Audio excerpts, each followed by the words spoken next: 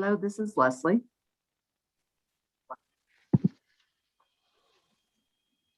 Good morning, Leslie. Good morning, Good Leslie. morning, everyone.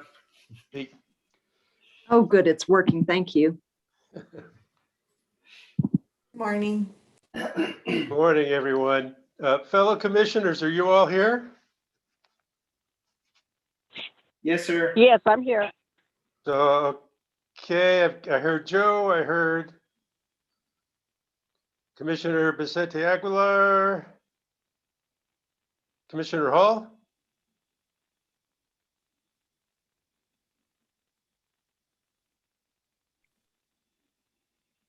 I guess we're waiting a moment here for Commissioner Hall.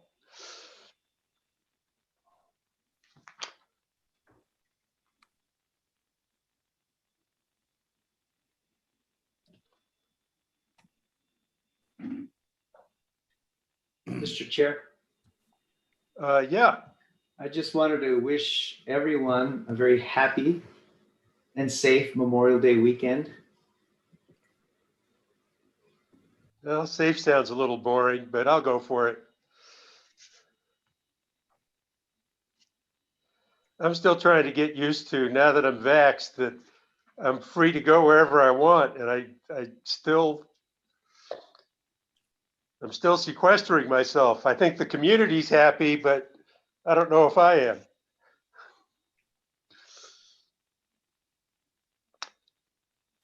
Okay, well, I'm hoping Commissioner Hall will join us shortly, but let's get started.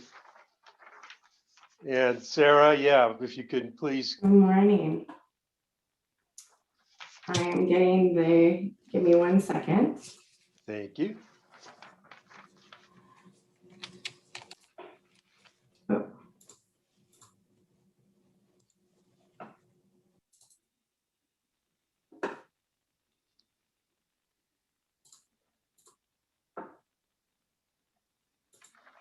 And while Sarah's doing that, I'll start with the Pledge of Allegiance.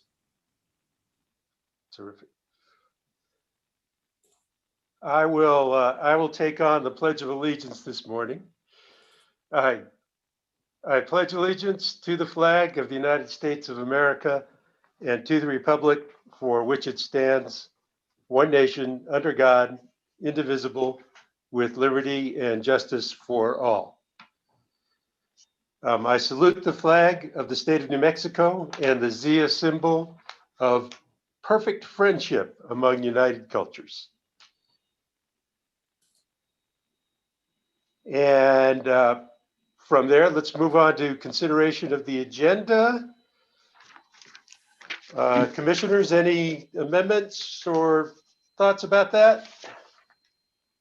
Mr. Chair, Yes, Commissioner Byrd. now I'm lost at the number, but Mr. Fisk had asked that, is it number 6? I can't see it from here, but I think it was number 6 to be taken off. I think The 6 wind and screen. 7. 6 and 7. Mr. Chair, commissioners, can you hear me? There This he is is. Russell.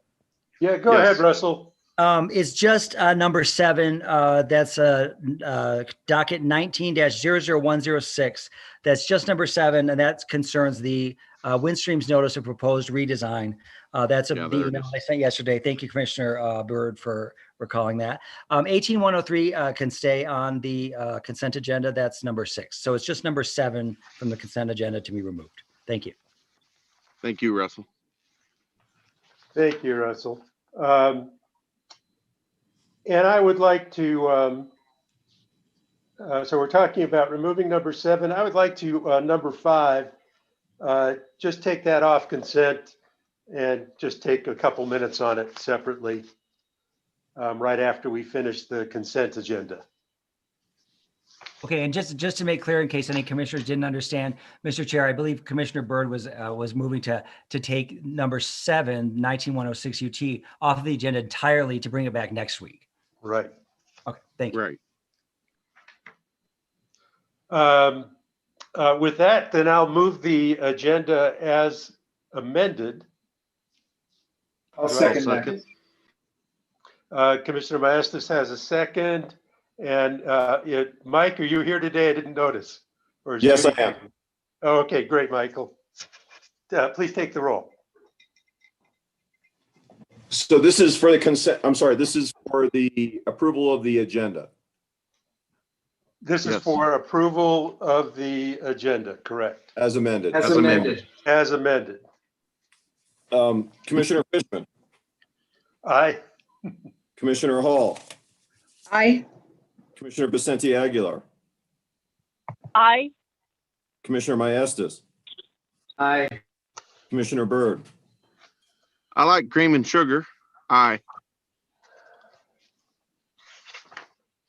I think I'm stumped by that one, but. Me too. Commissioner Maestas knows what it's about. I hate inside jokes, guys. We're stopping the meeting until you explain. I think it's an old song, isn't it? An old rock and roll song? Okay. All I can tell you is I lost a bet. That's it. Uh-oh. Uh-oh. I think I got everybody. Is that correct? I think so, yeah. Commissioner Commissioner Vicente? Vicente.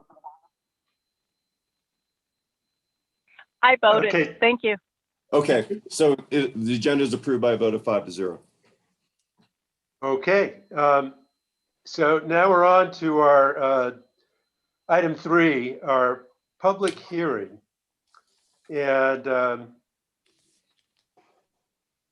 Good morning, Chairman Fishman. Bob well, Lennon. Robert, I'm gonna hand it over to you. You're now large and in charge. Take us where we need to go. One thing I wanted to say before you take over is that I would like to schedule in a hard break at noon, from noon to 1 o'clock, if we're still going on this.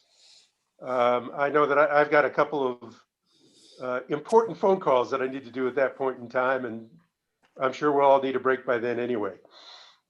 Thank you, Chairman Fishman. Will do. I believe it's actually in one of the orders that is intended to complete by noon, and that was my intention. I have specific time limits for the cross-examination as well, which I'll explain once we go on the record. Thank you very much. And thank you all for allowing me to be here and allowing me to take care of this and to do this. Do I have a court reporter online? Yes, sir. Thank you, Mr. Lee. I sent you a chat message just asking if you were ready to go, so you might see that and move forward. Mr. Lee, I'll tell you when we'll go on the record, because I want to mention just a few what I call Zoom protocol things, which will help the meeting to run more efficiently. We're not on the record yet, but this is the case of the application of Zia National Gas Company, a division of Natural Gas Processing Company, for an expedited adjustment to its purchase gas adjustment clause. This is case number 21-00096 UT. As for the persons who will be participating in this hearing, just a few things about the Zoom protocol. If you're not speaking, I'd appreciate it if you would keep your audio muted. It can help enormously, especially for myself and for Mr. Lee as well. We have extraneous noises sometimes if everyone's unmuted. I appreciate, and I'm sure other participants appreciate, if you would keep your video on so that we can see you. In a meetings, I watch the expressions on people's faces, see if they have objections. I often see people raise their hands because for some reason or another. So that, and I do keep a full page of all the little postage stamps of your photographs. So I appreciate the photographs. Are there any questions about any of the Zoom protocol from any of the participants at this point? Good. Now I see heads nodding like this, which is exactly what I expected. And thank you for proving my point. Then we'll move on to the hearing. Mr. Lee, would you please at this point begin keeping a record? Yes, sir. Good morning, everyone. My name is Robert Lennon. I am a presiding officer. I am a hearing examiner for the New Mexico Public Regulations Commission. Today is May 26, 2021. It is now 9:38 a.m. This will be a hearing in the matter of the application of Zia Natural Gas Company, a division of Natural Gas Processing Company, for an expedited adjustment to its purchased gas adjustment clause. This is case number New Mexico PRC Commission 21-00096-UT. If I didn't say it, my name is Robert Lennon. There is a certain procedure for this hearing. The procedure has been set forth in an initial order directly from the commission. And then I actually issued a procedural order. And we will be following both of those orders for this proceeding. I'd ask at this point, before I describe that procedure, that we have the parties through counsel identify themselves. For the applicant first, please. Good morning. My name is Joan Drake. I'm representing Zia Natural Gas Company in this proceeding. With me this morning are Leslie Graham, who is the general manager of the company. She will be a witness, as will Marit Coburn. She's also with us this morning. Thank you. Thank you, Ms. Drake. Mr. Borman? I'm Brad Borman, appearing on behalf of staff. I'm joined by my co-counsel, Elizabeth Jeffries, who will be handling this case directly, and Gabriella Daschino, who is staff's witness. Greetings, Ms. Jeffries. I understand there are no interveners. Is that correct? Correct. Okay, so that's all the parties to proceed today. Let me say a few words here. My role, as I might have mentioned quickly, is I'm presiding officer, not hearing examiner, and my role has been set forth quite clearly in the commission's order. I shall not issue a recommended decision, which I normally would do if I'm conducting a hearing. My role is to regulate the course and conduct of this hearing. I am to adjourn after the presentation of the evidence. Are there any questions about that, Ms. Drake or Ms. Borman? No, thank you. Just a bit of housekeeping. I briefly mentioned there are no interveners. There was a relatively unusual motion filed. It was entitled Out of Time Motion to Intervene.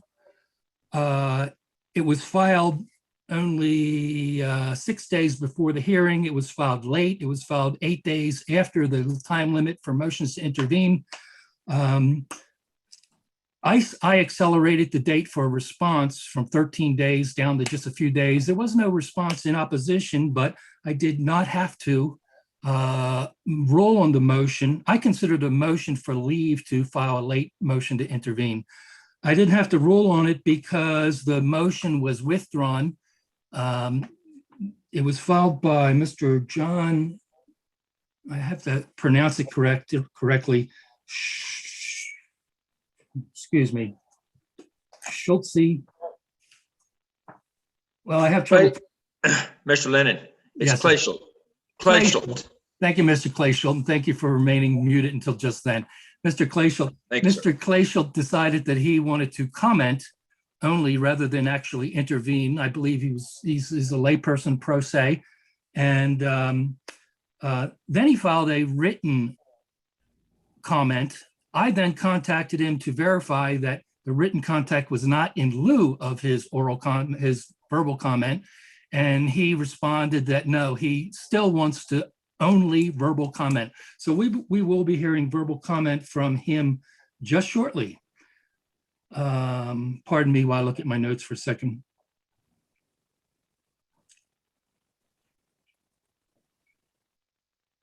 His public comment will be limited to 3 minutes. Then we will have the order of presentation. It's set forth in our regulations, but it's also set forth in, set forth in the procedural regulations for the commission. It's also set forth in my procedural order with even names. The order presentation after the comment will be very brief opening statements from Ms. Drake and from Ms. Jeffries. That will be only 3 minutes. I've asked for what is requested from Ms. Drake and the standard of review. From staff's counsel, I would ask for the position on the request and the standard of review. Hopefully it'll be similar or the same. Also limited to 3 minutes. After that brief introduction, and that's to set the stage for the hearing, especially for YouTube attendants and people who don't have the pleadings in front of them. Then we will move to presentation of the witnesses, which would be in this order: Leslie A. Graham, K. Merritt Coburn, and the staff witness, who is Gabriella DeShano. There will be no intervener witness because there are no interveners. With each of those 3 witnesses, there'll be authentication of the pre-filed testimony. There will be no friendly cross-examination by opposing counsel, and I believe both counsel understand what that is. If there's any questions, you can ask me. Then we will have questions by the commissioners, if any. Commission counsel is also welcome. I don't see her. Where is Commission counsel? Are you there? Well, there will be questioning by Commission's counsel if necessary. Then I will allow very short redirect. Mr. Lennon? Yeah, hi. I hear you. I am here, and I had to unmute myself. Oh, thank you. I was looking for your little picture there. Thank you and welcome. You'll have an opportunity to cross-examine within, or to examine rather, within the scope of cross-examination.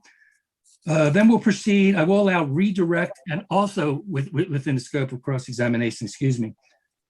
Unlikely, but I may have a question. Sometimes I have questions if I identify something I believe is unclear in the testimony and needs clarification. I do that because, frankly, to prevent the recalling of a witness later after subsequent testimony, it sometimes works. And I have questions in my mind when I'm preparing the RD. Obviously, I want those questions resolved. In this particular instance, because I'm not going to be writing the recommended decision, I'm essentially acting on behalf of the commission to extinguish any ambiguity or anything which could be misinterpreted in the testimony. Are there any questions about the procedure we're going to follow? So far, none. I just have one more thing that I hope I should have mentioned. At the end of the testimony, if I didn't mention it, the hearing will be adjourned for deliberations and consideration by the commission. Any questions about that? None. Thank you. So because we have a time limit, I want to proceed as quickly as possible. Ms. Graham, Ms. Drake, would you care to call your first witness, please? I could, but I was. Oh, pardon me. Your opening statements. Pardon me, please. Sure. I was wondering if you wanted to have Mr. Clayschult provide his comment first. You know what I did? And you, believe it or not, I have a handwritten script for myself and I'm not even following my own script. And that's why I write these things. I don't normally have comments at the hearings I usually conduct. Mr. Clayschult, I see you're there. How are you? I'm fine, thank you, sir. I am going to ask your indulgence for 3.5 minutes. Well, I'd ask. I think Zia will want to hear the last 30 seconds. We have no objection, sir. No objection. Mr. Borman, any objection to 3.5 minutes? Or excuse me, Ms. Jeffries? No, no objection. There being no objections granted. Thank you. Thank you. Please proceed. Commission members, staff, other interested parties, good morning. Thank you for the opportunity to address you my concerns. My name is John Clayschult. I farm in the Sea area, and almost all of our irrigation wells run on natural gas. When I learned of Zia Natural Gas proposed rate increase, I realized how unfairly this would affect irrigators. Zia seeks to recover money spent during an extreme pricing event in February to purchase gas for their customers. I support Zia's request to recover all of the money spent to purchase this gas, but I oppose the unfair way they propose to accomplish this. Two of the largest uses of natural gas are heating and irrigation, which are almost entirely countercyclical. Heating is most intense from November through February. Irrigation is most intense from March through September. I believe those who use this gas should pay for it, but I do not believe that those who did not consume this gas should be forced to pay for it. The amount of gas used by irrigators in February was very small. In Leslie Graham's direct testimony, page 12, and again in Zia's proposed final order, page 20, Zia expresses concern about intergenerational equity. Ms. Graham does not believe that future customers of Zia should pay for gas burned during this extreme weather event.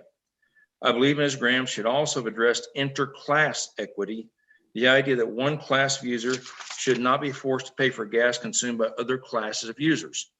On page 17 of Zia's proposed final order, they state that they have identified some industrial customers in Don Anna County who ordinarily do not use gas from February through July and do not propose to pass on any of the extraordinary cost to them because they did not contribute to incurring those costs. Those are chili dryers and rightly should be exempted from paying for high-priced gas. It was not purchased for their use. Also, please note that Zia's initial proposed recovery period, 17 months, covers 2 irrigation seasons, but only 1 heating season, effectively doubling the proposed 32% increase to irrigators to 64%. In Lee and Ada counties, it effectively go from 81% to 162%.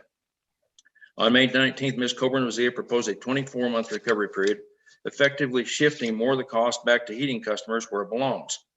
In fairness, I do not believe any of this entered Ms. Graham's thinking when she crafted her proposal. In short, I do not believe irrigators who did not use this expensive gas and received no benefit from it should be forced to pay for it. In Don Anna County, we're facing the likelihood of receiving the least surface water in the long history of Elephant Butte Irrigation District. A lot of water must be pumped this year. As such, this rate increase as proposed will place a heavy burden on farmers. Irrigators should be exempted from this price increase, or Zia could use a 2-tiered price structure for irrigation class, a winter rate for December through February and a lower summer rate the rest of the year. An equivalent analogy is being at a store checkout, being required to pay for someone else's merchandise. In closing, I added up our irrigation consumption in February and April for 31 wells. In February use was 254 CCF. April use was 19,170 CCF, 75 times as much. April's not a heavy use month for us. I believe in June, July, and August, we probably use 40,000 CCF monthly. System-wide, some wells were used in February, but mostly for much shorter time periods than midsummer. In conclusion, I'd like to thank Mr. Sullivan and Zia Gas for their help and cooperation. I do support Zia's petition to recover all of the costs incurred by them to service their customers during this trying time period. I wish to commend Zia for a well-managed, efficient, and consumer-friendly company. Everyone I talked to agrees they're a huge improvement over their predecessor. I recognize an efficiently run utility is a benefit to consumers. Thank you. If there are any questions, I'll be happy to try to answer them.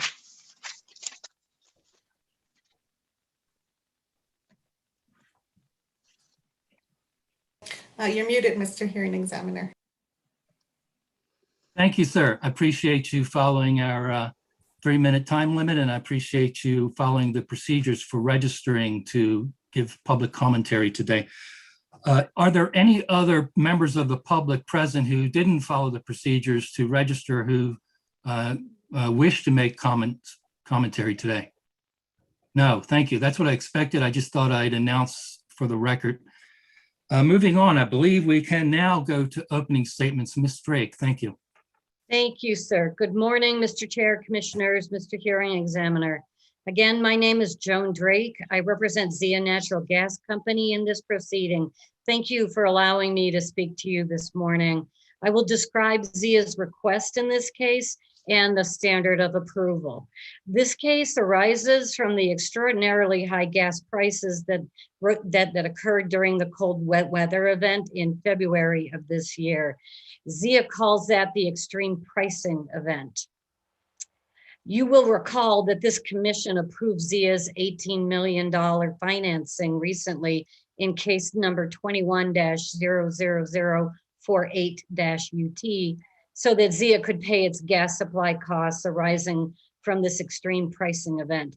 ZIA now applies to the commission in this case for an adjustment to its purchased gas adjustment clause, or PGAC for short, to recover its costs of supplying gas to its customers. ZIA's PGAC normally levelizes or spreads out the cost of gas supply over 12 months. In its initial application, in this case, ZIA proposed to extend that spread of its cost recovery over 17 months in order to reduce the rate impact and also to reduce the interest expense and potential impacts if a similar event recurs in the future. In response to staff's testimony in this case, however, ZIA made an amended proposal in its rebuttal testimony to extend the spread further to 24 months for its Doña Ana district and 36 months for its Lincoln County Hobbs Jal district in order to keep the rate increase to around 30% as recommended by staff. ZIA also agreed to some of staff's other recommendations. However, ZIA does not agree with staff's recommendation that ZIA should absorb the debt service cost on its financing that was required in order for ZIA to pay its gas supply costs and continue receiving gas from its suppliers. For ZIA's amended proposal, that amount is about $1 million. ZIA does not agree with and contests staff's recommendation that ZIA not recover this cost through its PGAC. The standards for commission approval are established in the commission's Rule 640. Rule 640 provides that the PGAC is intended to ensure the stability of a utility's annual earnings consistent with the utility's duty to provide adequate service at just and reasonable rates. Fuel costs, such as gas supply costs recovered through a PGAC, are pass-through costs with no markup or markdown. We don't make a profit on those costs for gas supply. The intent here is to ensure that the utility is compensated for its costs of supplying gas to its customers, no more and no less. The purpose of such fuel clauses is to provide the public utility with a stable income stream while also ensuring the consumer only pays for the costs it actually incurs for its gas supply. Section 14 of Rule 640 expressly contemplates that extraordinary circumstances may occur that result in substantial under recovery of gas supply costs. Rule 640.14.c provides that the commission may authorize an increase in the amount of the gas cost factor in the PGAC or take other action appropriate to the public interest to mitigate the under recovery. Accordingly, ZIA applied for an adjustment to its PGAC under this provision of Rule 640 due to the extraordinary circumstances and substantial under recovery that resulted from the extreme pricing event, and requests a variance to implement the adjusted cost of gas factors to recover the extraordinary costs resulting from the extreme pricing event. ZIA's testimonies describe the need for the adjustment, the effect on the utility, its customers, and explain that the variance is reasonable and will meet the objectives of Rule 640. ZIA notes in particular that its amended proposal for cost recovery over 24 to 36 months is consistent with proposals in similar cases arising from this same event, and that the commission has historically approved recovery of debt service costs and carrying charges in fuel clauses, and that such recovery is provided for in Rule 640 and in ZIA's current PGAC, which the commission approved earlier this year. In sum, ZIA's applications and testimonies have met all of the commission's requirements, and its amended proposal balances the impacts on ZIA and its customers and is consistent with the commission's other rulings. So in conclusion, we request the commission approve our amended proposal to adjust ZIA's PGAC. Thank you. Thank you, Ms. Drake. I appreciate you your efforts to present a complex situation within 3 minutes. You actually took 6 minutes. I And I did- apologize. That's fine. I did not want to interrupt you, but because you took 6, Ms. Jeffries, feel that you have 6 minutes to present your opening, please. Okay, thank you very much. Give me 1 second here. All right, good morning. My name is Elizabeth Jeffries, and I'm a recent hire in the PRC Legal Division. I'm here to represent the Utility Division staff in this case. This case is rather straightforward and the facts are not disputed. There was a cold weather event in February of this year. While the weather was foreseeable, the corresponding and unprecedented spike in natural gas prices was not. ZIA refers to this period as an extreme pricing event. Effectively, the price of gas paid by ZIA over a period of a few days was roughly equivalent to the cost of gas normally expended over the course of a full year. It is, at best, difficult to characterize such a price spike as either fair or reasonable for either the customer or the company. Financially, ZIA was not prepared to absorb these exorbitant costs, so ZIA secured a loan to finance the extraordinary cost of gas in order to maintain service to its customers. The $18 million loan was solely to cover the exorbitant cost of the gas.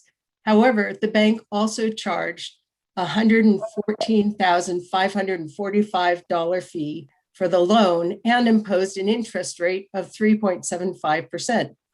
The question of disagreement in this case is whether any amount of the bank fees and the interest charges may be passed through to ZIA's customers as an administrative or operational indirect cost of the gas.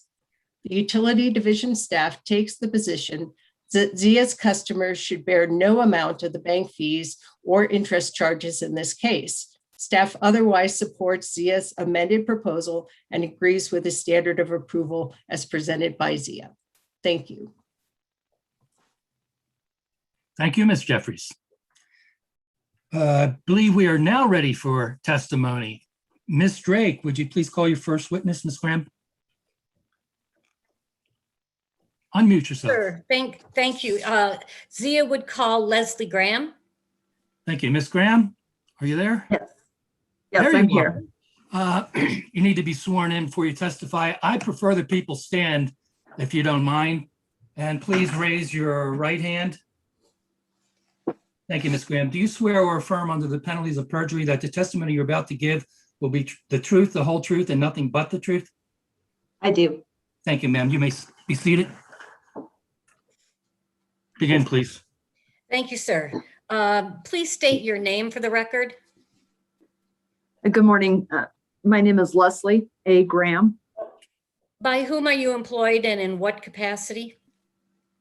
I am the general manager for ZIA Natural Gas Company, which is a division of natural gas processing. And on whose behalf are you testifying here this morning? I am testifying on behalf of ZIA Natural Gas Company. If you could please identify the document labeled ZIA Exhibit 1. Hi, yes, thank you, Ms. Drake. In front of me is ZIA Exhibit 1. I have ZIA Natural Gas Company's application for expedited approval of a PGAC adjustment to address the extraordinary circumstances resulting from the extreme gas pricing event in February 2021. This is our application. Thank you. Was this exhibit prepared by you or under your direct supervision and control? Yes, it was. Do you have any corrections to this testimony? No, I do not. If I were to ask you the same questions today, would your answers be the same? For the application, yes. Okay, yes, thank you. And is the content of the application true and correct to the best of your knowledge and belief? Yes, it is. Okay, I would move for an admission of ZIA Exhibit 1. Are there any objections?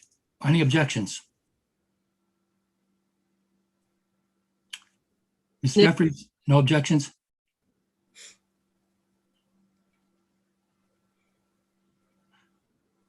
Well, for the record, I see Ms. Jeffries nodding her head back and forth indicating no objection. Is that correct, Ms. Jeffries? That's correct. Oh, thank you. There being no objection, exhibit number 1 is admitted. Thank you, sir. Ms. Graham, could you please identify the document, hopefully you have in front of you, labeled ZIA Exhibit 2? Yes, ZIA Exhibit 2 is the direct testimony of Leslie A. Graham. This is my direct testimony. Yes, thank you.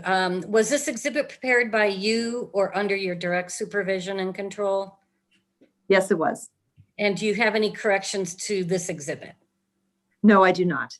Okay, and if I were to ask you the same questions today, would your answers be the same? Yes, they are. And are your answers true and correct to the best of your knowledge and belief? Yes, they are. I move for admission of ZIA Exhibit 2. Ms. Jeffries, any objection? No objection. Thank you, Ms. Jeffries. There being no objection, then exhibit number 2, direct testimony of Leslie A. Graham is admitted. Thank you, sir. Ms. Graham, if you would identify, please, the document labeled ZIA Exhibit 3. Yes, ZIA Exhibit 3 is the ZIA Natural Gas Company's verified responses to the Commission's initial procedural order. And was this exhibit prepared by you or under your direct supervision and control? Yes, it was. And do you have any corrections to this exhibit? No, I do not. Okay, and is the content today, if you were to prepare this exhibit today, would the content be the same? Yes, it would. Okay, and is the content true and correct to the best of your knowledge and belief? Yes, it is. I move for admission of ZIA Exhibit 3. Any objection, Ms. Jeffries? No objection. Thank you, Ms. Jeffries. There being no objection, the exhibit labeled ZIA Exhibit number 3, the ZIA Natural Gas Company's verified responses to the Commission's initial procedural order is admitted. Thank you, sir. I would pass the witness for cross-examination. Thank you, Ms. Drake. Ms. Jeffries, do you care to cross-examine? I have no cross-examination. Thank you. Wow. That was, we had 15 minutes scheduled for that. So there'll be no cross-examine. There are no interveners. That concludes cross-examination. There obviously will be no redirect. I had perhaps a question. Let me see if I, just pardon just one moment. I wanted to clarify something that I thought was not quite clear.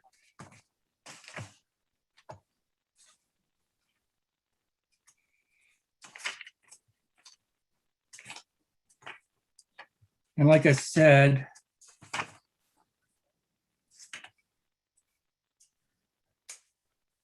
pardon me, just a minute.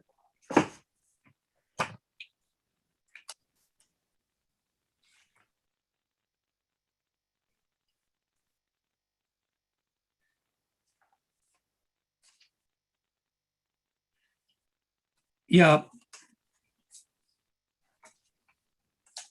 Ms. Graham, on page 8, you mentioned that you that ZIA identified some industrial customers in Doña Ana County which are involved in seasonal food processing following the harvest in the fall that ordinarily take no gas from February through July and do not take any gas in February. ZIA does not propose to pass any of the extraordinary costs to these customers because they did not contribute to incurring those costs. Do you recall that testimony? Yes, Mr. Hearing Examiner, I do.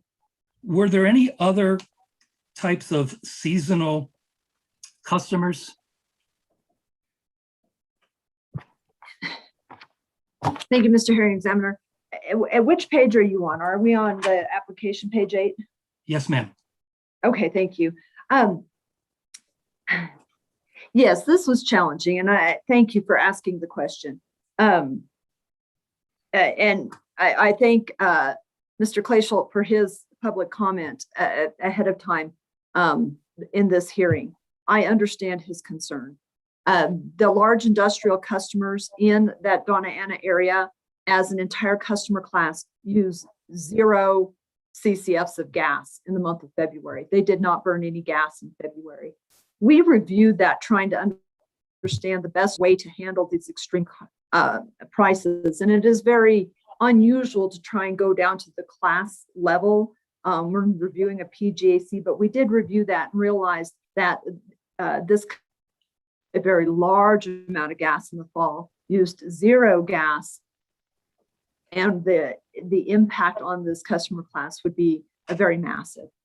I empathize with all of the customer classes, and we did also look at the irrigation class, because in February it is not logical that they would be irrigating. When I saw that approximately 45% of the irrigators had used some amount of gas, I did not dig any deeper into the gas usage by the irrigation class.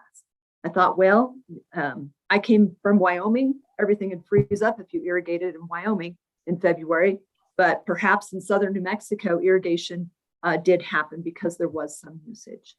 And so I empathize with the irrigation class. I understand that there's no easy way to pass all these costs on to our customers. I understand that. We did look at the irrigation class. When we saw gas usage at the irrigation class level, we continued on with this PGAC. Thank you. Did that answer your question? Well, it does answer my question. Thank you very much. Because I'd asked a question, Ms. Drake, do you have any follow-up questioning? Not on that. I believe Ms. Graham explained what she looked at, and I think her answer is sufficient there. Thank you, though. Thank you. Ms. Jeffries, within the scope of my examination, do you have any follow-up questioning? No, thank you. Thank you, Ms. Jeffries. And this is perhaps an opportune time to note that there were approximately 27 written public comments which were filed with the Records Department of the Public Regulation Commission. Okay, so we can move on to our next witness. I believe it's Ms. Coburn. Ms. Drake? Yes, sir. I'm just wondering if you wanted to let the commissioners ask any questions. Pardon me, and OGC, if they have any questions. And OGC. Perhaps we can go with OGC first. You know, thank you, Ms. Drake, for keeping me in line today. Appreciate that. I'm going to ask the commissioners generally. I see Chairman Fishman smiling. Maybe he does have questions. So commissioners, there he is. Commissioner, I do have questions. Please ask your questions. And pardon me, I didn't forget you there. Please proceed. Joan, thank you for saving our ass on that one. Robert, Robert, you trust this, right? Okay. I'm assuming Ms. Graham is still. She's under oath and she's under oath and on the stand. Okay. She hasn't been released. Yes. So a couple of questions here is, do you have a sense of the percentage of total usage that irrigators represent on your system?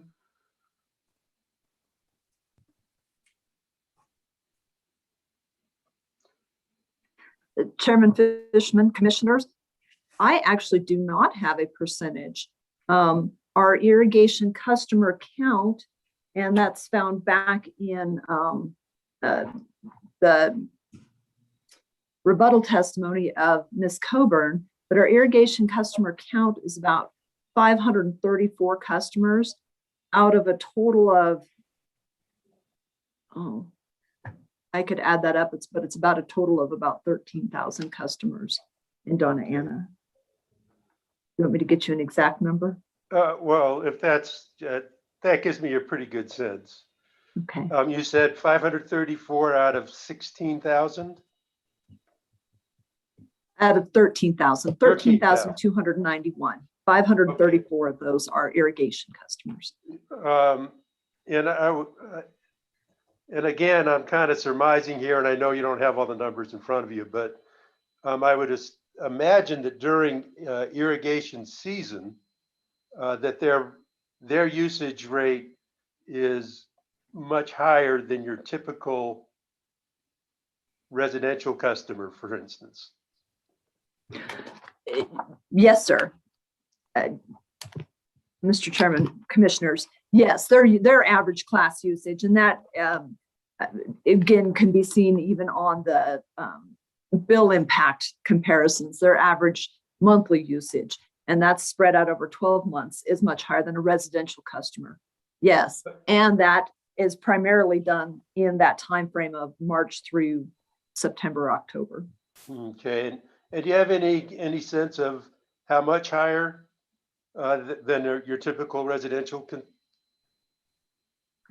Mr. Chairman, Commissioners, give me one moment to pull up that bill comparison, and I can give you some exact numbers. Terrific, thank you.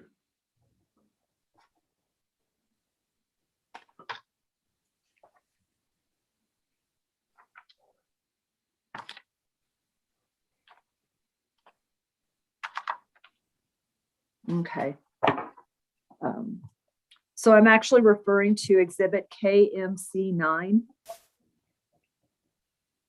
where the average monthly usage for a residential customer is 47 CCF, and the average monthly usage for an irrigation customer is 247 CCF.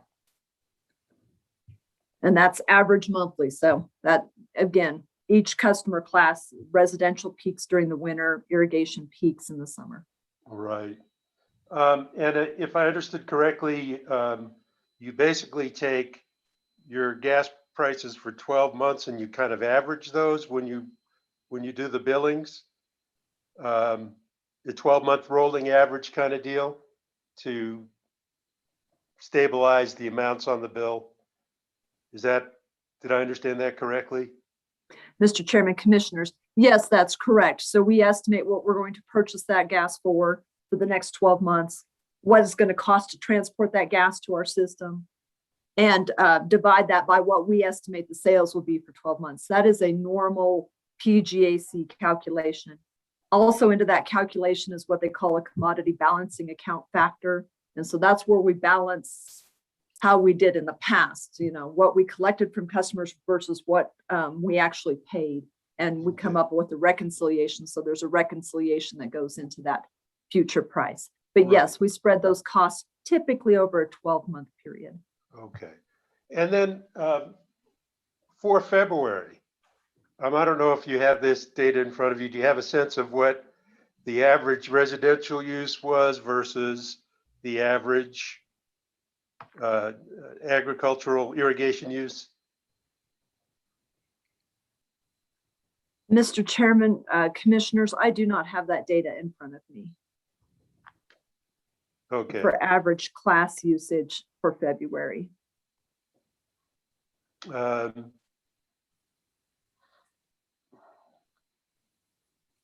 recall also in your testimony, and I can't remember where specifically, that there had also been a couple of industrial customers that used more energy and that you had settled with them ahead of time because of their extraordinarily high usage, and that you netted those numbers out of the figures that you were using to come up with a solution to this problem. Is my memory correct there, or did I misread? Chairman Fishman, Commissioners, yes, that is correct. That is actually in the testimony of Ms. Coburn. But as we were going through the February bills, these stuck out as extraordinarily high usage compared to their normal usage. And we did approach those two customers because of their extraordinarily high usage and settled with them separately. Would you have any objection to revisiting the numbers and taking a closer look at the irrigation users? We've seen that certain industrial users who had high use and that had very low use, we did adjustments for. Is there any reason, if the numbers show the issue that Mr. Clayschulte pointed out, that we wouldn't include them to make a similar adjustment?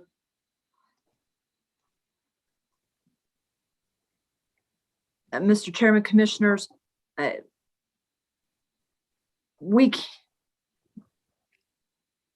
can take a look at usage with our industrial customers. The industrial large customer class has 3 customers in it.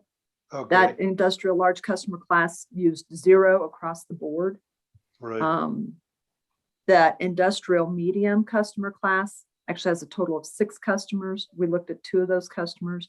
When we start to look at our other customer classes with 500, 1,000, 2,000, it becomes very difficult to try and come up with individual settlement. I think that the one hesitation, one concern, just technologically being able to handle customers on an individual basis. And so I think Zia, I'd really hope to try and be able to come to a resolution today, but we could look at a customer class, but I'm hesitant to go to a sub customer class because that becomes so challenging.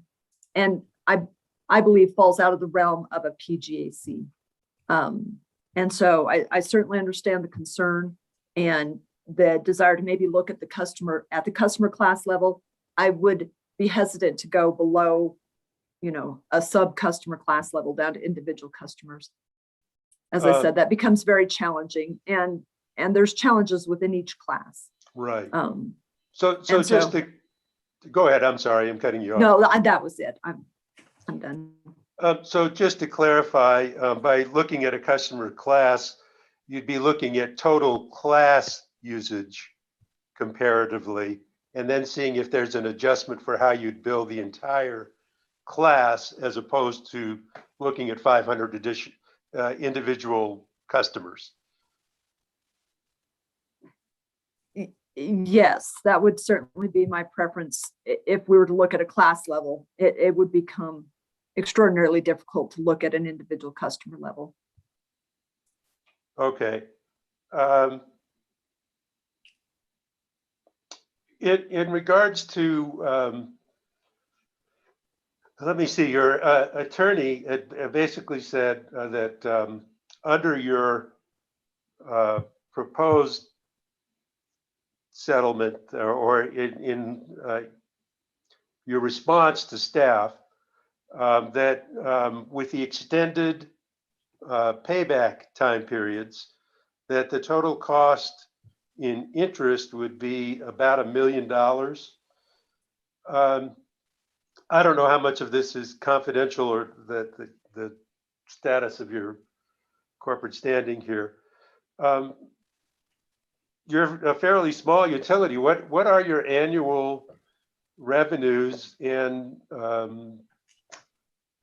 annual targeted profits, if you're able to talk about those without it getting into confidential territory?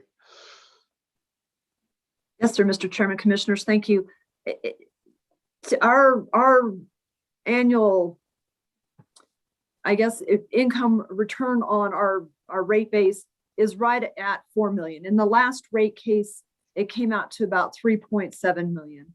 So this $1 million of interest represents 25% of our annual income.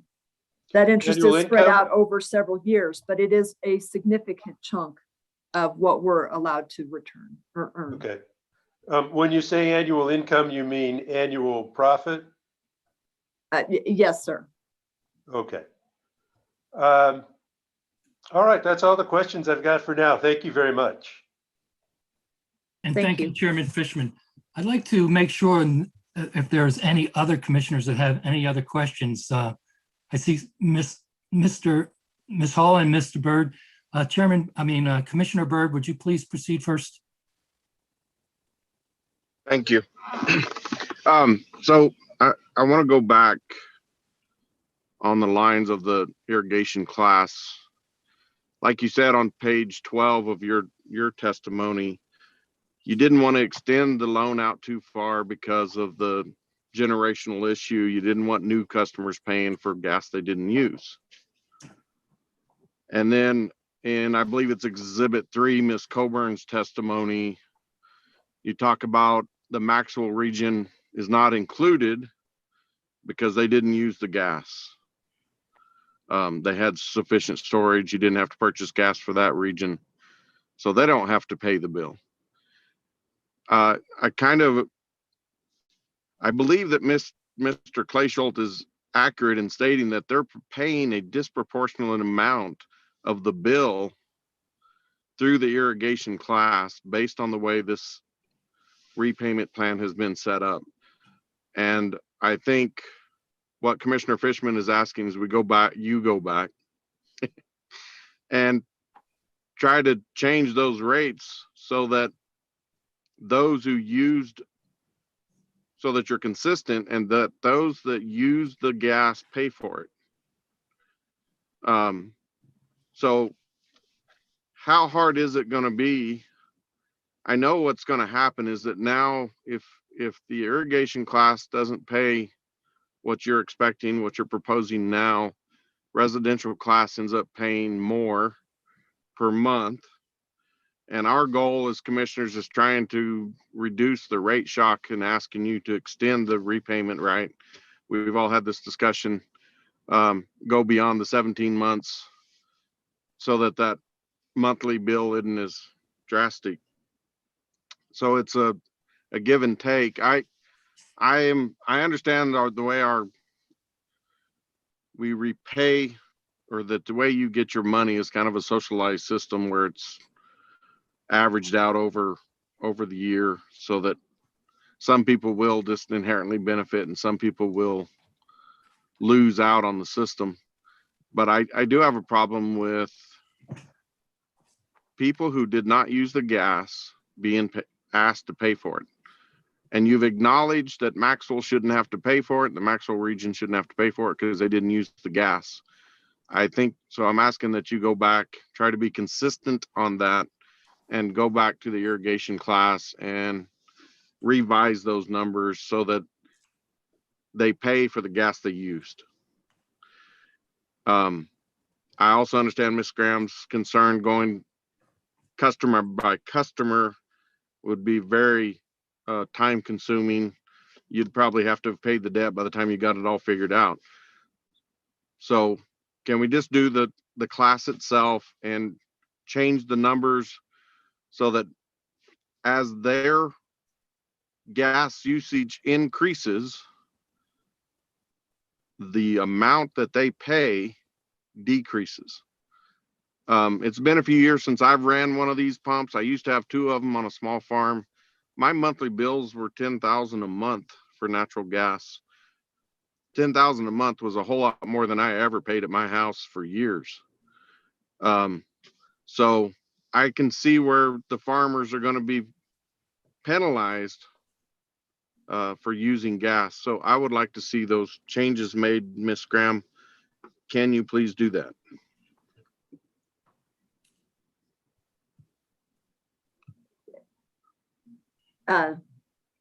Commissioner Byrd, thank you. Commissioners, Chairman, of course, we can look at whatever the commission orders us to look at.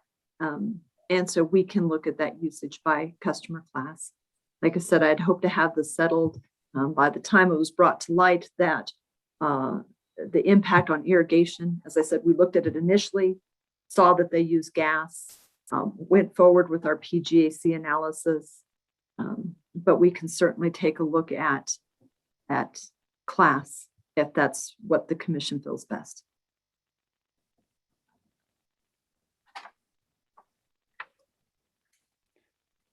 Any further questions, Commissioner Byrd?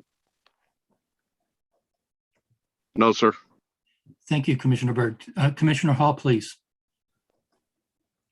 Thank you. I really just had one question. I recall that Ms. Graham, you mentioned as we began that you could see how it would be hard to apply those costs to those customers.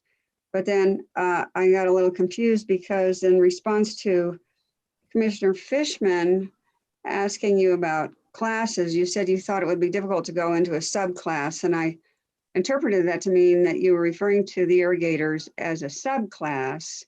But since then, I think I've heard us also refer to it as a class, which I think is what it is. So I got a little confused there, but I basically wanted to ask you, given that you said you could see how it would be difficult to impose those costs on the irrigators, does that mean that you were concluding that you shouldn't do it? Commissioner Hall, thank you for your question. Mr. Chairman, Commissioners. Oh, I apologize. By subclass, I was referring to individual customers. So we just have classes. I don't want to confuse that. And so we have our customer classes. So irrigation, large commercial, small commercial, residential, and then our 2 different industrial classes. Anything lower than that's getting down to the individual.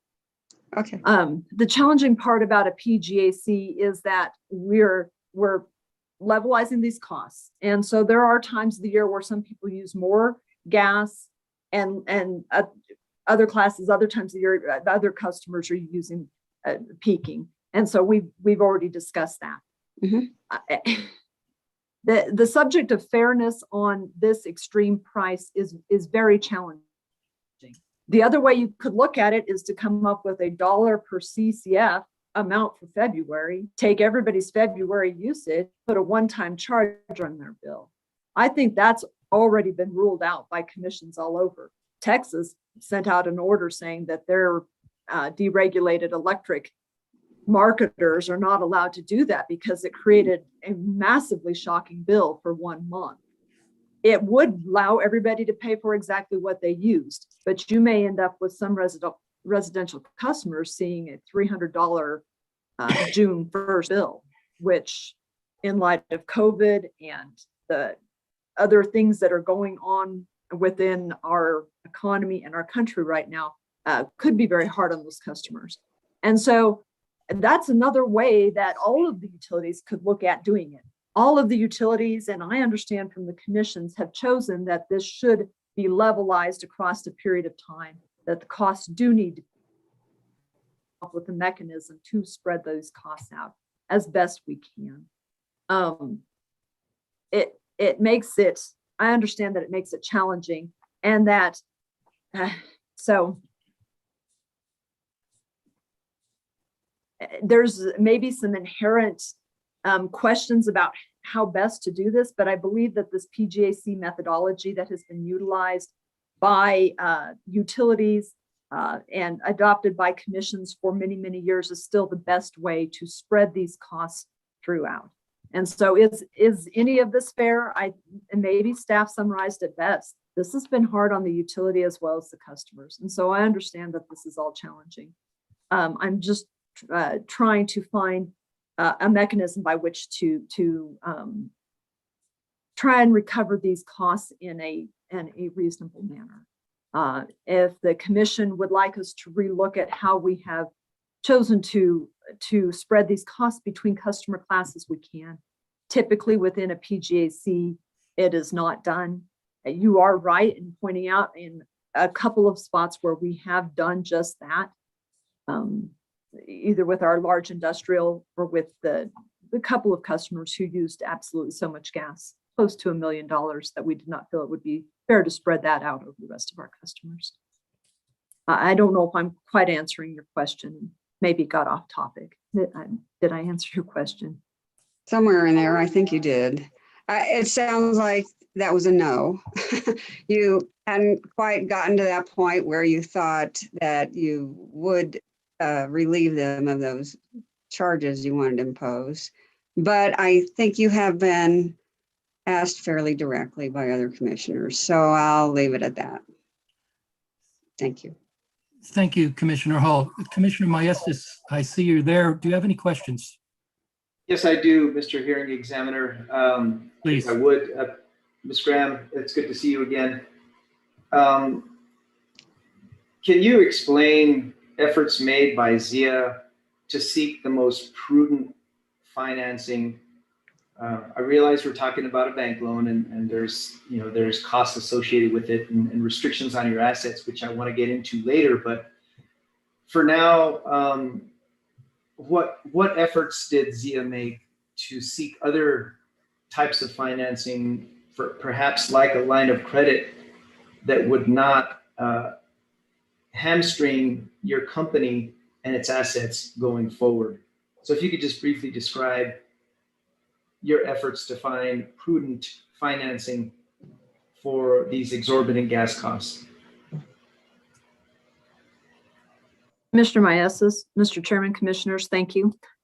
I believe this was discussed somewhat in our financing case as well. ZIA, prior to this event, did not have financing set up.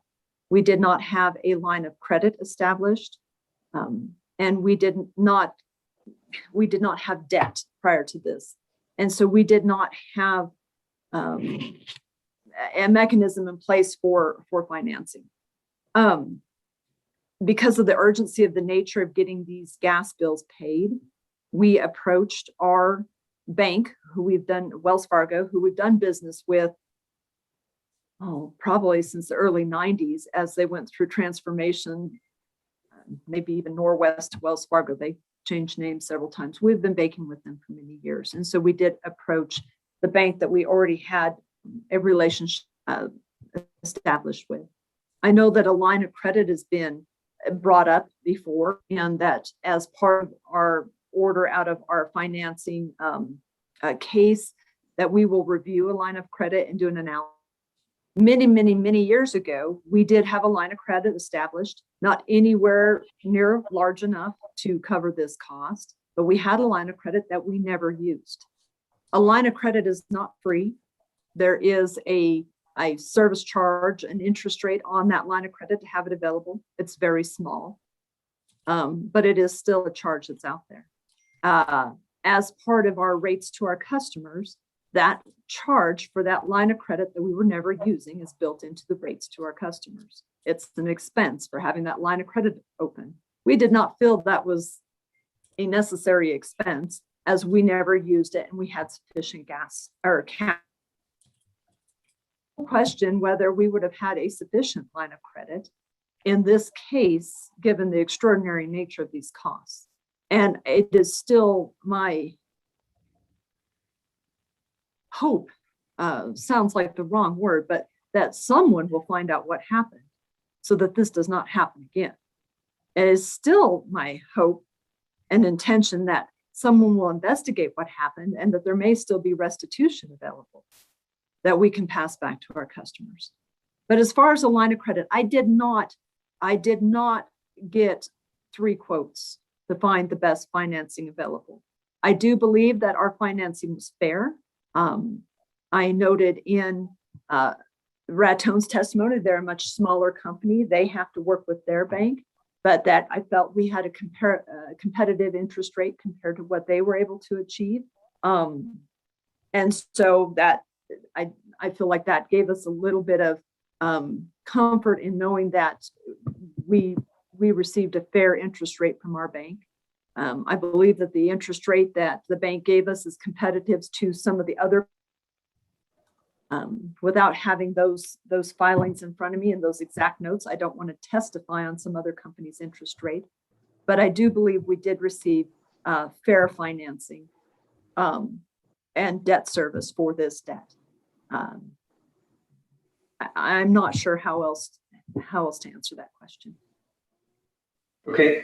Our Rule 640 gives the commission latitude in terms of what fees could be included. And so my question for you is, what is the basis under the PGAC rules for passing the interest and fees on to customers? I want to hear your interpretation of Rule 640. Yes, thank you, Commissioner, Mr. Chairman, Commissioners. This interest is due directly to purchasing that gas. It would not be incurred if we had not purchased that gas. It is not included anywhere else. We are only proposing exactly what we'd have to pay. We're not proposing to earn money. That the Rule 640 is just a direct pass-through of costs. It is not a mechanism by which the utilities should earn money. It also is not a mechanism by which the utilities lose money. It's a mechanism by which the utilities are allowed to pass these costs through in hopefully a fair and prudent manner to the customers. I do believe that in other cases, and we have the case history that I can provide later. I do not have that right in front of me, but we do have case history where a carrying charge has been approved. We're not proposing a carrying charge for these costs, simply the interest that we are paying directly for this loan. This loan is directly attributable to the debt for the gas. We're not taking the extra and buying some new pickup trucks. This is simply for paying off this gas debt, and is a direct cost. We're not proposing additional carrying charge on top of what we have as far as debt. Only what we will pay to be able to handle paying these bills. I do believe in a recent case that the debt service was acknowledged, and looking up what that meant, it's all of the financing, the principal and the interest. We called it interest expense in this case, but meaning the same thing. So are you aware that this is a typical eligible cost in PGACs and other states besides New Mexico? Do you see it as common practice? In our recent case in the state of Wyoming, our rates were approved on an interim basis, and the interest expenses included in those. Okay. Can you explain the extent of limitations on your assets as a consequence of the bank loan? Commissioner Maestas, Chairman, Commissioners, thank you. Yes, the bank had several limitations within our agreement to borrow this level of money. We have to maintain a certain amount of liquidity. I need Joan to throw something at the screen if I'm breaching into confidentiality, but we have to maintain about $3 million of liquidity. We have to seek approval from the bank for any expenditures over $100,000. And then we have a larger amount of reporting that we need to provide to the bank on a monthly and quarterly basis, just proving that we're financially stable. They've taken a gamble loaning to us, and so they want to know that we're prudently spending our money and working to pay them back. So, yeah, to avoid any risk of mentioning any confidential information, but I believe the combined valuation of the company's assets far exceeds the loan amount. So is the restriction on your assets proportional to the loan amount relative to the total valuation of your assets?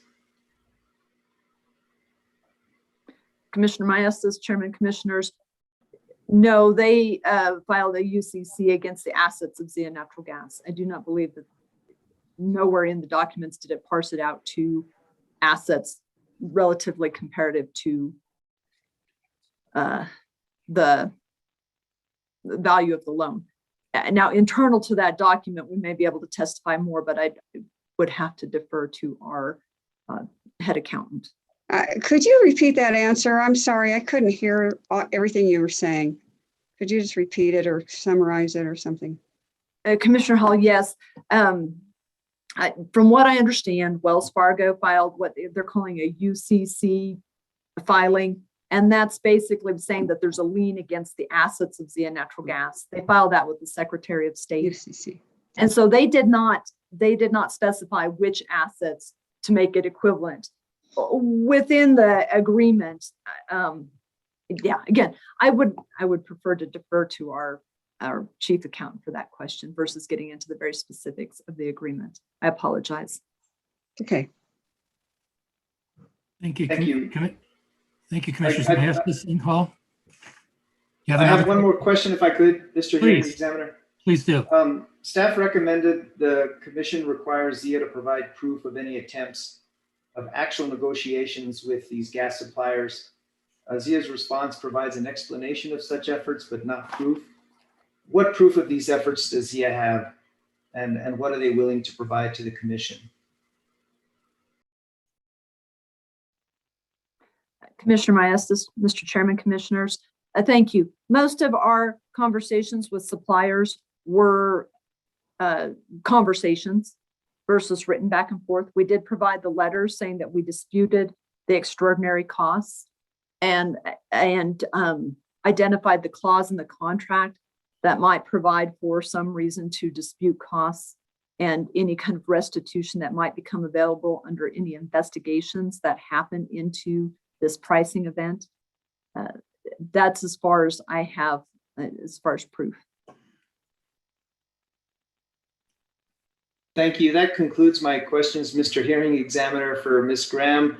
I have a procedural question. However, if it's apparent that we may not come to some agreement, are commissioners able to make bench requests? Again, I can't predict that. Doesn't seem like we may or may not agree on a way forward, but I want to reserve that right to make some specific bench requests. I don't see a problem with it. You mean post-hearing, post-evidence? Well, that would mean the evidence would still be open because the response would be evidence if it's under verification by the witness who answers the question. You're the commissioner. If you ask for it, I think you will receive it. I don't think there's a prohibition on it. Okay, I have 2 bench requests, but I will hold off and see how the hearing is progressing, and perhaps if it feels like we may not come to a resolution, if I could make those requests at that time, it would be much appreciated. Judith, do you have some comment, please? Yes, Commissioner Maestas, if the commission does not reach a final decision today on the matter, and the matter remains open, and as Robert Lennon stated, if the record remains open, any of the commissioners would be allowed to make bench requests. But that would mean that there would not be a final decision today, and there would not be, and the record would not close. Okay. Thank you, Ms. Amir. I had just one other question. I have 2 telephone numbers which I cannot identify. Commissioner Vicente Aguilar, are you on the line with us today? Yes. Thank you. This is Commissioner Vicente Aguilar. Thank you very much. Questions, please, if any. Yes, I would like to know how the natural gas identifies their customers.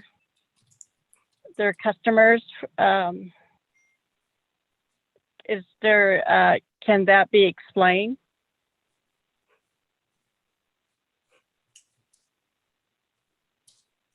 Commissioner Vicente Aguilar, Mr. Chairman, Commissioners, I'm sorry, could you repeat the question? How do you identify your customers? Do you have a structured mechanism?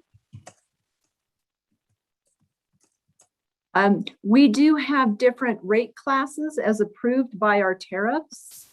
I'm not sure if that's in line with your question about identifying our customers, but as each customer, depending on their use and how it falls into the description of the customer class, is associated with a customer class. Did that answer your question? So you have rate classes. Can you tell me how many rate classes you have? Commissioner, Mr. Chairman, Commissioners, yes, we have a residential rate class, small commercial, large commercial, small irrigation, industrial medium, and industrial large. We also have a medium irrigation that is not in use, but is available. Excuse me, and a sale for resale customer class.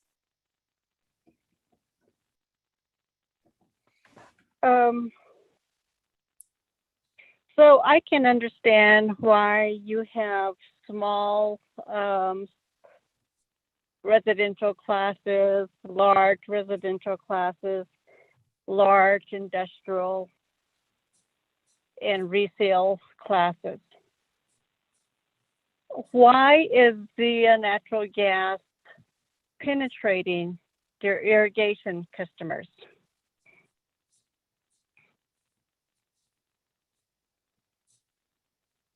Commissioner, Mr. Chairman, Commissioners, we developed the irrigation rate class during our last rate case in approximately 2018. And this came about when we acquired the Rio Grande Natural Gas Association system, in which there were a very large number of irrigators in that area. Prior to that, we had about 3 irrigation customers that were classified as small commercial. So that's why we developed an irrigation rate class. It was somewhat of a recommendation by the commission when we acquired that system. And then we developed that 2018 rate class. In today's application, in today's public hearing, why am I hearing irrigation customers over and over? Can you explain that? Why aren't we talking about large customers, smaller scale class customers? Why aren't we talking about large industrial customers? And why aren't we not talking about small industrial customers? Can you explain that? Commissioner Vicente Aguilar, Chairman, Commissioners, thank you. They're all going to be impacted. I believe that the discussion around irrigation is focused because we received public comment from our irrigators about their concern for paying gas, which they feel they weren't using as much gas. Well, it's not a feeling. They state that they don't irrigate during February. And so it brought the discussion up about the appropriateness at the irrigation class. I understand there was a public comment, but I also learned today that you have over 530 irrigation customers. Is that correct? Yes, that is correct.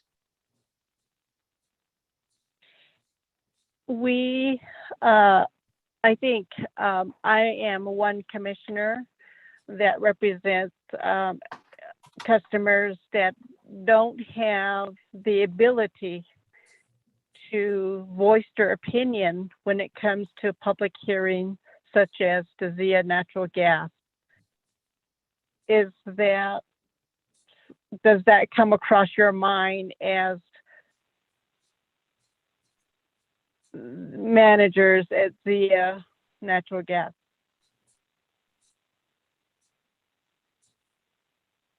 Commissioner, I'm concerned about all of our customers, and I understand this is an impact on all of our customers.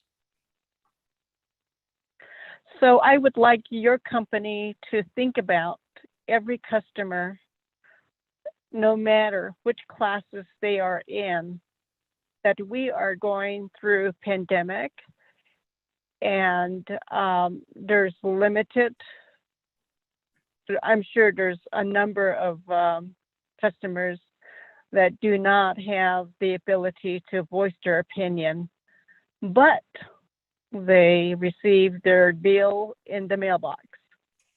So I'm going to think about every customer across the board, and I don't like the fact that Zia Natural Gas repeatedly stated irrigation customers today. That's my closing comment, Mr. Hearing Examiner. Thank you. Thank you, Commissioner Aguilar. I'd like to ask OGC, Ms. Amer, if you have any questions on behalf of OGC. I think Commissioner Byrd perhaps has a follow-up. Let's go to Commissioner Byrd first. And remind, this is cross-examination on the direct examination, so it should be, keep that in mind, please. Thank you, sir. Mr. Byrd, Commissioner Byrd. Thank you, Mr. Lennon. First, I want to say thank you to Ms. Graham for indulging, at least to me. Part of our goal here is to make sure that whatever order we come up with takes into consideration your needs as the company, but we're also here looking after our ratepayers. So some of our questions are edification on our own part to make sure that we're making a good decision, informed decision. You had said something a minute ago that piqued my interest, and I'll go back now 2 weeks. I had said that it seems like you should pay for what you use, and those who took efforts to turn down their thermostats or weren't using gas shouldn't be paying part of the bill. You said something a while ago that, well, we could have just sent a bill out for their usage in March, but you know, what a homeowner wants to see a $300 bill when it's normally in the $50 to $60 range. So my first question on this is, could you have sent the bill out based on their actual usage? Commissioner Byrd, Mr. Chairman, Commissioners, that's another way to do it. It's one that we talked about. I think that most customers would really have a hard time looking at Okay. that bill. Other customers might say, you know what, let's get the pain over with, and then we'll go back to our normal gas rates. And this happened. And so that is certainly one thing we looked at. I got a lot of feedback. I know that Texas Railroad Commission and the PUC in Texas almost immediately shut down some of their they're like energy marketers because they're deregulated, because they had agreements that passed that wholesale cost of electricity right onto the customer. And so the week after this happened, people were getting hit with a $10,000 bill that just, I think it got drafted Right. out of the bank account, would be the news article I said. That's of course shocking. But it is a way truly for people to pay for their costs. I've gotten the impression and the indication that there's a concern over that one-time large bill. And that's why it hasn't been favored by commissions. But it's certainly Okay, a way so- that it could be done. And it would then homeowners who are gone, live in Texas during the winter and come to Ruidoso during the summer. They don't use gas either. And so it's another way to pass that gas cost along. So my follow-up question is, if you know what each customer used, why don't you just spread that over the 17 months or 24 months for their specific bill plus interest, so that they themselves are making the loan payment, and those customers who didn't use power, i.e. the irrigation class, except for those, as you pointed out, that had actually used some gas, that those customers that actually use the gas pay for it over the next 17 months or whatever your loan term ends up being, so that you recoup all the money plus interest and only those who used gas paid for it. Commissioner Byrd, I think I just saw Mart turn in her letter of resignation. No, that's a joke. That's that's the next level of conversation. Okay, so if you can do that, how do you spread this out over the next 24 months? Technologically, billing system wise, for 39,000 customers, I don't have the ability to try and do that. And that's where we really got hung up. I could figure out a one time, but to come up with some kind of 24-month spacing on each individual's charge, I don't have the administrative or technological ability in our computer systems to do that. And that's where we really got hung up on trying to spread an individual charge out.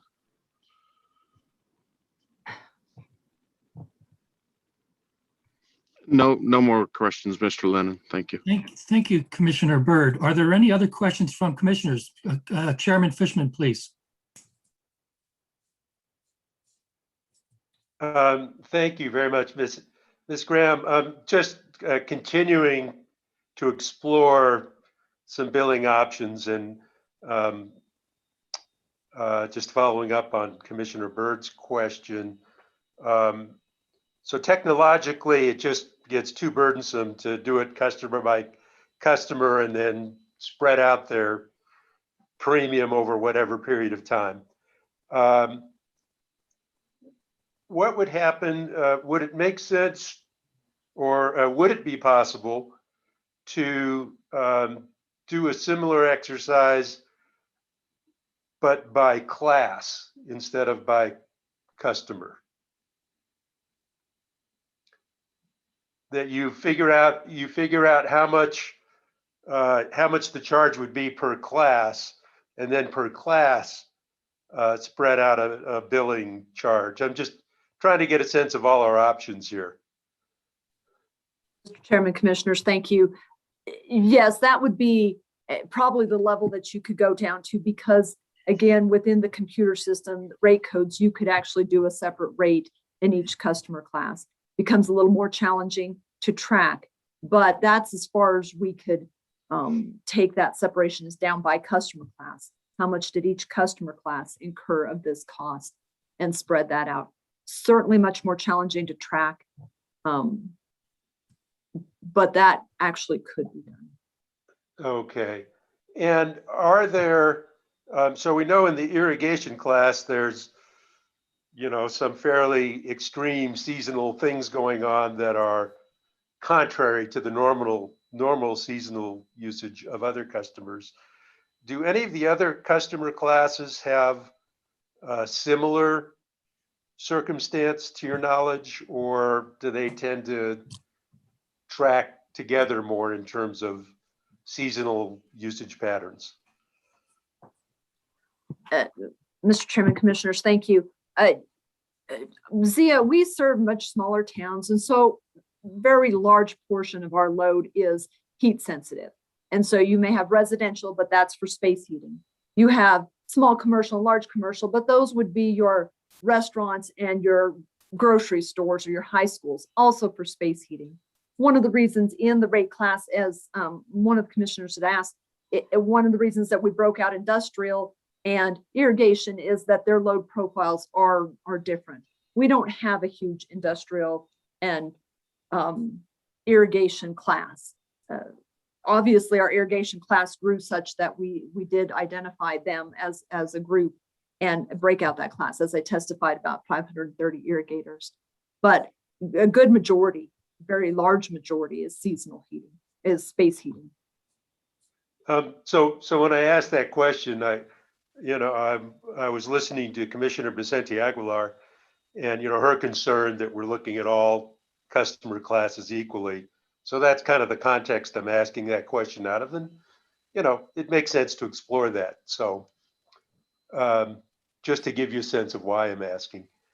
Thank you. That's all I have. Thank you, Chairman Fishman. Any other questions for this witness from any other commissioners? No, thank you. I'd like to go to OGC. Judith, please. Yes, thank you, Robert and commissioners. I just have a few follow-up questions. I noticed from your application that you needed a decision by today.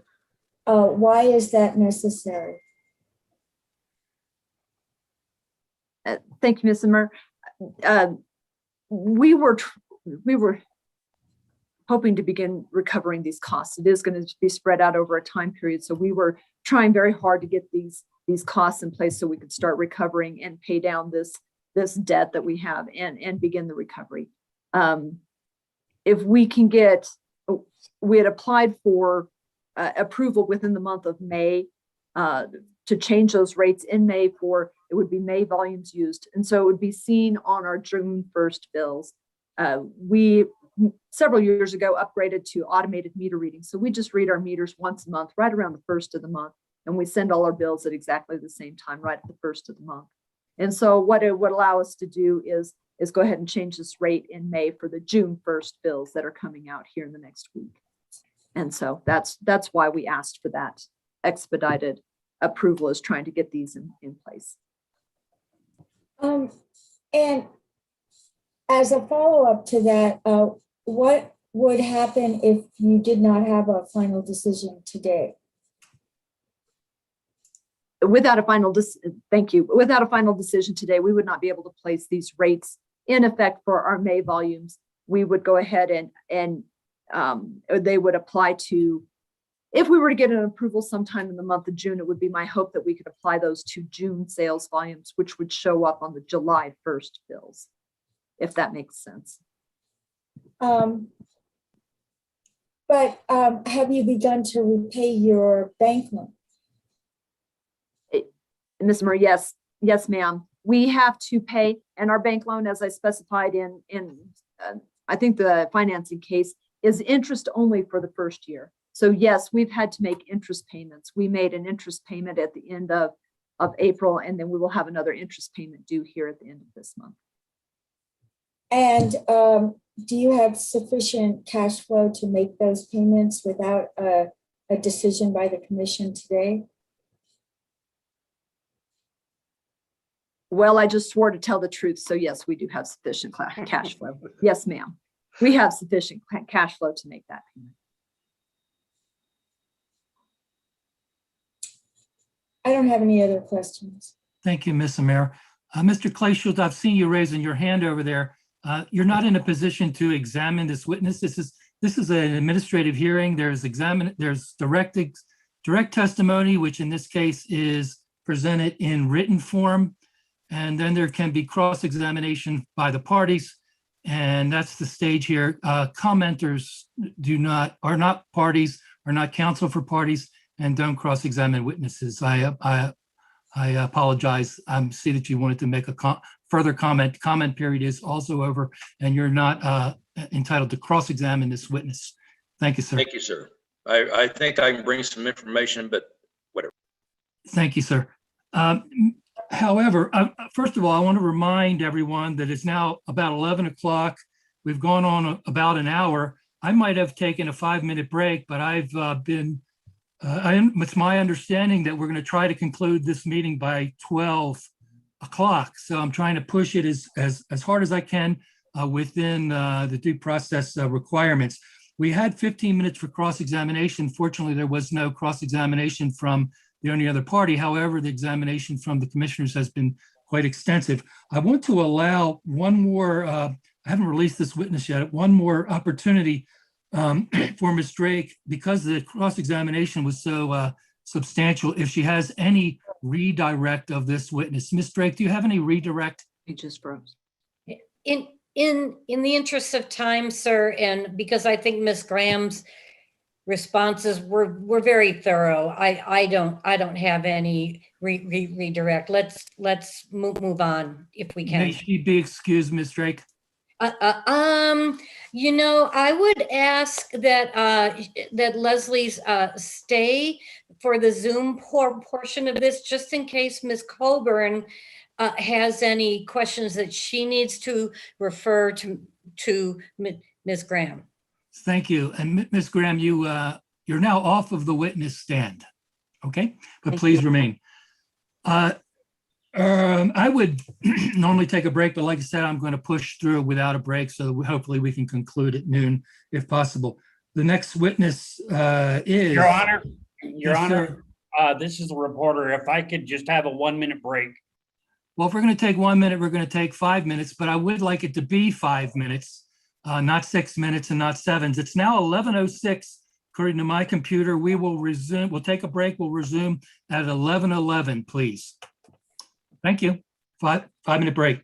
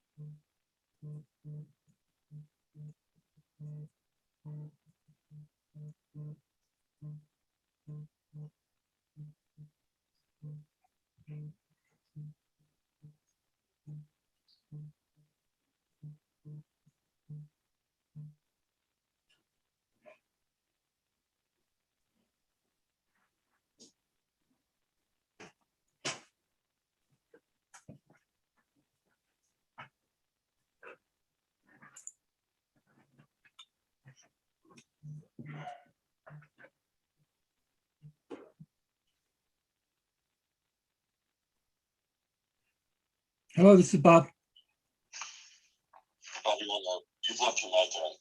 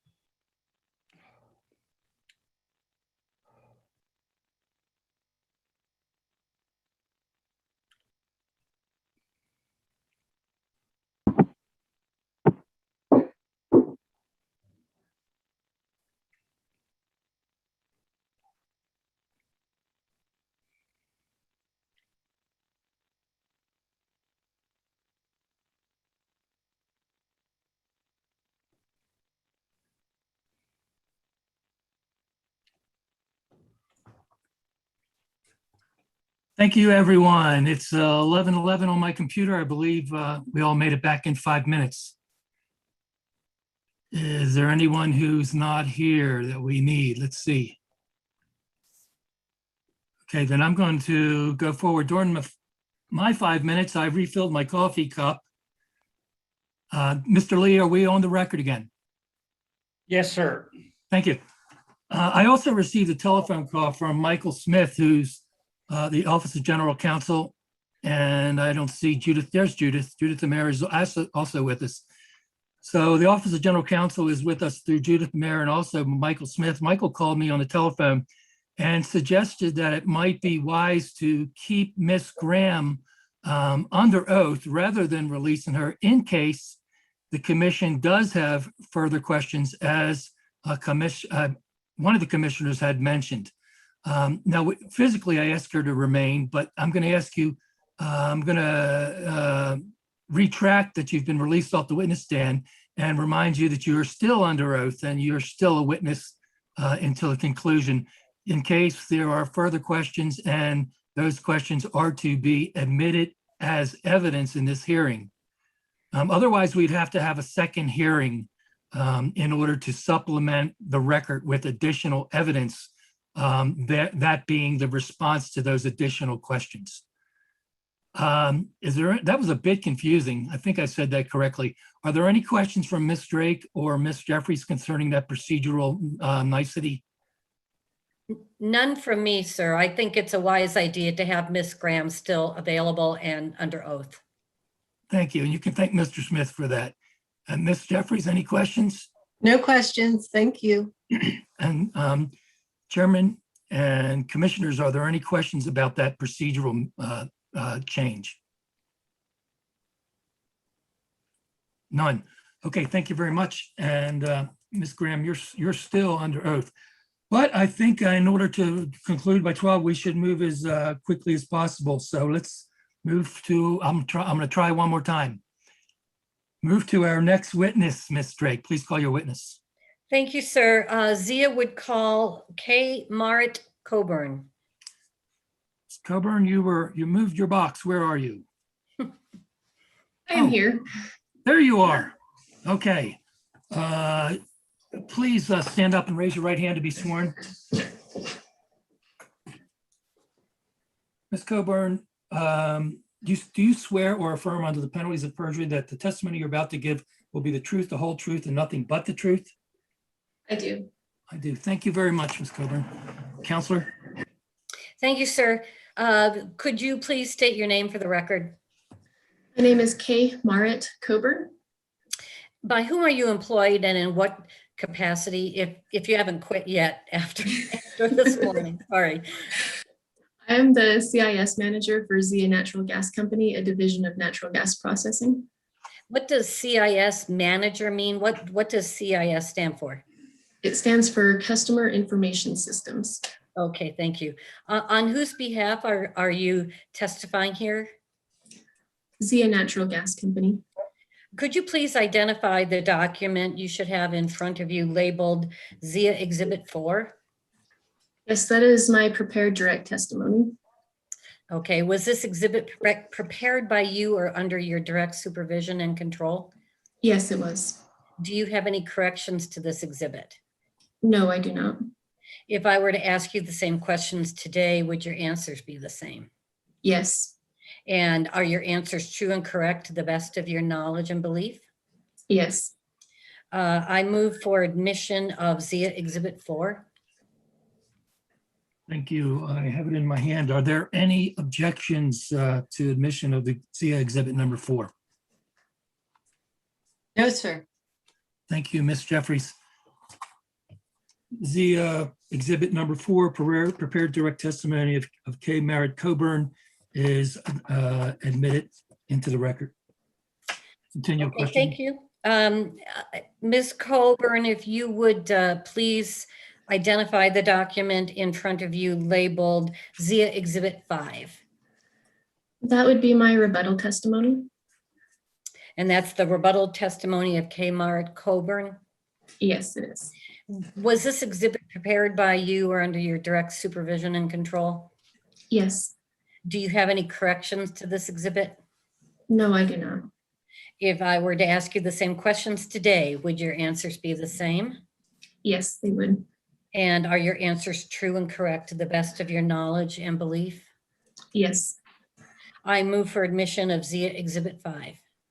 Thank you, Ms. Drake. As to Zia Exhibit number 5, rebuttal testimony of Ms. Coburn, any objection, Ms. Jeffries? No objection. Thank you. Thank you. There being no objection, Zia Exhibit number 5, rebuttal testimony, K. Marit Coburn is admitted into evidence. Thank you, sir. I would pass the witness for cross-examination. Thank you very much. Ms. Jeffries, on examination? No examination. Thank you. Thank you, Ms. Jeffries. Now I will go to commissioners. I'll start with the Commissioner, Chairman Fishman, any examination?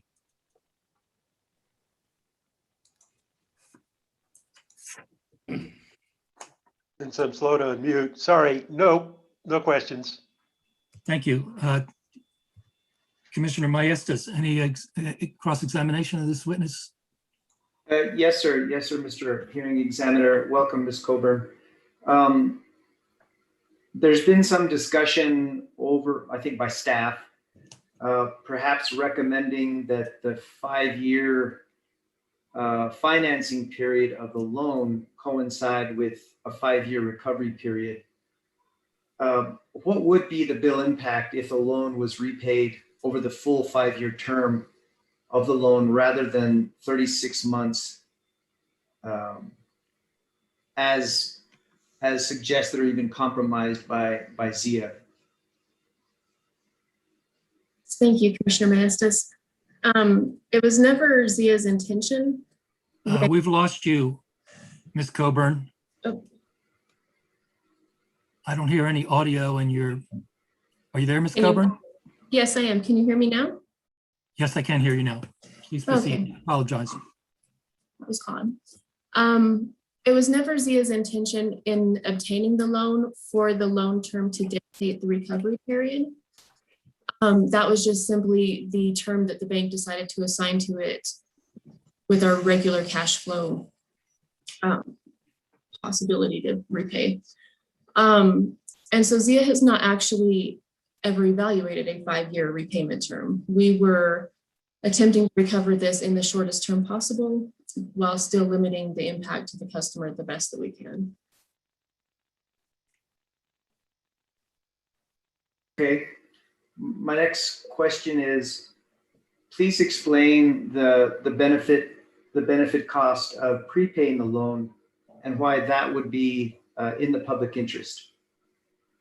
Okay, thank you, Commissioner Meneses. As stated in my testimony, the original repayment term that we had requested in our application for both PGAC systems, 17-month recovery. And the interest for that,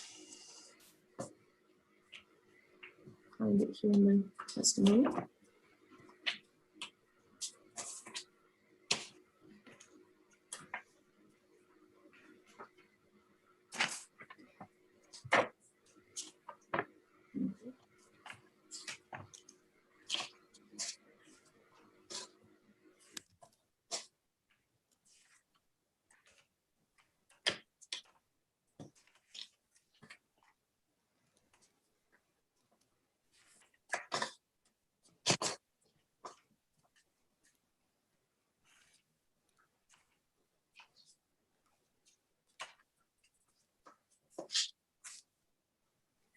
Ms. Coburn, I see on page 11, you have over a 17-month period, interest estimated at $79,753. Is that the figure you're looking for?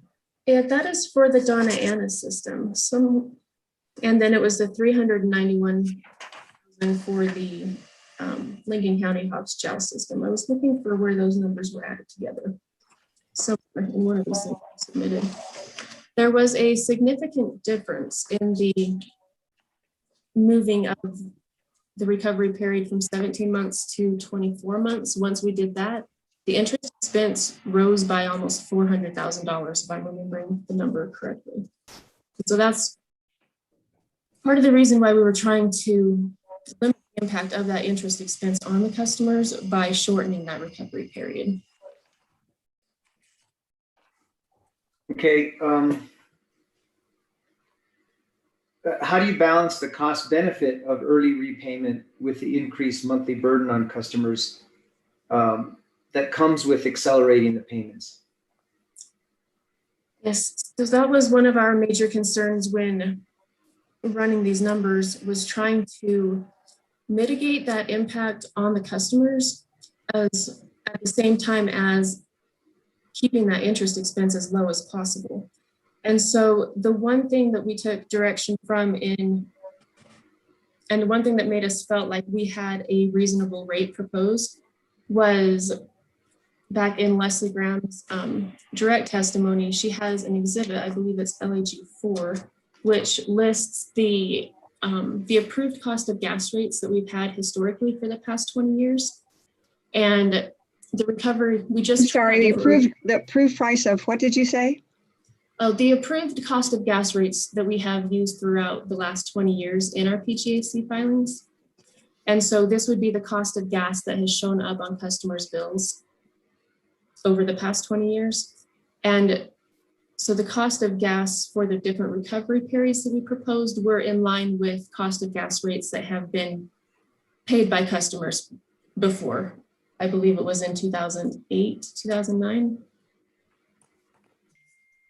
Where they paid cost of gas rates similar to the ones that we proposed in our initial 17-month recovery. Ms. Coburn, in your opinion, what do you think, how would you define rate shock for your customers? Maybe as a percentage? I would shy away from percentages when defining rate shock. These past couple of years, the cost of gas has been extremely low. The gas daily price that we pay for all of our gas above our contracted price of gas has actually been lower than the contract price of the gas. And so we have been passing on these really low gas costs to customers for the past several years. So this increase, when you look at it as a percentage wise, looks really bad. But when you look at it as a dollar increase or compare it to rates that customers have paid in the past 20 years, over 10 years ago, we didn't believe that that was rate shock. And the dollar increases were, I mean, for Donna Ana, right around $10 a month. Even with a 40% rate increase, the dollar increase was around $10. So I would define rate shock probably as a dollar amount rather than a percentage. Okay. I'm wrapping up, Mr. Hearing Examiner. I think Ms. Graham had testified that there are certain restrictions that the bank has placed on ZIA. You know, as an example, I believe for expenditures over 100,000, the bank has to pre-approve those. But my question for you, Ms. Coburn, is in the loan agreement, are there explicit restrictions on the company's assets besides the limitation on expenditures? Any specific restrictions on the company's assets in the loan agreement? I would have to defer that question back to Ms. Grant. I have not reviewed the loan documents, and I was involved in the case for the application for the approval of those loans. Okay, that's all I had, Mr. Hearing Examiner. Thank you. Thank you, Thank you, Ms. Commissioner Maestas. I saw Commissioner Hall's box light up. Commissioner Hall, do you have questions? You're muted. Yes.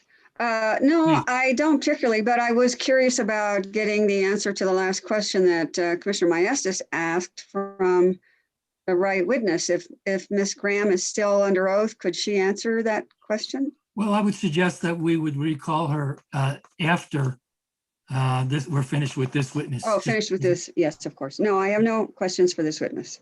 Thank you. Commissioner Byrd, any questions?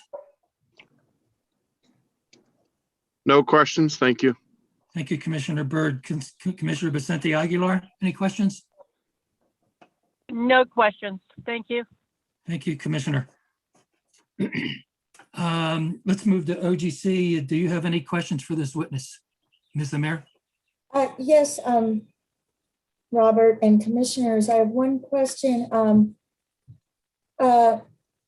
Ms. Coburn, if you eliminated the irrigation class from the collection of the cost for the extreme pricing event, have you run the numbers on how this would impact the other classes?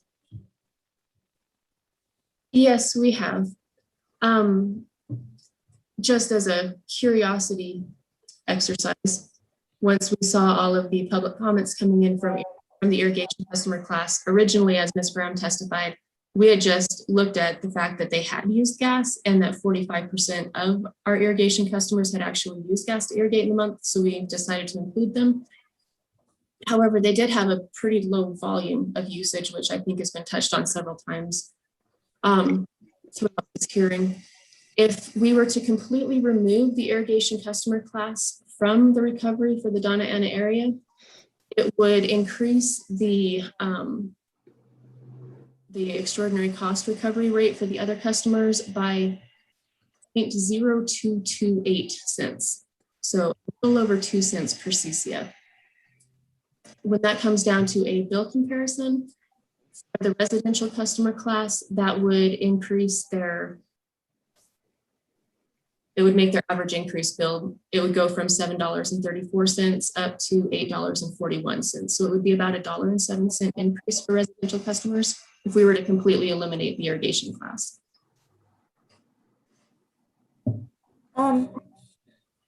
Is there any, have you filed any written evidence of that in the record?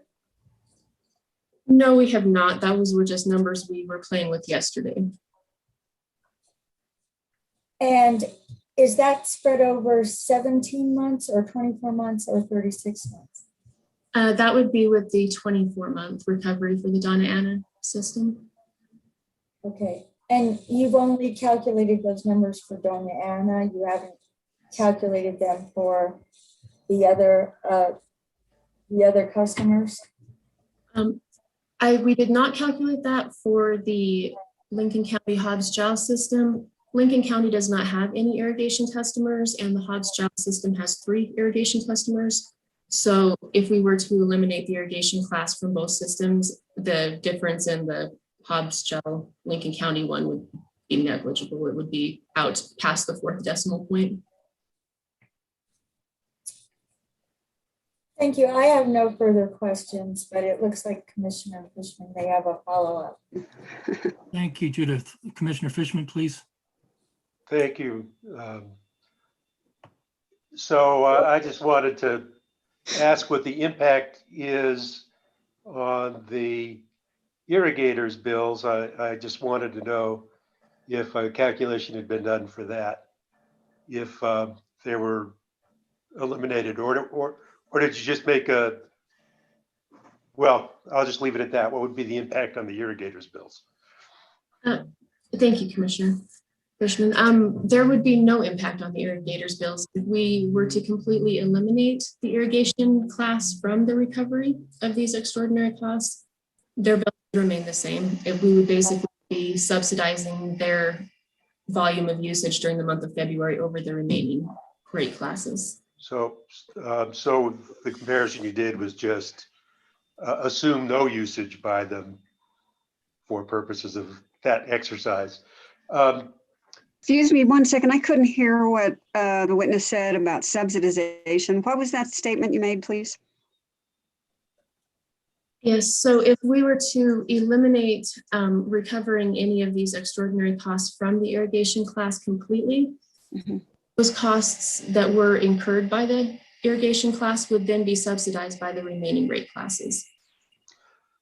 So I'm going to try a question from a different angle. What would have been, what would be the difference in the bill for irrigators if you included them in the excess charges versus if you did not? What would be the difference in their bills? Okay, so the original recovery, not the original, the recovery scenario that we presented in my rebuttal testimony for the 24-month recovery for Donna Ana included the irrigation customers in that recovery. And that was a monthly increase of $38.58, which was about a 25% bill increase for the irrigation customers. If we were to not include them in the recovery scenario, then there would be no increase for the irrigation customers at all. Okay, thank you very much. That's all I have.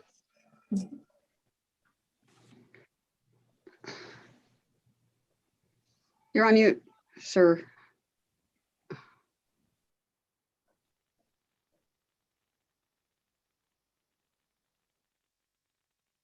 All right. I don't know why my button wouldn't allow me to unmute. And thank you, Commissioner Hall, for keeping track of that for me. Commissioner Byrd, please. I had a question. Yeah. Commissioner Byrd, indulgence, please. Commissioner Hall. Okay, so I wanted to confirm what I thought I heard the witness Merritt say. I'm sorry if I know you have another last name, but that's what I'm reading right here. So you said if the irrigation class was included in the extreme pricing costs, charges, their bill impact would be around $38. I didn't hear the details, but $38. And if they were excluded, their bill would not be impacted. It would be whatever amount is ordinary for them, correct? Yes, that is correct. Okay, and you say you were just playing around with these ideas yesterday.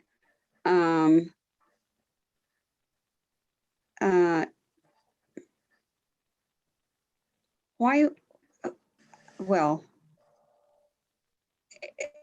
it just seems to me that would have been something you might have looked at in the past, but you didn't.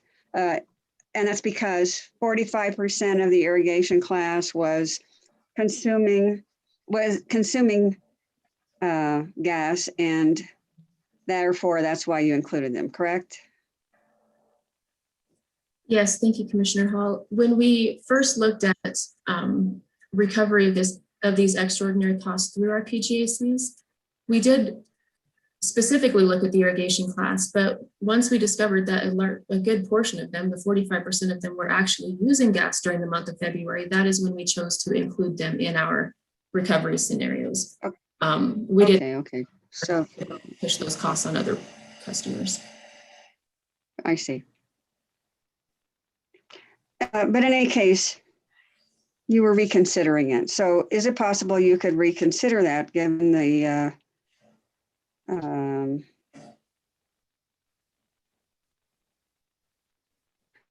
let's see, given the circumstances that we've just discussed? I mean, if you were reconsidering it, then maybe you could revise your billing structure to reflect leaving them out, right? Yes, thank you, Commissioner Hall. If that is what the commission decides, we could revise our recovery proposal to completely eliminate the irrigation class from it.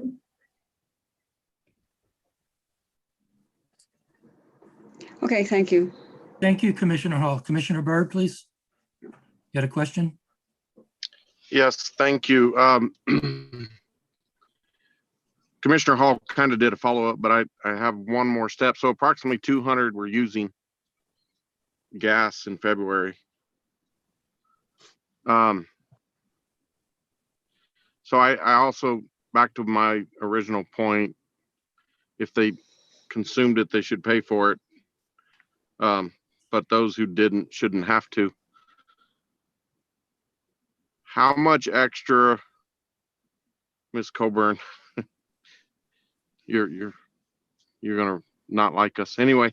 How much work would it be just to apply the increase to those who justly deserve it, those who are actually using gas in February in this irrigation class, so that the remaining irrigators out of the 530, so 330 approximately, right? Yeah. Anyway, of those, how hard would it be just to apply the adjustment to those who used gas at the time? We would have to create a bunch of different billing codes if we were to recover it from individual customers within a rate class. With our computer system, we could calculate what each irrigation customer used as a portion of the extraordinary cost, and we could apply it to their account as a one-time charge, but we do not have a way of applying an individual customer's amount over a period of time without setting an individual bill code for every single customer.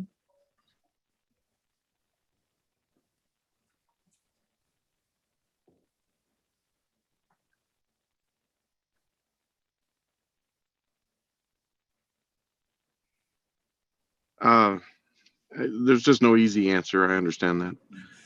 And to be just and fair, right, is our goal. Okay. And I see Mr. Clayshel is about to pop down there. But we are trying. Anyway, that's it for me, Mr. Lennon. Thank you.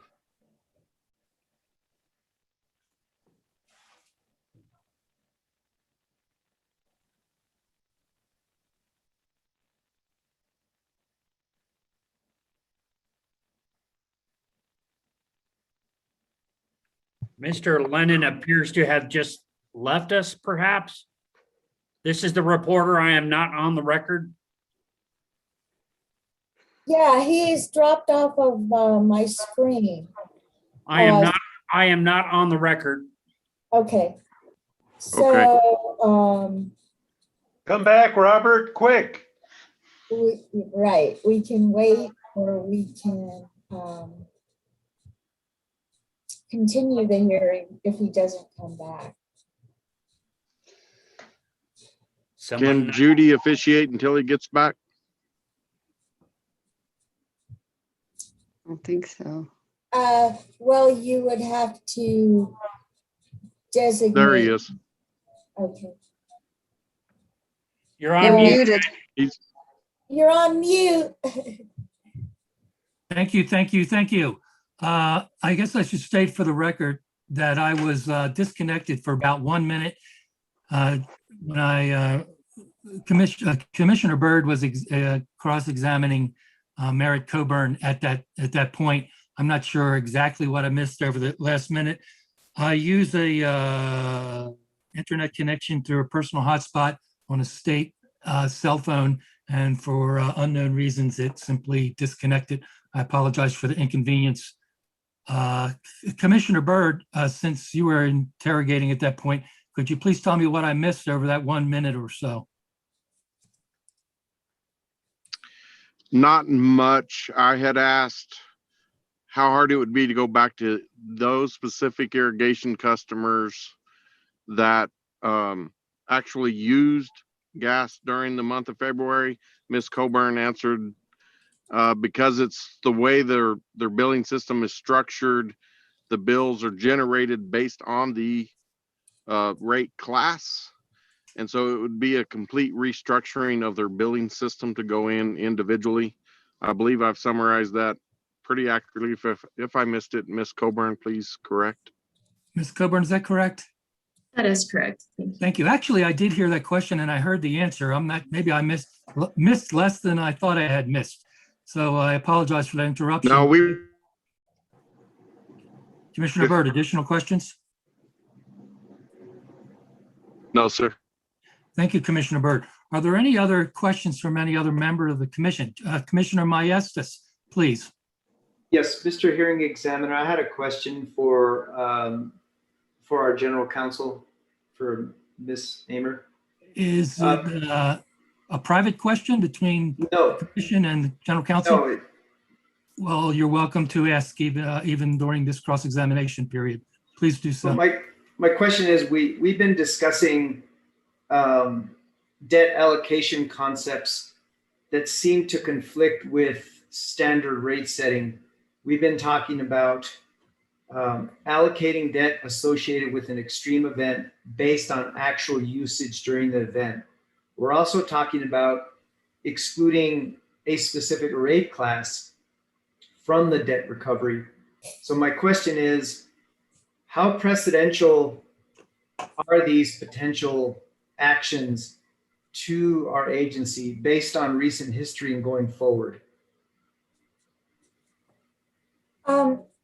Commissioner Maestas, members of the commission, the order would be crafted in a limited manner based upon the evidence presented in this case. I'm sorry, ma'am. The order crafted and you were kind of blurred together in terms of your words.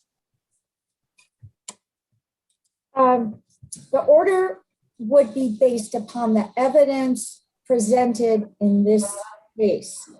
And the precedential effect would be limited to those unique circumstances. There may be other cases right now that we have pending before us that are extremely similar and it might arguably be precedential if this unique circumstances that we make the decision on in the Zia case are extremely similar. Okay, thank you. That's all I had, Mr. Hearing Examiner. Thank you. Thank you, Commissioner, and thank you, Ms. Mayor. Are there any other cross-examination for this witness from the commission? None. I will allow redirect from Ms. Drake if you feel you have a question within the scope of the cross-examination. The only question I would have from Ms. Coburn is that because Ms. Coburn, you've been asked about a different billing system and adjusting your cost recovery factors for different classes. About how long would that take you to get that accomplished if the commission wanted you to do that? Thank you. Yes, so the commission wanted us to completely exclude the irrigation rate class from this recovery. Those numbers we already have put together and can provide today. If we are looking at coming up with new recovery rates based on each individual rate class's usage during February, I'd say probably by the end of day tomorrow, I could come up with those rates. Okay. All right. I just wanted the commission to be aware of what the timing on that might be if they want to pursue something like that. Thank you, sir. That's all I had at this time. And thank you, Mr. Hearing Drake. Examiner, Mr. Hearing Examiner, Yes, I couldn't quite hear the last provision in that answer. Witness Coburn gave the first scenario and then the second scenario. Could she repeat the second scenario again, just so I could make sure I heard it? Please, Ms. Coburn. Yes, Commissioner Hall, the second scenario was if the commission would like us to recalculate the recovery rates based on rate class.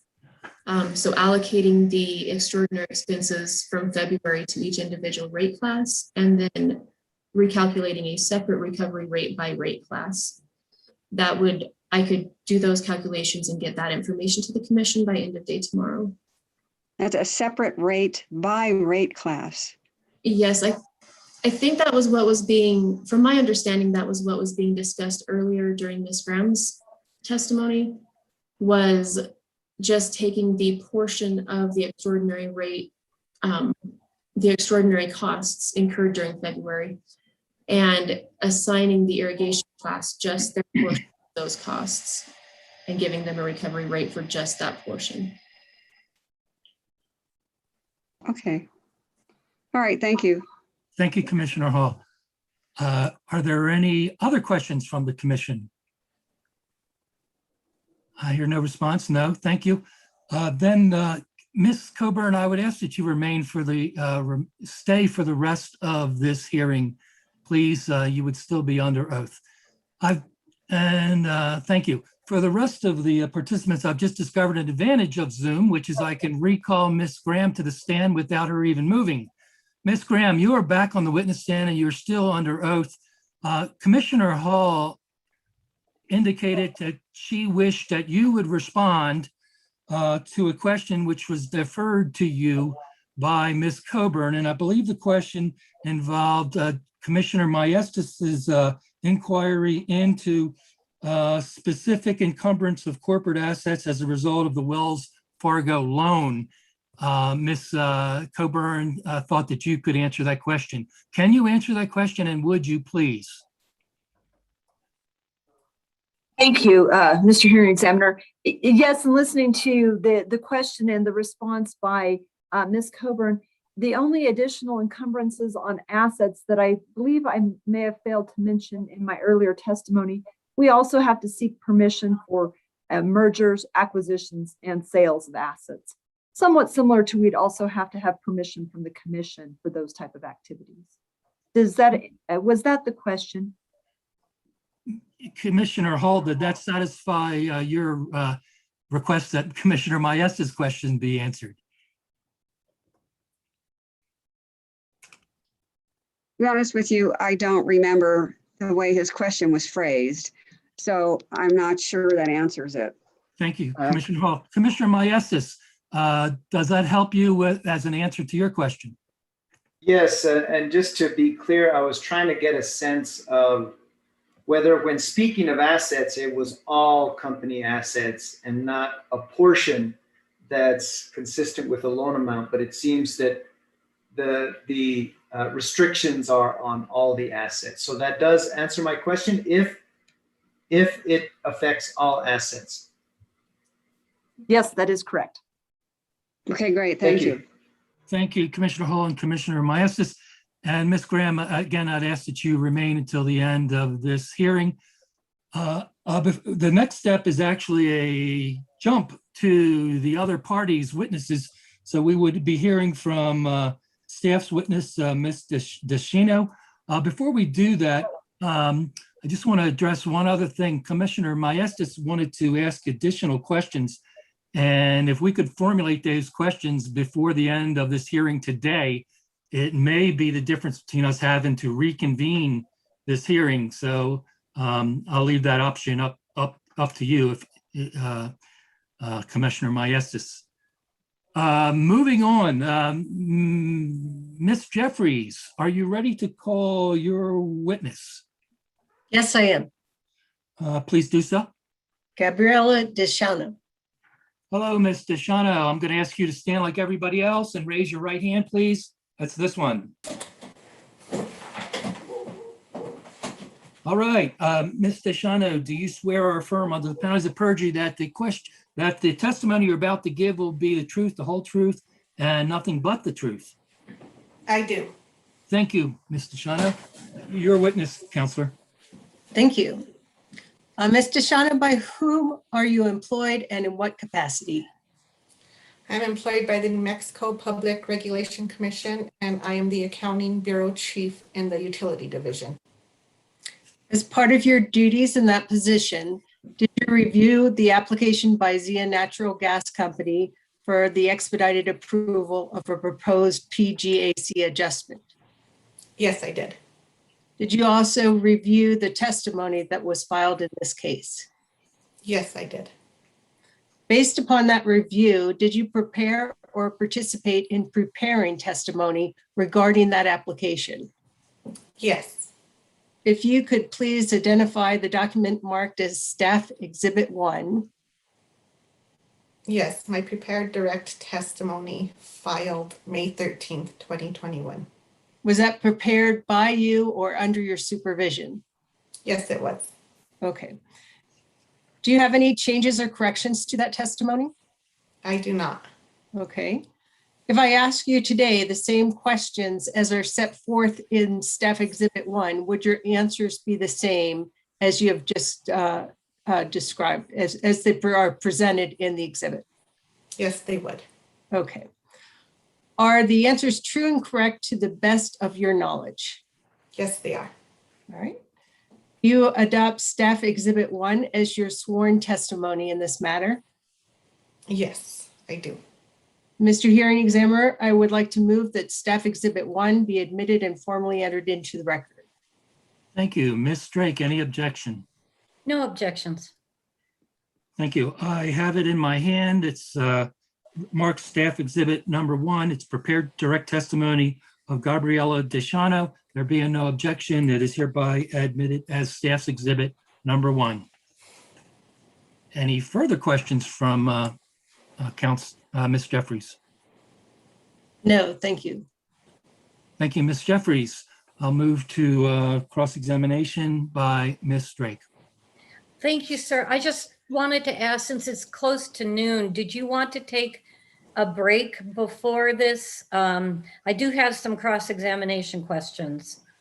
Well, I actually didn't, because my intention was to close as close to noon as possible. We've already taken a 5-minute break, so I'd ask that we go forward unless there's some burning desire from someone else. No, so please proceed. Okay, thank you. I'll go as fast as I can.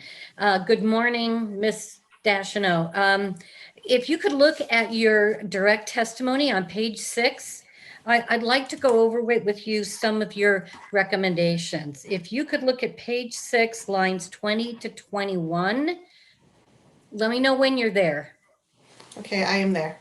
Okay. It looks like you are recommending that Zia not be allowed to pass its interest expense to pay its gas supply costs through the PGAC. Is that correct? That is correct. Okay. Could you let us know what evidence in this case did you rely upon to come to that conclusion? Well, I don't believe there's any evidence in this case that this is a different event that the commission has never seen before. I've had a history of working in oil and gas, and I can't say that I've ever seen a cost of an MMBTU be more than $5. So I feel this was different in its entirety. And that's what made me choose to recommend not to allow interest, only in the interest of balancing the public interest between the utility and the customers. Okay, thank you. What commission precedent did you rely upon to come to the conclusion that ZIA's interest expense should not be passed through the PGAC? As I previously said, there was no precedent in reference to this particular case. Okay, thank you. Can you tell us what is your understanding? I understand you're not a lawyer, but you do this kind of regulatory work all the time. Is that right? That's correct. Okay. With that understanding, what is your understanding of the legal authority that supports your conclusion that ZIA's interest expense to pay its gas supply costs should not be passed through its PGAC? Although I'm not a lawyer, legally I believe that it is the commission's decision to decide whether or not interest should be passed on to the customers or not. Okay, are you aware that Rule 640.13.d, paragraph 5, provides for inclusion of interest charges in PGACs? I have read through the rule, but as I mentioned, it is up to the commission to decide if those costs should be allowed. Okay, are you aware of any rulings that prohibit passing interest expenses for gas supply costs through a PGAC or a fuel clause? Not to my knowledge. Okay, all right. I think I'm going to skip some of my questions for just in the interest of time.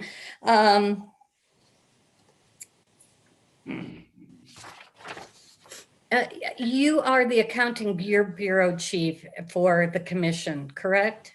That is correct. Right, and in that role, you've reviewed other utilities requests for fuel clause adjustments resulting from this extreme pricing event in February of 2021, correct? That would be correct. In fact, you've had a number of cases on this, correct? Correct. Okay. Do you recall the commission's approval of a variance for the Central Valley Rural Electrical Cooperative in case number 21-00047-UT? Yes, I do. Okay, I'd like to draw your attention, if I could, to the commission's order approving the variance in that case on March 18th, 2021. And in anticipation of this question, I forwarded to everyone yesterday a copy of that order, and I would ask the hearing examiner for the commission to take administrative notice of that order. Hearing examiner, do you want me to make that request before I ask questions about it, or wait until after I ask questions? I do, and I'd like to respond at this point. Administrative notice is considered similar to judicial notice. Of course, we're in an administrative proceeding, but it's judicial notice of things which exist, of course, and are unlikely to be disputed is a typical one. I don't believe that by taking a judicial administrative notice of the particular order, that the order becomes any more of an order or any less, or significantly changes it in any way. I've looked at, our rule of evidence, which is our procedural rules we use for these administrative hearings. And I'm going to refer directly for the record to 1.2.2.35 entitled Rules of Evidence in our regulations. And I'm going to go right to paragraph D, which is administrative notice. And paragraph D under number 1 says, the commission or presiding officer may take administrative notice of the following matters if otherwise admissible. And it refers to the same section. And A is rules, regulations, those words are used analogous, administrative rulings, in order perhaps, published reports, licenses, comma, and orders of the commission and other governmental agencies. So clearly, an order of the commission is specifically set forth as something I could, as presiding officer, take administrative notice of. It does say I may, so I need not, or else it would say shall.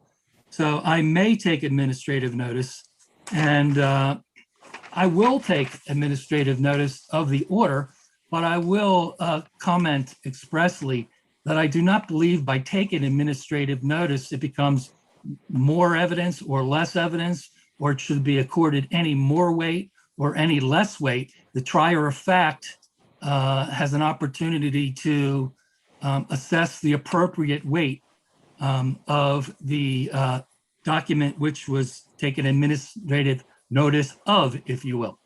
You have any questions, Ms. Drake? No, So I take administrative. I don't have any questions to you, sir. I'm sorry. Okay, sometimes I will exclude things which I would otherwise take as administrative notice if they were redundant. I do not need redundant evidence, but however, in this case, the redundancy doesn't apply. The only other thing that I might mention is that the rules of evidence state that relevant evidence is admissible. Is it relevant? Well, if it had precedential value, it might be relevant.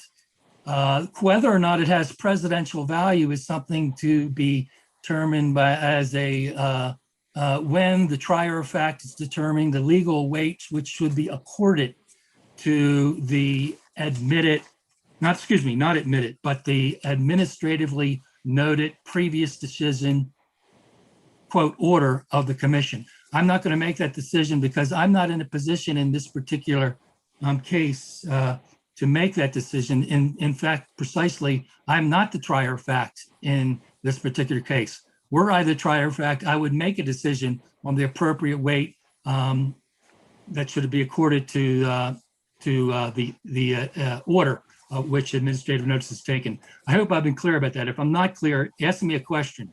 Ms. Drake, any question? No, sir. Administrative notice is taken of the previous order of the commission as requested. Move on. Thank you, sir. Ms. Dashino, if in that case, in the Central Valley case, do you have that order in front of you, ma'am? I can pull it up. Okay, thank you. Let me know when you've got it.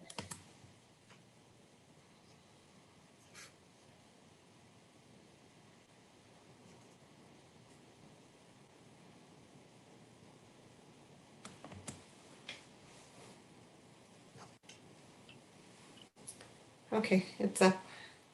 Great. Okay, you were the staff witness in that case, correct? Or Yes. at least you provided a staff affidavit in that case? Yes, that's correct. Okay, and that case resulted from this same extreme pricing event in February 21. Is that right? That's correct. Yeah, and in that case, Central Valley requested approval to collect through its fuel clause monies paid to CoBank, its lender, including interest charges in connection with an emergency loan that it took out in order to pay its February power supply costs. Is that correct? That's correct. Okay, and in paragraphs 4 through 10 of this order, the order states various quotes from your affidavit in that case. Is that right? That's correct.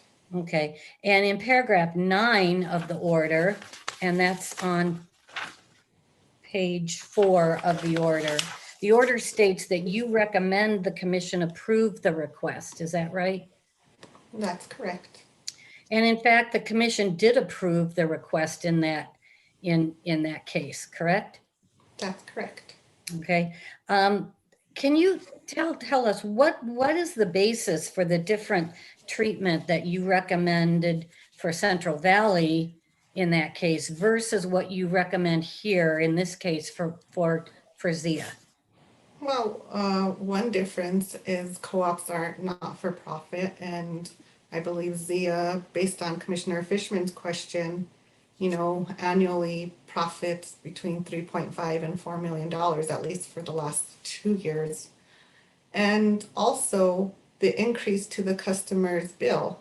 I believe in this recommendation, the impact was $1.25 per residential customer, as opposed to what Zia requested for Hobbs and Gel, 24.88 per residential customer, and for Doña Anya, 5.97. I want to make sure I have that written right. And Lincoln, $10.10.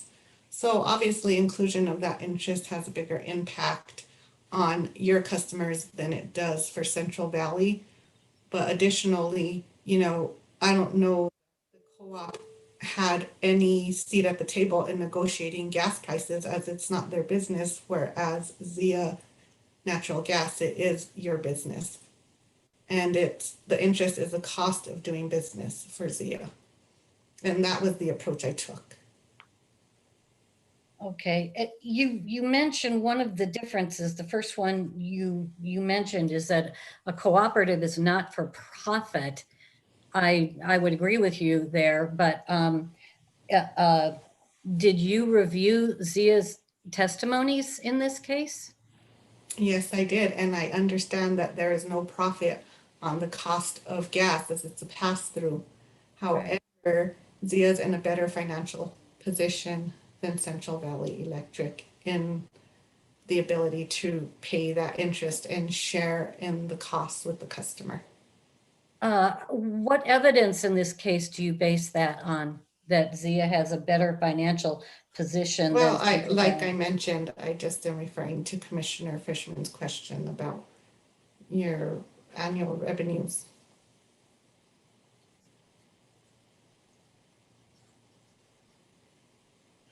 Ms. Drake. Yeah, I just have one last question, if I could, sir. Are you aware of any provision in either statute or rule or judicial ruling that calls for such different treatment of cost recovery in fuel clauses between a co-op and an investor-owned utility?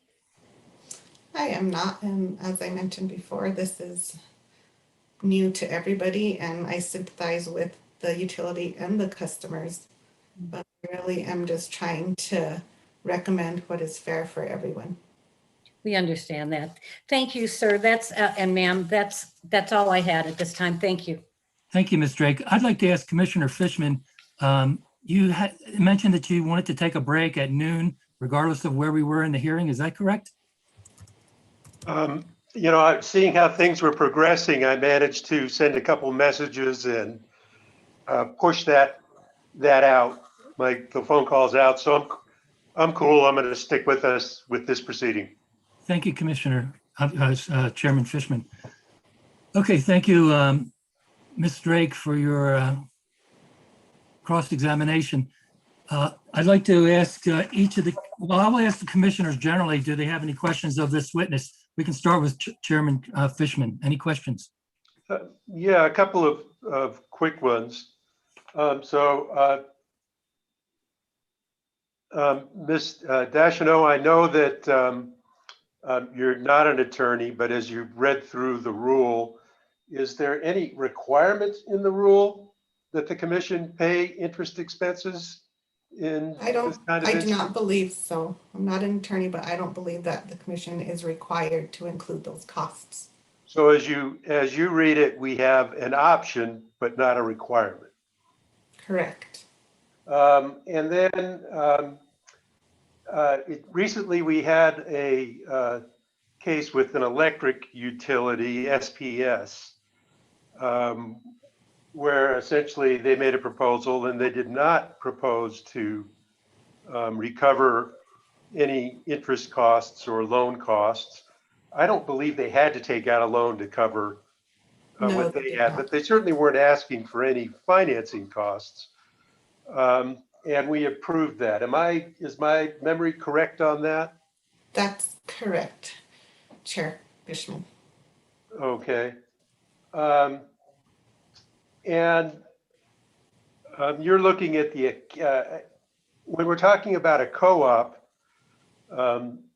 essentially the members have to finance the operation of the utility. That all they've got is their own fees to keep that operation going. Is that a correct statement? Yes, I believe so, Commissioner Fishman.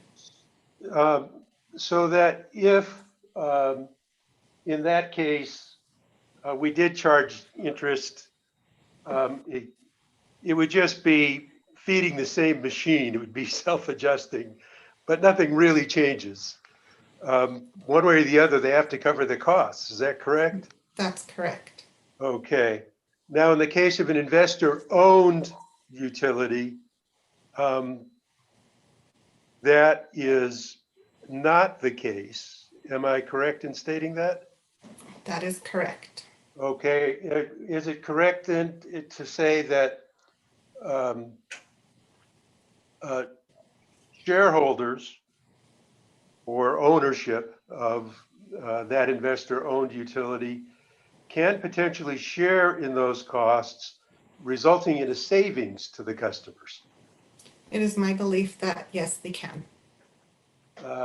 Okay, and that essentially is the difference that we're looking at when you talk about a co-op versus an IOU, and why you might look at the interest rate, the interest charge issue differently in those two cases. Is that correct? That's how I see it. Thank you. Thank you for that answer. So I heard earlier testimony say that annual profits have been going at about $4 million, and that under the proposed resolution that you put forward, there would be approximately $1 million of interest. That would be the rebuttal of ZIA, the one that I pushed forward.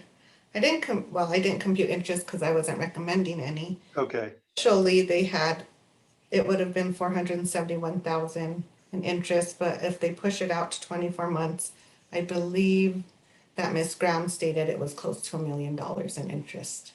Okay. So as I'm calculating in my head, that's about on an annual basis, 25% of their annual profit that they would be sacrificing if they paid the interest out of their own pockets rather than charging customers for that. I agree with that. If they took it out to the 24 months that they rebuttaled, it would be 12.5 of their annual earnings. I'm sorry, I'm not sure I understood that when you said 12.5. They proposed 24-month recovery.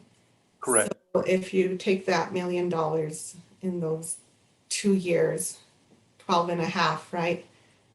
So 500,000 the first year and 500,000 the second year. Oh, okay. Of those 2 years annual profit.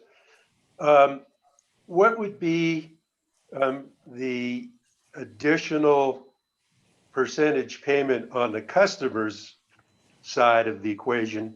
How much more would they be paying on their bills? And I'll go with your 12.5% for 2 years.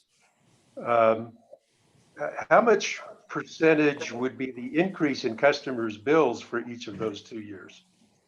I don't have that calculation. I would have to work through it to take that percentage against the interest that ZIA would charge. So I'll tell you the calculation that roughly was going through my head was that in the instances where I guess Lincoln and I can't recall the other county's name,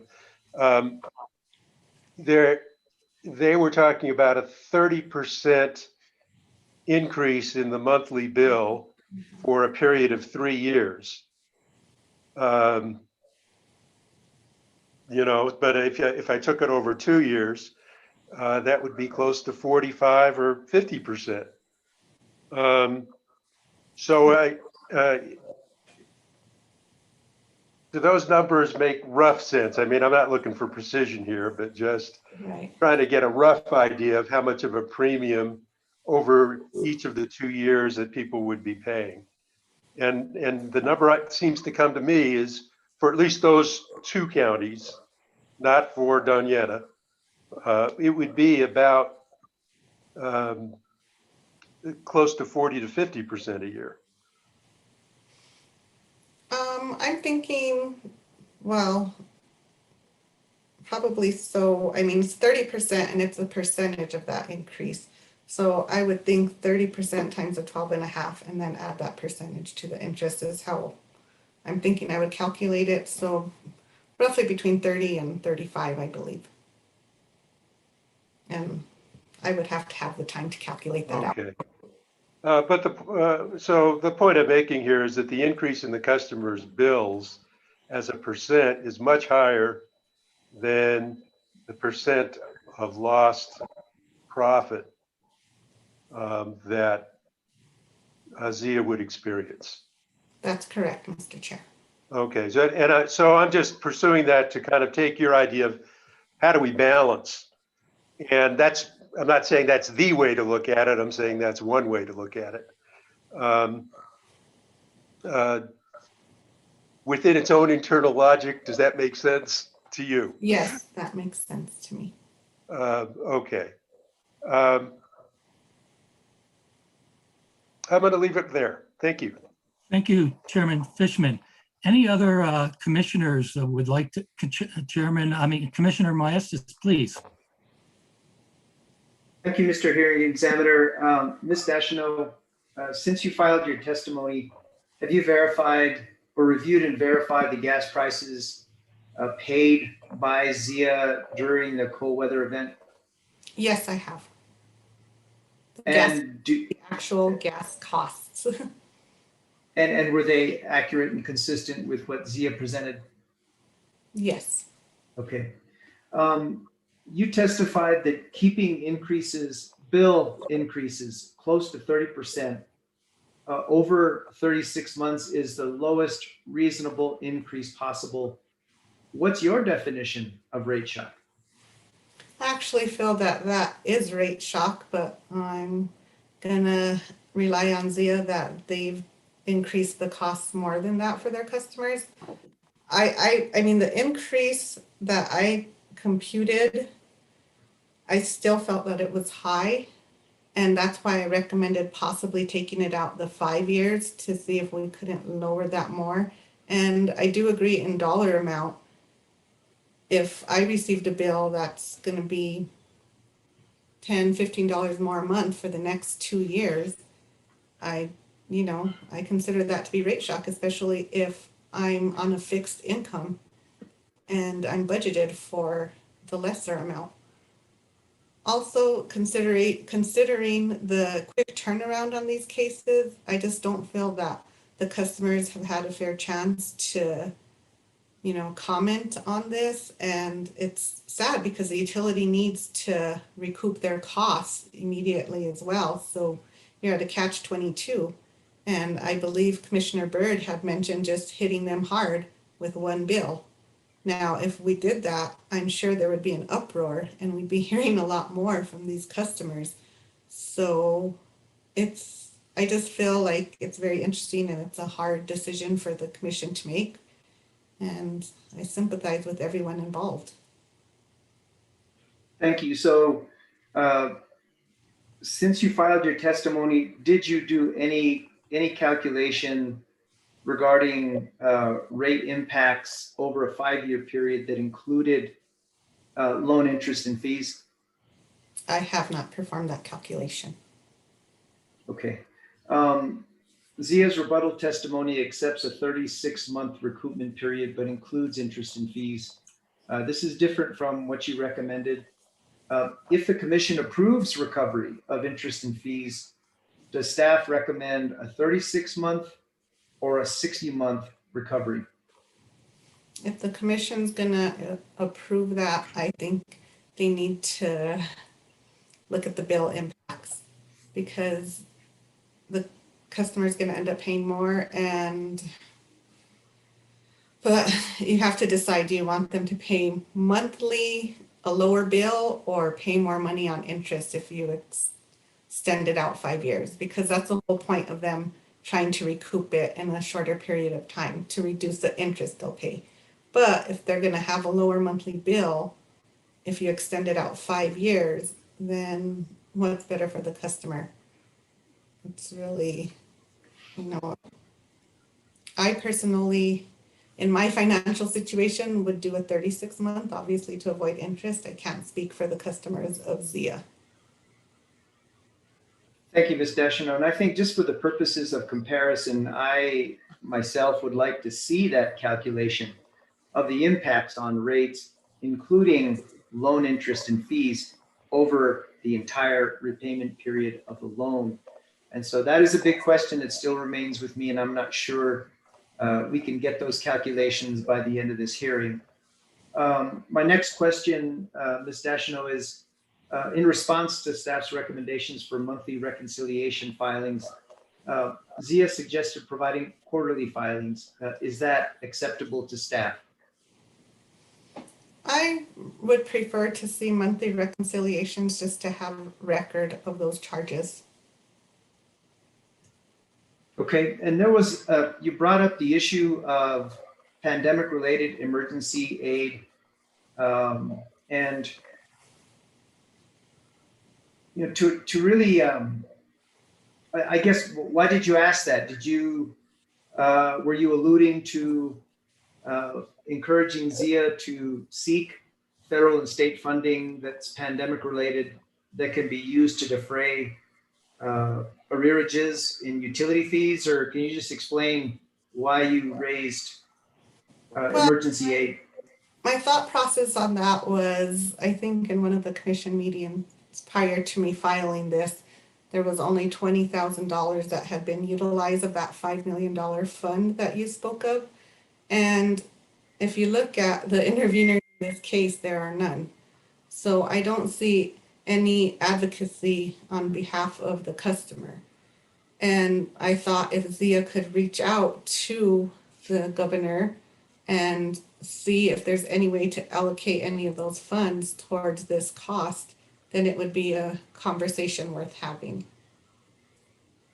Okay, thank you. My last question is, what does staff mean by its recommendation that the commission require a regulatory review within 6 months of the cold weather event? How is this not duplicative with other investigations from the commission or by the Attorney General? I just feel that just to be on top of this, because it is an extremely important case, and all of these cases are extremely important because of the excessive cost of gas, that we as an agency should review what's been occurring in them every 6 months. 6 months may be a little short. A year would be good as well, but that puts us back at reviewing them and making sure that, you know, maybe the Attorney General has decided to sue these oil and gas companies, or, you know, brought a case about and some things come out of it. I doubt a year would be enough time for all this to occur, but I do think all of these cases will need revisiting. Okay, thank you, Ms. Deschanel. Mr. Hearing Examiner, that's all I had. Thank you, Commissioner Maestas. Are there any other questions from other hearing examiners? Ms. Hall? No? Commissioner Vicente Aguilar? Any questions? No questions. Thank you. Thank you very much. And Commissioner Byrd, no further questions? Okay, I see. Ms. Drake, what's your question, please? I wanted to request, I think there was a misstatement or a misunderstanding that may have arisen from some cross-exam of Ms. Deschanel. And I'm wondering, for the purposes of clarity of the record for the commission's decision, could I ask for Ms. Graham to clarify some things there? And I think it would only take a minute or two. I'll let you do recross, but I'd like to hear from Ms. Amir whether or not OGC, Commission's Office of General Counsel, has any questions of this witness, and then do it. Okay. Ms. Amir? Thank you, sir. Mhm. I don't have any questions. Thank you, Ms. Amir. Back to Ms. Drake, pardon me. Sure, please clarify the record. That's something that I try to do when I see there's something that's ambiguous or could be misinterpreted. So please do so. I would just ask if Ms. Graham could unmute herself, and I understand that she may feel that there were some misunderstandings in the recent cross exam, and if Ms. Graham could clarify and correct the record regarding the percentage increase and bill impact. Okay, so that's a completely different witness. So essentially you're asking to recall Ms. Graham. Yes, please, just to clarify the record. Are we finished with Ms. Deschanel? Are there any additional questions for Ms. Deschanel? I had one that I just wanted to ask because maybe later on someone would want to know the answer, and it hasn't been asked yet. Where did the 30% come from? Why not 25? Why not 35? Why not 29? Why not 32? Where did the 30% come from? That was, I believe, when I calculated the bill impacts based on the 36 month. I believe one equated to 29%. So I just said, use 30% as a benchmark, 30% below. Okay, and you So thought it wasn't should be applied- necessarily that's the percentage that should be used, but it was the bill impact to, I have it here with me if you'd like me to indulge. So there was 17 months presented. You thought 36 months was better. When you applied the 36 months, for one of the classes, it turned out to be 29%, and therefore you recommended that the 30% be applied to the other classes. Is that the analysis? No, I believe my testimony stated that it was 30% or below that the proposed increase. And my question is, why not 25% or below? Based on the time frame that I applied to the classes, as I mentioned, the highest actually, if I look at Hobbs and Gel, it's 31% for industrial medium. So what I was saying is for a 36-month period, if they spread those costs across that time frame, then the highest increase would be around 30% and everybody else is below that. I was just generalizing that bill impact and not saying that they should be charged 30%, but that was the lowest possible increase with that time frame that could have been applied. If that makes sense. Thank you, Ms. Deschanel. Now, since I've asked questions, is there any questions to clarify that? Ms. Amir, please, on behalf of OGC. Oh, sorry. Yes, Ms. Deschanel, I believe it was the testimony of Zia's witness, Ms. Graham, who stated that she did not recommend looking at a 30% or a percent benchmark for rate shock, that she recommended looking at a dollar amount. And she referred to the past, looking at the past 2 years, that in terms of dollar amount, the bills were similar to something like 2008 and 2009. Do you disagree with Ms. Graham? And if so, why? I do not disagree with Ms. Graham. I mean, the 30% was just based on a 36-month calculation. And, Zia knows their customers better than I do. And so I do not disagree that the dollar charge is something that they can rely on as their rate shock or increase.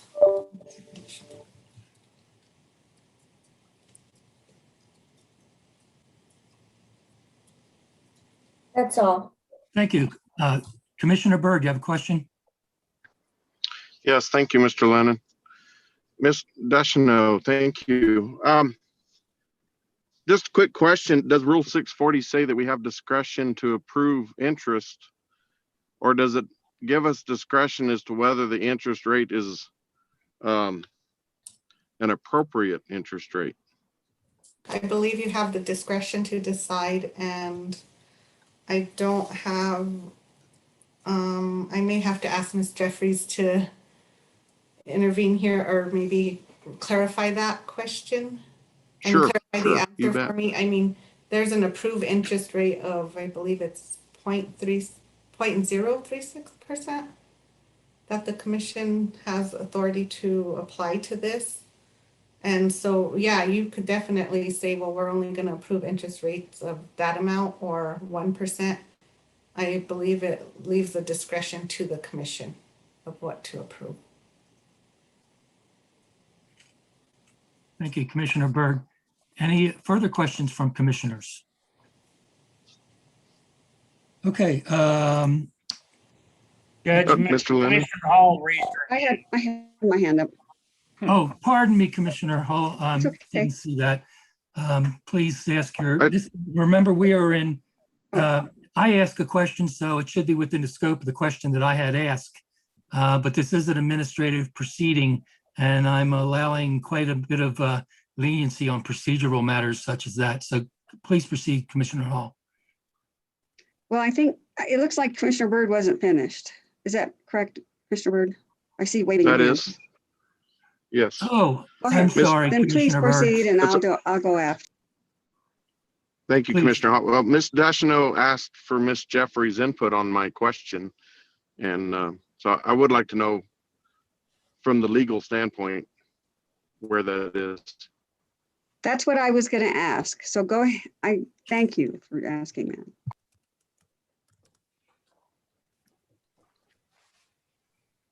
Oh, this is Elizabeth Jeffries, and I'm not real clear on the protocol here because it seems like a commissioner is wanting some legal advice, and maybe I should just defer to Ms. Ammer. This is Michael Smith. I think it's Ms. Jeffries is not a witness in this case, and I don't think it's appropriate for a witness on the stand to be asking for legal advice while she's on the stand. That should have been received before. That should have been received before her testimony was prepared. Thank you, Mr. Smith. That was actually, I believe, a question to Ms. Jeffries from the commissioner rather than from. She's not a witness, Mr. Lennon. I understand that. She's not under oath. I understand that as well. Thank you, Mr. Smith.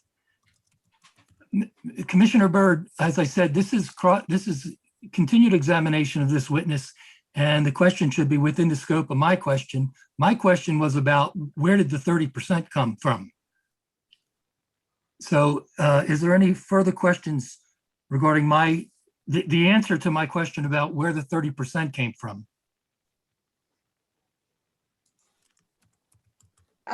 Mr. Hearing Examiner, I don't know whether my question was, where is the section in the rule? That's actually what I was going to ask. Commissioner Hall, and I don't know whether that follows your question or not. With all possible respect from yours truly for yourself and for Commissioner Byrd, that might be something you might want to ask your own counsel. Which, I think you're right. I completely agree. And I'll ask Ms. Amer to step in at this point, please. Yes, can you hear me? Yes. Okay. The rule was provided to the commissioners as part of the packet of information. And let me just. I have it in front of me. I was just looking and I couldn't find it. And I thought maybe somebody would know right off the bat if it's a term. I can find it. There's several places that talk about interest in the rule. There's 17.10.640.12. I'm sorry. I am sorry. There is 17 point. Who's speaking? David Lee, the court reporter. Okay. Thank you, Mr. Lee. If we could go a little slower, maybe more clear for Mr. Lee. Yes, 17.10.640.12.e is regarding gas cost factor hearings. And in the middle, it talks about, I can read the whole thing, but in the middle of it, it says, Yeah.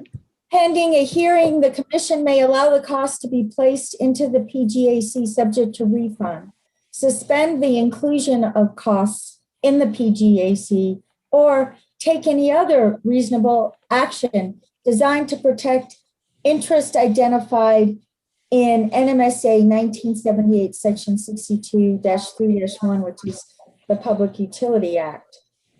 I believe that would mean balancing interests of the utility and consumers. Next, if you look at 17.10.640.13.d, this is in regards to the annual PGAC reconciliation. Number 5, the last sentence states, there it is. over I see it. collected, okay, shall include an interest charge or credit at the rate specified in NMSA 62-13-13 or at such other rate as may be approved by the commission. That would imply it could be lower or higher. I do not know whether it could be 0. I think someone could make an argument that or at such other rate as may be approved by the commission may include 0, but I don't know what a court would say about that. I don't think that's been litigated. Regarding what 62-13-13 states, it's called deposits and interest, and it says interest on deposits shall be set annually at a rate equal to the federal 5-year treasury note rate. Where is that? Where are you? I'm on the statute, section 62-13-13, which is referred to in Rule 640.13D. That sets it annually at a rate of the federal 5-year treasury note. I do not know what that rate is. It sounded like Ms. DeShano said 0.36%, but I don't have any knowledge of that. And then finally, in 17.10.640.14, NMAC, it talks about extraordinary circumstances. A is under collection and over collection. This rule applies to this circumstance. B refers to substantial gas cost factors adjustments. Again, this also applies to this case. And C, mitigation of concerns applies to this case. It says, after notice and hearing, the commission may order the utility to place in effect for such period of time as the commission may direct a specified increase or decrease in the amount of the gas cost factor, or take any other action appropriate to the public interest to mitigate the concerns identified in subsections A or B. So arguably that could be used as a support to decrease the pass-through amount of interest from what the actual cost was to something lower. And in addition, there is another. I think that is those are the relevant rule portions. And as I stated, they haven't been litigated. I think they're subject to argument on either side. And I stand for questions. Thank you, Ms. Amara. I just want to note for the record, and I believe it's my duty to clarify, you're not under oath. You're not a witness. And that very complete response to the question of Commissioner Hall was actually advice from counsel for the commission. I just wanted to That is clarify that correct. if there's That any is correct. misunderstanding by anybody who might be reviewing this record, reviewing the YouTube recording, or who's in the general public that thinks you might be a witness, you're not a witness, and there's no misunderstanding about that. So I agree. I was just trying to respond to Commissioner Hall's question about the law regarding interest. and as counsel, Right. thank you, Counselor. Anyhow, yes, do we have any other issues? Ms. Drake, what do you have for us? Is it a comment on Ms. Amer's statement? And no, sir, I want to make sure that the commissioners have all had a chance to ask their questions, but I didn't want to lose sight of my request that Ms. Graham clarified for the record what we thought we heard as a misstatement or a misunderstanding. Thank you. A large part of my job is keeping track of where the peas are underneath of the walnut shells, as the shells get moved around on the table in front of me. And I had not forgotten about Ms. Graham, and I'm going to allow objections to recalling her, but probably recall her. So thank you. Before we go on to Ms. Graham's, are there any other things we need to discuss relating to Ms. Dashino? Chairman Fishman, I saw your finger move. No, I'm actually very curious to hear the misunderstanding, because I want to be sure the questions I asked, I was grounded properly, and let's just be sure we're clear on these facts. Okay, what misunderstanding were you referring to? I'm sorry, I actually don't know. Well, I'm not sure. It might not be any at all, but I kind of went a long way there, and I want to be sure that I was understanding the facts correctly. So Okay. there's a chance to double check that. All right. Pardon me, Commissioner Hall, is that you? No, actually, I was just going to ask if I could ask Ms. Graham to unmute and to just provide her explanation. No, I'm going to first allow any opposition to her being recalled as a witness. Sure. Do we have any objection to recalling Ms. Graham? Okay, no Hearing objection. Officer, Hearing Examiner Lennon, this is Elizabeth Jeffries. Hi, Ms. Jeffries. Hi, I wasn't asked if I wanted to redirect on my witness, but I don't. So that would be my only objection, is we skip that little step. Well, I sincerely thank you for clarifying the record on that. Okay. I missed that. So no redirect. I have no redirect. After that substantial diversion off into another vector. Okay, and there was no objection to recalling Ms. Graham. So Ms. Graham, you are back on the witness stand. Yes, please unmute yourself. And I'm going to allow redirect of Ms. Graham. And I'm also going to, frankly, expect questioning perhaps from Commissioner Maestas, because he indicated that he had further questions. Ms. Drake, please proceed. Thank you, sir. We'll try to be as fast as we can. Ms. Graham, did you hear the cross-exam and the questions by the commissioner of Ms. Dashino? Yes, I did. Are there any misunderstandings or misstatements that you would like to correct on the record? Maybe a clarification on our part, and I may have misunderstood the question, and so, but I did want to try and assist. It appeared that the Chairman Fishman was trying to understand the impact of the interest rate on the customer's rates overall, reviewing that percentage impact. And I wanted to refer to Exhibit KMC 5, which actually is from our original filing. We have updated and worked with staff to go to a 2-year recovery for Donna Ana and a 3-year, 36-month recovery for Hobbs-Jell, Lincoln County. However, within our original filing, we did do an analysis of the interest over 2 years in Donna Ana. If you refer to that, you'll see that the interest collection rate comes to 0.0058. The principal collection rate is 0.1349. I was just going to point out that the interest turned out to be about 4% of the overall extraordinary cost factor that we were proposing. This 2-year is very similar to what is finally proposed. We did agree to take out legal expenses, so it's not exact, but it's very close.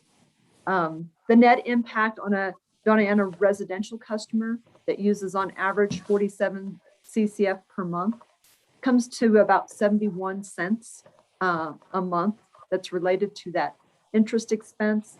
So that overall bill impact, if you were to take that 71 divided by their current average monthly bill, that overall bill impacts about 1.7% as far as how the interest impacts the customer's bill. I hope that clarification was somewhere along the lines of what you were looking for as far as interest impact on the bill, on the customers. Thank you, Ms. Graham. sir. I think that's all we had. We just wanted to get that on the record as clarification. Thank you, Ms. Drake. It's on the record. In light of her questioning and Ms. Graham's questioning, Chairman Fishman, you have a question. So tell me if this is permitted, but I know Commissioner Maestas had raised the 5-year versus 2 or 3 year stretch out of the bill impacts.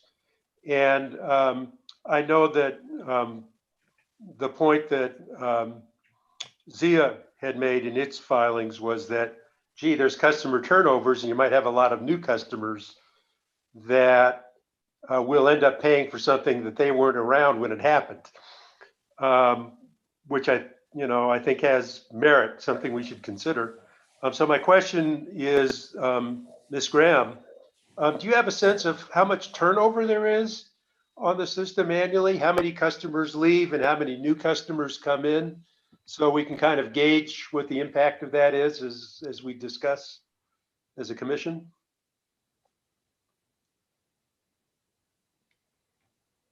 Good question. And I don't have an exact turnover rate, although I would say probably about 10%. And that comes from about 100 per district per month. So about 300 times 3,600 and 39,000 customers. So approximately 10%. And then you would also we add somewhere in the neighborhood of 500 new customers a year, building houses, converting from propane.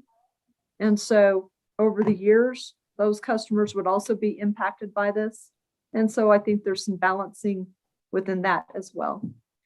So if I'm understanding you correctly, if I go to year 4, I might have 30 or 35% of the customers paying this extra amount who were not around for the original event. I wouldn't disagree with that. So and again, this is all just ballparking, but just to get a general sense. Yes. Thank you. I appreciate that. Okay. Any further questions from the commissioners for Ms. Graham? Yes, sir. Commissioner Maestas. Yes, Ms. Graham, how long do you think it would take you to calculate bill impact over 5 years to have the recovery period coincide with the loan period and include interest and fees and include that comparison by revising your exhibit KMC-10? That way we can see it against the 24-month, 36 and the 36-month cost recovery analysis. How much time do you think that would take for us to take a look at that? Because obviously I am sensitive to the additional interest costs that would accumulate between the 36th month and the 60th month, but I want to see, how the additional interest would offset the consequential reduction to the bills on the different rate classes. So how much time do you think that would take for you to do that? And if I may clarify, Commissioner Maestas, a 60-month or a 5-year recovery in both PGAC areas, interest and fees, and a bill impact by customer class.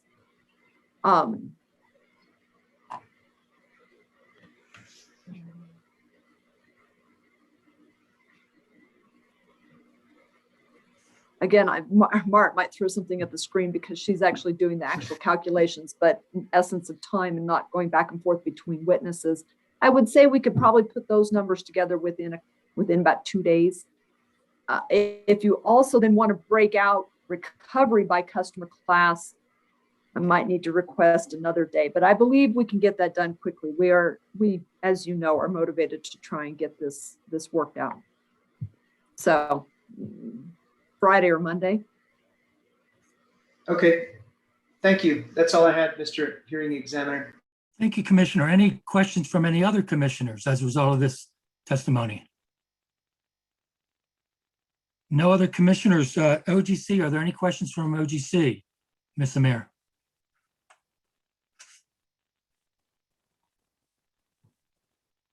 Ms. Amir, you might be muted, and I don't see you moving either. I'm sorry, I was muted and my cursor wouldn't work, but I don't have any other questions at this time. Okay, thank you.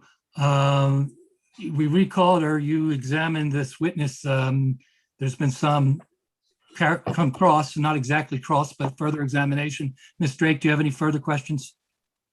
No, but it was just pointed out to me that Monday is a holiday, so maybe Friday or Tuesday if the commission wants further information from Zia. Okay, thank you, Ms. Drake. I want to make a couple comments if you would bear with me, commissioners and parties. I'm looking at the order dated May 3rd signed by Commissioner Byrd, wherein I was actually designated as the presiding officer.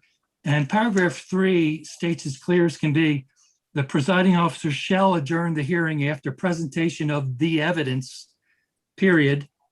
The commission will thereafter take further action on the matter. I see this case as an expedited matter already. The implication is that the thereafter should be shortly thereafter if it's read in context with the entire proceeding.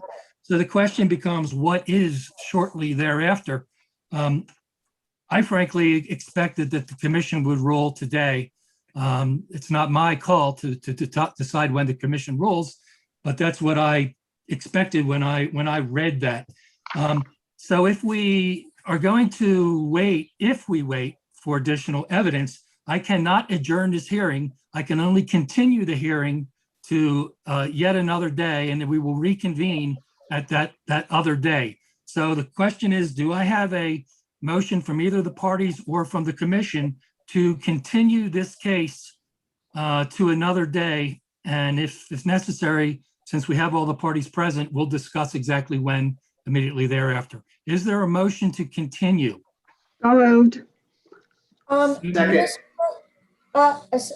Lennon, I would like to state that I concur with what you said, that if the commission is not making a decision today, the hearing should be continued to another day and not concluded. Thank you. Mr. Mayor, I prefer a motion rather than sua sponte continuing the case. Ms. Drake, how do you see this? Well, as an alternative, if Zia was able to provide the requested information by Friday, then I'm not sure if the commissioners or staff would need further cross-examination on that information, but we could agree to a protocol where we would provide a response to this bench request, if that's how you want to frame it, on Friday and conclude the hearing, but then admit that bench request response on Friday instead of continuing the hearing. I'm just trying to see if there's a more expeditious way that we could perhaps get to a commission ruling by perhaps next open meeting next week. Thank you, Ms. Drake. Are you suggesting that we did this with paper rather than personal presentation? Correct. Correct. Subject to other parties' views on that. And I certainly don't want to prevent any of the commissioners from asking questions about it. Well, that would require that we have a continuation of this hearing. Commissioner Maestas has his hand up. Please, Commissioner Maestas. Yeah, thank you, Mr. Hearing Examiner. And this is under the scenario that we may not make a decision today. So if we are to determine an interim action and grant a temporary PGAC to avoid any cash flow problems for ZIA, is there a recommended temporary PGAC that would address your cash flow problems and allow to at least make another principal and interest payment? I think you paid April and May is still pending, but I'd like to know if there is a satisfactory temporary PGAC that we can approve until we make a final decision on this case. Commissioner, is that question for Ms. Drake? Counsel for ZIA? Well, yes, but actually I realized Ms. Graham is I think no longer on the stand, but it was really directed to Ms. Graham. Yeah. Please, Ms. Drake, you have some comment? Yeah, I would need to direct that question to Ms. Graham. Okay. But it's a good, fair question. So I would ask that Ms. Graham be allowed to answer. Well, I don't think we need to put her under oath again because it wasn't requested that she be under oath. I always respect the role of counsel and ask that counsel stand between clients and an interrogator or a questioner. But Ms. Drake agrees that you can testify. You can speak, Ms. Graham. Do you have a response to Commissioner Maestas's question? A temporary PG. Go ahead. Thank you, Mr. Hearing Examiner. That's an interesting question that hadn't been brought up yet. I would say that we have a sister utility in Wyoming Gas Company, and the commission in Wyoming did choose to approve interim rates while we worked with the Office of Consumer Advocate to come with a final solution. They went with our originally proposed rates. I'm not sure if the commission would look at what the rebuttal rates would be or something there. And then that allowed us time to delve into further issues. One of the things that I am hesitant about with interim rates is I wouldn't want to try and calculate a rollback.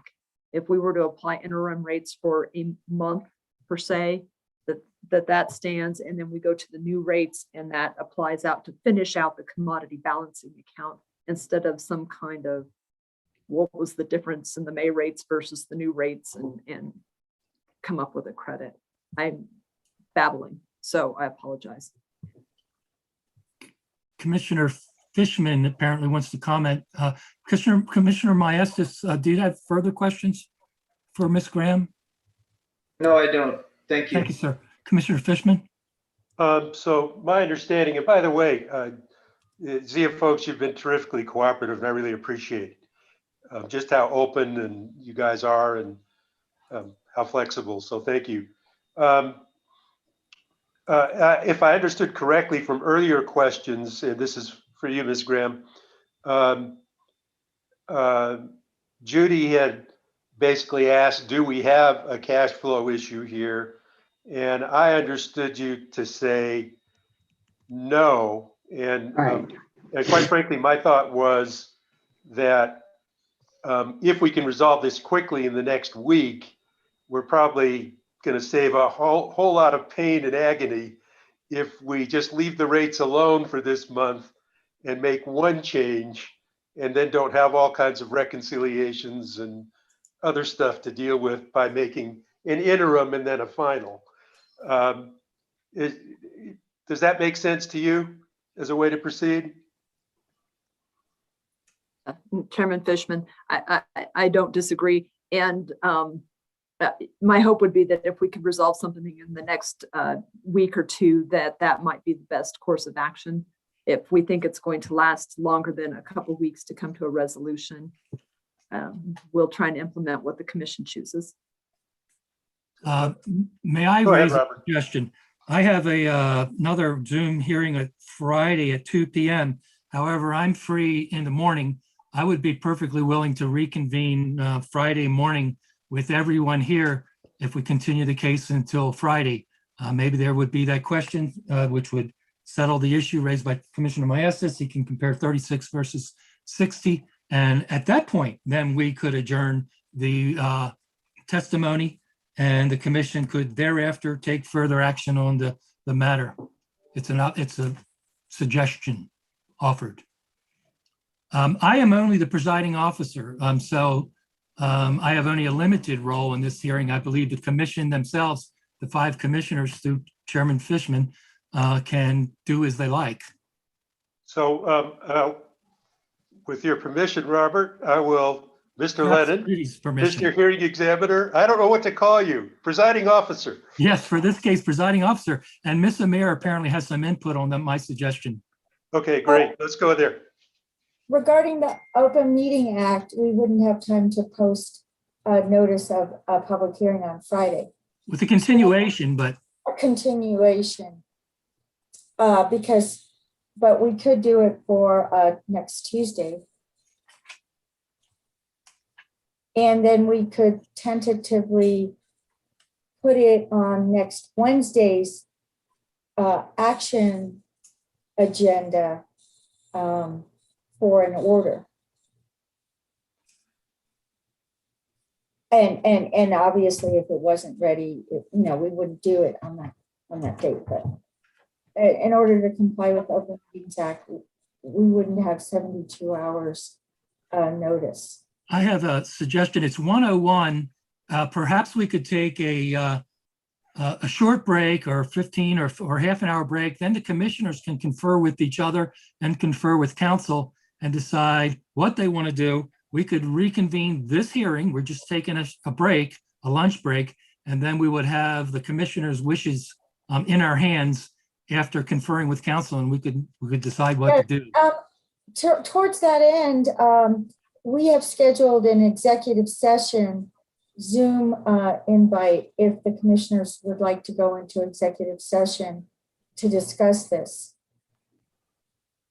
Yeah, this sounds like something that needs to be discussed by the commissioners with your advice and Ms. Amir.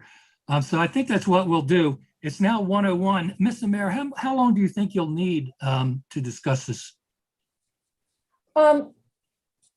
Well, I would need a motion and a vote to go into executive session first. And I'm not sure the commissioners would like to do that. That being said, I don't think it would take more than a half an hour. So we could do a half an hour. So I'm going to step back and allow the commission to do what the commission does and vote on whether to have the executive session. This is Michael Smith. I'm just going to quickly interject, which in terms of the Open Meeting Act issue that was raised, that the Open Meeting Act actually does provide for reconvened meetings. It does not require the 72-hour notice provision if it's a reconvened meeting under 1015(1)(e). We just have to specify before this meeting is adjourned when the reconvening meeting would take place. Thank you, Mr. Smith. Yeah, I thought that was a distinction between continued and that's why I call it continued. It's the same meeting and there's been no change. Thank you for that input. That's something that could also be discussed by the commissioners during their meeting. Chairman Fishman, please. Yeah, so if we were to look at the earlier reconvening, my question for Ms. Graham and for Zia is, could you have the information requests ready for Friday that we've talked about so that when we break, we know what our options are here? Ms. Graham. Chairman Fishman, commissioners, we will have it done. Wow, that was the right answer. So are we kind of officially out of the hearing and now we're kind of, Well, we're not, we've concluded testimony at this point. However, we're going to reopen testimony to admit additional documents, I believe. And the documents, there has to be a foundation laid for the documents. I presume Ms. Graham or the other witness would be the person to establish the foundation for the documents. Then the documents would be admitted, they'd be part of the record. Once they're part of the record and as evidence, the decision could be made based upon those evidence or in consideration of that evidence in addition to all the rest of the evidence. Otherwise, it could not be considered. That's the reason to continue the hearing until Friday. well, so I was simply gonna ask if I'm violating every procedural rule in the world if I just ask commissioners right here and now whether they're ready to continue and on Friday morning, and if there are any objections to that, and maybe you can escape having to do a whole separate private confab here. So welcome responses to Commissioner Fishman. So yeah, commissioners, what are your Friday thoughts? morning works. Thank you, Jeff. Any objections to Friday morning from the commissioners? No Oh, it objections. seems- Go ahead. I'm sorry, Commissioner. No objections to Friday, but we are still going to have the executive session, right? Because I would like to go into closed session just to talk about, some of the issues at play here. Yeah, we can, sure, absolutely. And we would not reconvene today after the executive session. Correct. Thank you. I want to make that clear. I would like to request that Friday, we do it reasonably early in the morning, 8 or 9 o'clock. 7 a.m. sounds good. Shut up, Jeff. Ms. Drake, you have your hand up, please. Yeah, I was just wondering, for Friday, would it be helpful for the commissioners to have a written bench request response? Or would you prefer us to just present that verbally at the hearing on Friday morning if the hearing is continued? My preference would be for a written, well, wait a minute. I don't have a preference. Oh. I'll ask other commissioners. Yeah. Well, I have a comment. I prefer written. So there's one for written. I could hold the testimony, the evidence open and to be closed upon receipt of the response to said bench request. And that way we would not need to continue this hearing. Just the evidentiary portion would be open and it would be adjourned upon receipt. And then I would expect the commission to thereafter take further action on the matter pursuant to the order. That's an alternative. That would be like, then we would not need to reconvene for a continuation of this hearing on Friday. You wouldn't have an opportunity to cross-examine a witness who presents a foundation for the response. I believe that would be the difference. I think what Zia would propose is if it would be helpful to the commissioners that we could prepare a written bench request response that we could provide as soon as we possibly can. We'll get it to you if we can by close of business on Thursday, if not then early Friday, so that you would at least have something that you could look at in writing, and staff could have that, would of course have that as well. But I think it would also be a good idea to have the hearing continued so that staff and the commissioners and the hearing examiner could ask questions on that additional bench request response, just for the completeness of the record. And general due process reasons. Correct. And I'm sure there's many interested members of the public tuned in, and that's what they might prefer. They just don't have an opportunity to speak up about it. So that is a consideration. But I don't, like I said, I'm not exactly going to make a ruling on this, but that's my suggestion. Is there any opposition to reschedule, not rescheduling, to continuing this hearing, which still remains open, on Friday morning at 9 a.m. Okay, I hear no objection. So that's what we're going to redo. We're still on the record, and I'm dictating into the record that this hearing is not concluded, that the evidence is not concluded, that we will reconvene this hearing at 9 a.m. It'll be by Zoom. I'm sure our law clerk, Mr. Isaac Sullivan Lesham, will reschedule a Zoom meeting and send a notice to everyone so that we can reconvene on Friday at 9 a.m. Thank Ms. you. Drake has her hand up. I see her hand up. Miss. Sorry, I apologize for that. I just want to be very clear that Zia and the commissioners understand what the bench request response is, or the bench request is, so that we can provide the appropriate response. Can Commissioner Fishman or the hearing examiner or someone state the bench request for us, please? And I Mr. believe Hearing Commissioner examiner? Maestas had specific information requests. And Mr. Chair, what I'm requesting is that Zia perform a 60-month calculation on the bill impacts of all customer classes over a 60-month period, and that it includes all interest and loan fees and excludes, as stipulated, or at least suggested, excludes legal fees that you've offered to cover yourselves. Is that clear? Is that okay? Sounds clear to me. You've just dictated it into the record, so it's now in the record. Thank you. Thank you what the very bench much. is. Thank you for asking that, Ms. Drake. That's good point.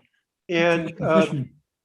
my request would be for a calculation of what would happen if we did this by rate class. What would happen to the rates based on the current number of years that we've in your updated proposal.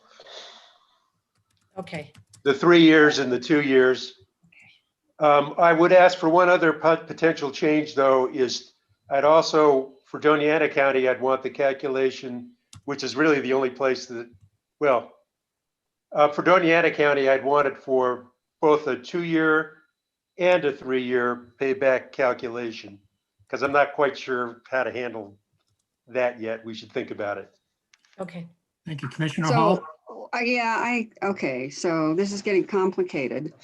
And my understanding was, I thought it was going to be the request was, and maybe, I could be completely wrong, but I thought we were going to be looking at 2 different timeframes. One was the 60-month and one was the 36-month. Initially, I thought that was what Commissioner Maestas was interested in, and I thought that sounded like a good comparison. So I would like to see that. And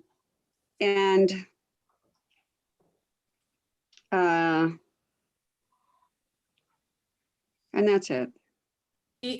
Do you want 36 months for all the districts? Yes. All 3, okay, all right. Okay, so Zia will respond, and you will likely move to admit those into evidence on Friday. That would allow cross-examination based on the foundation you're going to present, Ms. Drake. Is that understood? Yes, sir. Okay, I want everybody to have the right to examine the witness regarding perhaps how the computations were made or the structure of the document. I don't know. It's up to the people to examine. But I want to make sure this is every due process is satisfied and every party has an opportunity to exhaust all their rights. Is there any other questions before we continue this case to Friday? Yes, I Yes, have a question, and that is whether any of the commissioners were interested in understanding, getting data numbers crunched on a scenario wherein there would be less than full interest included in any of these. Because right now, everything we've asked for involves the inclusion of full interest. No desire on my part. Okay. I didn't hear any responses, Commissioner Hall. I interpret that as no. But That's fine. let me follow up on that. It was, what might be helpful,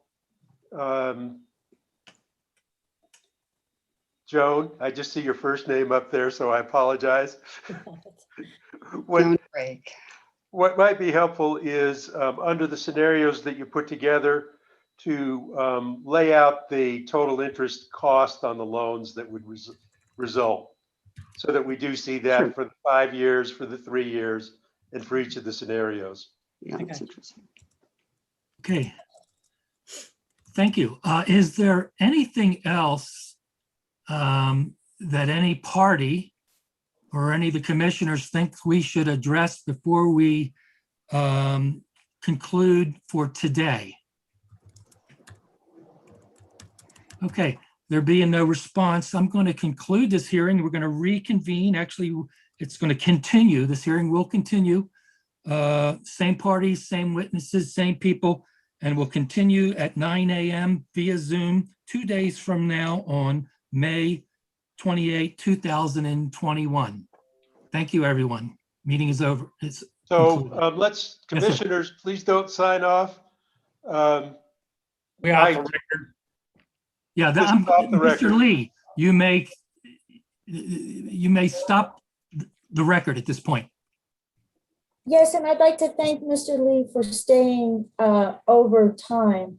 I realized that we had told you noon, and I appreciate your flexibility. We all do. Thank you. Thank you. We are And, still in the commission meeting, of course. right, and if the commission wants to go into executive session, there needs to be a motion and a vote. So moved. Mr. Chairman. Okay. Oh. Second. Okay, so let's vote on that first. I lost control. Let's vote on that one first. Mike, can you take the roll? Yes, Mr. Chairman, the vote would be a motion to go into closed session pursuant to the exception provided under section 1015(1), H3, which is for deliberations by a public body in connection with an administrative adjudicatory proceeding. I will take the roll. We have to do roll calls all the time anyway now. Commissioner Maestas. Aye. Commissioner Hall. Aye. Commissioner Vicente Aguilar. Aye. Commissioner Fishman. Aye. And Commissioner Byrd. Aye. Okay, so what I'd like to suggest here is that we take an hour break and then come back into executive session. So we can No. take a lunch break. Well, I don't mind if you eat in the executive session. I just, it's fresh in our minds now, but I'll go along with what other people want to do. Soon get it done. So folks, how do we want to do this? Why don't we reconvene at 2? There we go. Okay. That'll work. And actually, I do not have, I don't know if we've got a separate Zoom address that we need to. Yes, Isaac sent you an email during the meeting when Mike correctly thought that we might need an executive session. So you have a Zoom link in your email. Terrific. Okay. Great. It was sent at 10 o'clock, 10:09. Terrific. Okay, so we will reconvene unless there's objection at 2 o'clock via Zoom. And see you all then. Bye. Bye. Robert, thank you. Terrific job. Thank you, Robert. Yes. Thank you, Chairman Fishman, and thank you, Chairman, Commissioner Hall. My pleasure, truly. It's it's kind of an unusual circumstance, It and you're just certainly is. juggling a lot of stuff there. So thanks for your good humor in doing it. Thank you, sir, and yours as well. Commissioner Fishman, this is Isaac. Just to clarify, we're starting the executive session at 2. Is that The correct? executive session. Okay. Correct. Great. And then Thank you. the commission would come out of closed session back into open session. Exactly. Thanks. Thanks, Isaac.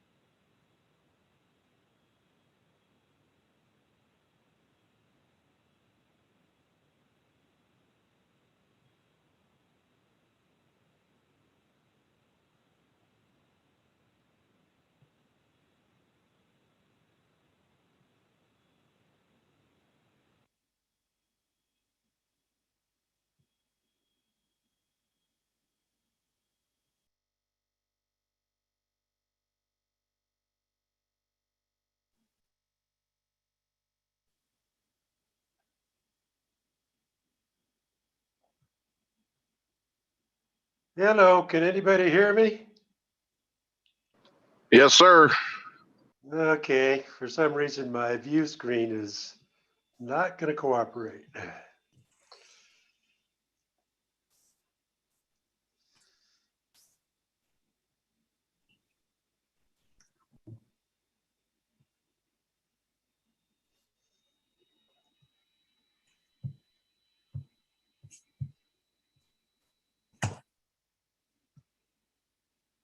Okay, commissioners, real quickly, Commissioner Hall, you here?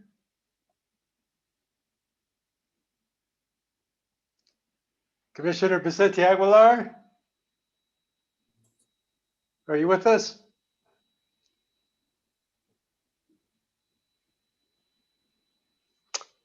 Commissioner Maestas, are you with us? I'm here, sir. Okay. It's going to sound sexist, but so far the guys are on time.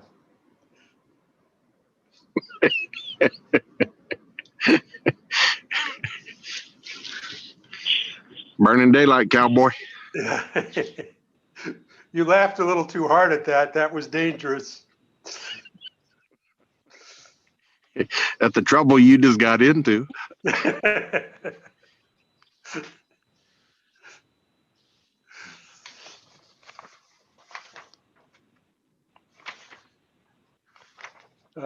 Commissioner Hall?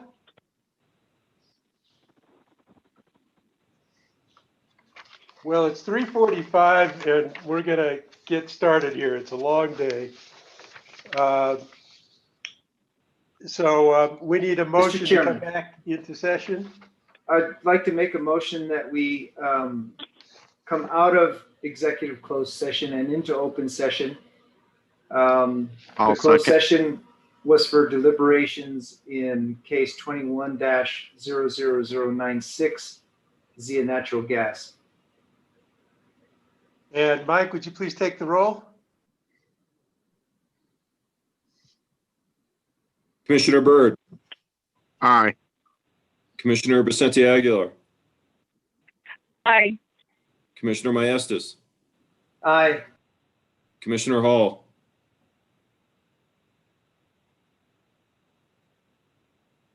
Commissioner Fishman. Aye. Go back. Is Commissioner Hall present?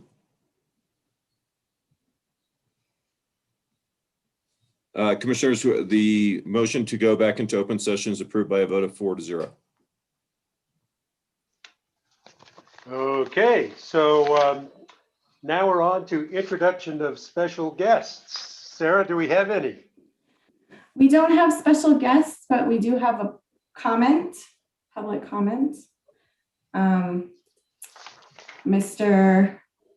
Mark Fenton and Mr. Adam Alvarez of PNM. So let's proceed. Good afternoon, Chairman and Commissioners. My name is Adam Alvarez. Mark Fenton had a previous engagement and apologize for not being able to attend at this time. I'm Adam Alvarez. I'm a Senior Project Manager for FERC Compliance here at PNM, and I report to Mark Fenton. We know Commissioner Hall is an active member of the Western Interstate Energy Board of State Regulators and is interested in ongoing matters as they relate to the Western energy market.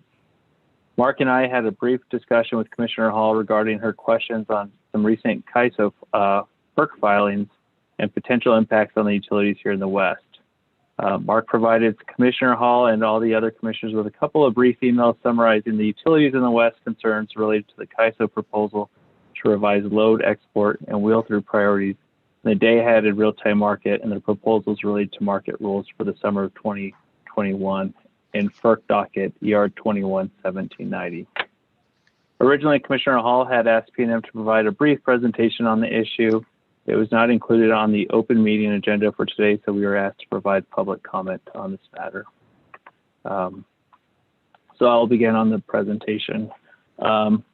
On April 28th, CAISO filed that FERC proposed tariff amendments to revise load export and wheeling through priorities in the day-ahead and real-time market optimization process and established related market rules. These tariff revisions arise from a root cause analysis of the California controlled load shed events in August 2020 and CAISO's discussions with stakeholders and their market enhancements for the summer 2021 readiness and stakeholder initiative. The root cause analysis identified three major underlying factors contributing to the August outage: extreme weather conditions, resource adequacy and planning processes, and market practices. CAISO's filing attempts to solve their resource adequacy concerns by prioritizing energy transactions serving CAISO load over similar energy transactions serving load in other BAs through export and wheel-through transactions. The CAISO asked that these tariff revisions be effective on an interim basis from June 28, 2021 through May 31st, 2022. And CAISO, through the stakeholder process, will evaluate going forward after May 31st, 2022. PNM is concerned with the CAISO's wheel-through proposal because it inappropriately impacts the ability of non-CAISO entities to respond to outages or make additional purchases. Under CAISO's proposal, wheel-through purchases not contracted before June 1 for the months of July and August 2021, and by 45 days prior to the applicable month for all months thereafter, will receive non-priority wheeling through treatment in day-ahead environment. It may be curtailed if important transaction is predicted or expected to be a concern for importing CAISO load-serving entity requirements. While PNM relies on trading hubs to supply short-term reliability needs for its load, this will adversely affect day-ahead bilateral transactions both from a firmness and pricing perspective at market hubs across the West, including Palo Verde and the Four Corners, both of which are major transaction hubs for PNM in the desert Southwest. CAISO's proposal upends in a short time frame, years of experience and practice in how PNM serves its load. PNM and other Western utilities will be forced to review all purchases to see if they have CAISO wheel-through that could be curtailed. This could increase costs to PNM's customers as PNM will have to consider more expensive regional purchases. Moreover, the impact of CAISO's proposal to increase curtailment priority for CAISO load-serving entities, resource adequacy resources imports on non-firm transmission, while at the same time limiting self-scheduled wheel-throughs on firm transmission is not only discriminatory transmission service, but is also impact in how all the Western utilities plan for reliability needs. As a result, PNM asked FERC to reject the CAISO's proposal. I just have about 30 seconds left. A lot of entities filed protests or filed comments in support at FERC. A lot of the load-serving entities outside of California have a lot of great concerns about this. These entities are concerned because the CAISO load-serving entities will benefit at the expense of outside load-serving entities. These utilities rely on procuring energy from the Pacific Northwest, wheeled through California to serve the desert Southwest, or vice versa. Of course, the California entities are in full support of CAISO's proposal because it addresses urgent near-term reliability concerns, and the filing will directionally improve CAISO's current tariff structure and provide a fair use between internal CAISO balancing area load and entities wanting to wheel through CAISO. In addition, the Oregon Commission filed a motion to intervene, and the state commissions from Nevada and Arizona filed protests in the proceeding, asking FERC to reject the filing and send the matter back to CAISO and affected stakeholders that are part of the process to reach an expedited resolution. It treats all affected entities the same and does not utilize proposal, which will unduly discriminate against load-serving entities or other entities that are not located in the CAISO footprint. At FERC, the next steps are that CAISO will likely follow response comments to the over 30 comments and protests that were filed in the proceeding, most likely by the end of next week. FERC will be required to act on this filing no later than June 28th. In addition, Nevada Power has filed a complaint regarding CAISO's actions and potential actions with regard to changing the penalty price parameters and business practice manuals in docket number EL 2174. The comment, protest, and intervention deadline for that proceeding is May 28th, 2021. that's the end of our presentation. We just thought that it'd be helpful to let the commission know of things that are happening out west. Commissioners, normally Mr. we Chair? don't do a comment, but this time I think if you have one, please pitch in. Commissioner Hall. Oh, I'm sorry I was late here. I want to apologize, and I intended to introduce Mark and Adam. I appreciate them being here. I would like to ask Adam a question or two, if you don't mind. Sure, go ahead. Yeah. So Adam, I appreciate that you guys filed a filing with FERC about this, and I wondered if you could give us an idea about what the impact on your reliability, on PNM's reliability might be this summer, in layman's terms here. As of right now, it's hard to quantify. As you guys all know, the West is expecting to get a much warmer summer, and there are drought conditions up in the Northwest. And essentially what CAISO is going to be doing is preventing some of that power from the Northwest to flow through California, because they're going to need it themselves, which would, in a way, take out supply from the markets. But to understand or quantify it, it's unknown at this time. But there is a concern. Yes, I appreciate there's a concern. And you're certainly not alone. So I'm just wondering, it sounds like other Western states are also concerned. Should we just expect that there is going to be, just not enough energy present in the Western states? I mean, certainly I would think some utilities are going to press other facilities into service, and what would PNM do to bolster their reliability in the event some contracts don't get wheeled through? Right now what are your options? So right now we're getting from the hub. We don't have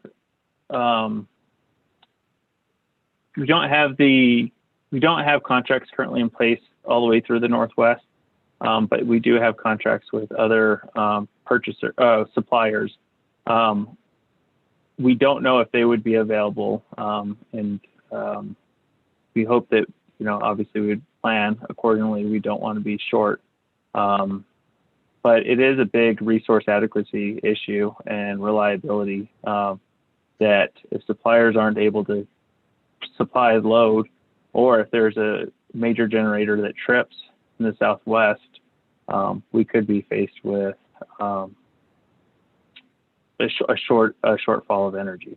Yes, I understand that. I guess what I'm asking is there what sources would you look to if there's a shortfall, or is it too early to identify them?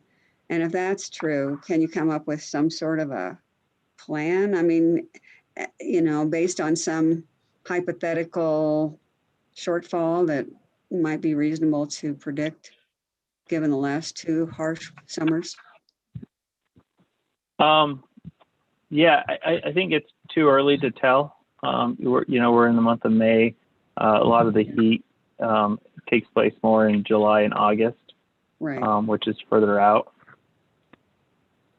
Well, I know you won't be able to tell exactly what you need, but you might be able to come up with a reasonable scenario based on the last couple of burning summers there have been in California, and try to anticipate some loss, right? I can't answer that question. That would be for our wholesale power marketing. I know they have a lot of things in place that hopefully we never get to that scenario. There is the market that we can rely on. We also have our own local generation that would generate electricity. However, if there was a shortfall where we couldn't get that energy, then we would have to rely on the market, and the market could have elevated prices. Okay, so the market, at least here in the West, I think you must be talking about the Western Energy Imbalance Market.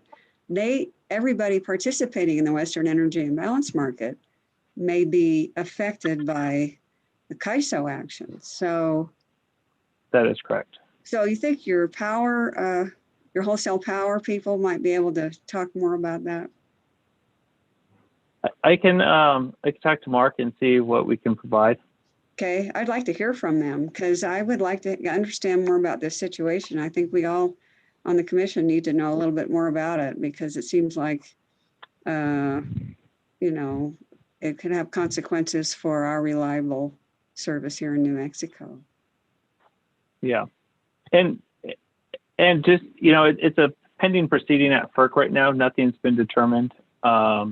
As I said earlier, CAISO is expected to file a protest or a response to all these comments by the end of next week, and FERC will come down with a decision by the end of June. That's good. But I'll talk to Mark. But as of right now, it's just a pending proceeding. Nothing's been finalized. Okay, thank you very much. I appreciate it. Thank you, Yeah. Mr. Chair. Other commissioners, any thoughts, comments? Adam, just real quickly, I think it'd be great to talk with your marketing folks. I, for one, would like to get a sense of, during your peak summer months, how much energy is wheeled through California. So how big is our exposure? And what percentage of the energy that PNM uses during that time period comes from that source? And a quick overview of what alternate sources there are, if any, if those resources become constrained.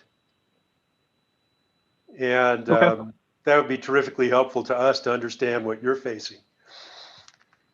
Okay. Sounds good.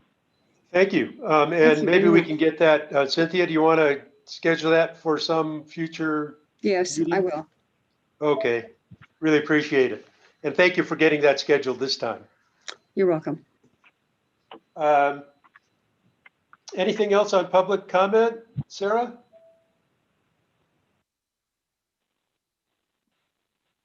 No, Mr. Chair. Okay, so we're on to item 6, consideration and approval of prior meeting minutes. So moved. Second. Mike, please do the honors. Commissioner Vicente Aguilar, Aye. Commissioner Maestas, Aye. Commissioner Fishman, Aye. Commissioner Byrd, Aye. Commissioner Hall. Aye. The open meeting minutes for January 27th, 2021, March 3rd, 2021, and May 26th, 2021 are approved by a vote of 5-0. Terrific. On to consideration and potential approval of fleet disposal request. And Jim Williamson, are you on board here? Mr. Chair, yes, I'm on board. Take it away. Unfortunately, I'm unable to share my screen, but good afternoon, Mr. Chair and Commissioners. The vehicle list before you, the 9 vehicles, they each have ages between 8 and 17 years of age. The useful life of a vehicle, per IRS and DFA standards is roughly 5 years. So I'm just respectfully requesting, your consideration so we can dispose of these vehicles. And upon your approval, we just send notification to the state auditor and to GSD, and then we're allowed to proceed. So with that, I stand for any questions. Thank you. Mr. Chair. Commissioner Maestas. I'd like to move to approve the fleet disposal request as presented. I'll second that. Any other commissioner comments? Mike, take the roll. Commissioner Hall, Aye. Commissioner Vicente Aguilar, Aye. Commissioner Fishman, Aye. Commissioner Byrd, Aye. Commissioner Maestas. Aye. Commissioners, the approval of the fleet disposal request is approved by a vote of 5-0. Okay, we're on to consent action items. So right now we've got the consent agenda, absent items 5 and 7, if my notes are correct here. Correct. Anyone wish to move this? I'll move it. I'll second. And Mike, would you, I guess, quickly read through and roll? Quickly as you can. I've been looking forward to this all morning. I know, but there must be a way you can group them or something, so. I don't know. The consent action items to be voted upon are cases 21-00067 TRM in the matter of the application of Albuquerque International Balloon Fiesta, Inc. for declaration of a transportation emergency pursuant to the Emergency Transportation Act. This is a potential final order regarding application for declaration of a transportation emergency. Case 21-00025 TRM in the matter of the application of Superior Ambulance Service, Inc. for amendment of certificate number 08616. This is a potential order regarding recommendation of Transportation Division Director.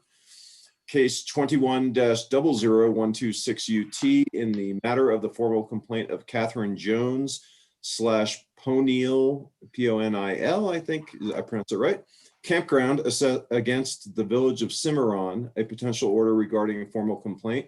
Case 21-00094 UT in the matter of the application of this was moved. Case moving to number 6, case 18-00103 UT in the matter of the filing of applications for broadband program support from the State Rural Universal Service Fund as per 17.11.10.31 NMAC. This is a potential order regarding wind streams, notice of completion and request for final disbursement of San Isidro number 6, and a potential order concerning CenturyLink QC's notices of completion of 12 projects and request for final disbursements of awards.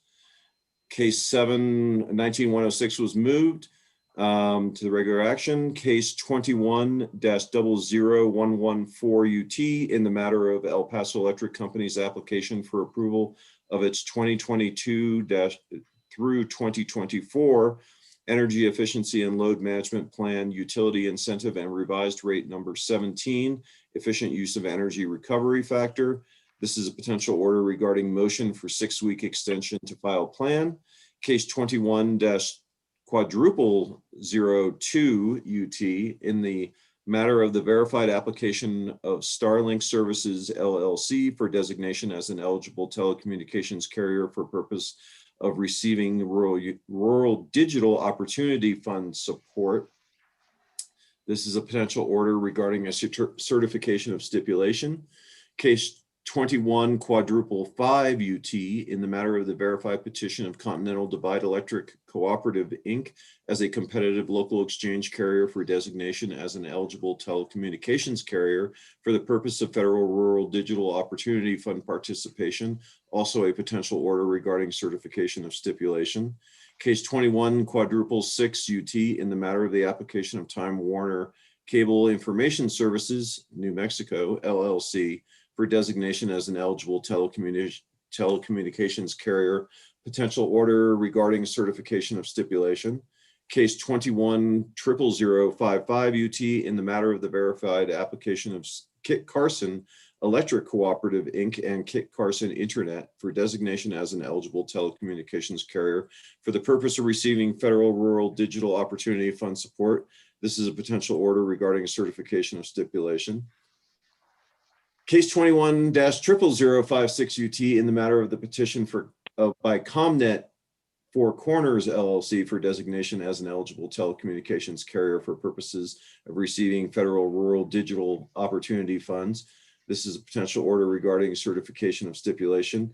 Case 21-00057 UT in the matter of the verified application and petition of SW DNA Net LLC for designation as an eligible telecommunications carrier for Rural Digital Opportunity Fund Auction 904. This is a potential order regarding certification of stipulation. Case 21-00058 UT in the matter of the application of Cable One VoIP LLC DBA Sparklight for designation as an eligible telecommunications carrier in the state of New Mexico to receive Rural Digital Opportunity Fund Auction 904 support for voice and broadband services and to receive federal lifeline support. This is also a potential order regarding certification of stipulation. Case 21-00059 UT in the matter of the application of Yucca Telecommunications Services, Inc. for designation as an eligible telecommunications carrier for Rural Digital Opportunity Fund support and for federal lifeline program participation. This is a potential order regarding certification of stipulation. Case 21-00072 UT in the matter of the application of Skylark Broadband LLC for designation as an eligible telecommunications carrier for Rural Digital Opportunity Fund support and federal lifeline program participation. Also a potential order regarding certification of stipulation. Case 21-00087 UT in the matter of the application of Windstream Communications LLC for designation as an eligible telecommunications carrier for Rural Digital Opportunity Fund support. This is also a potential order regarding certification of stipulation. Case 21-00129 UT in the matter of the filing of the 2021 annual reports and related FCC filings by eligible telecommunications carrier. This is a potential order regarding NMECG's petition to open proceeding, grant and blanket variance, and issue protective order. Case 20-00101 UT in the matter of the application of Public Service Company of New Mexico for authorization to issue up to $350 million of senior unsecured notes. This is a potential order regarding recommended decision. And case 20-00242 UT in the matter of the application of a variance from certain provisions of 17.9.570.10 C2 NMAC per prior NMPRC order. This is a potential final order regarding application for variance. I will take the roll. Commissioner Fishman. Aye. Commissioner Vicente Aguilar. Aye. Commissioner Hall. Aye. Commissioner Byrd. Aye. Commissioner Maestas. Aye. And commissioners, all of the above were approved by a vote of 5-0. Okay, terrific. Then we have item number 5 from the consent agenda. Let's just quick take care of that. I'd ask to have it pulled. It's 21-00094 UT, and it's the matter of El Paso Electric Company approval for $350 million of long-term debt and $45 million of long-term debt to be issued by Rio Grande Resources Trust 2 relating to pollution control bonds. Robert, are you here?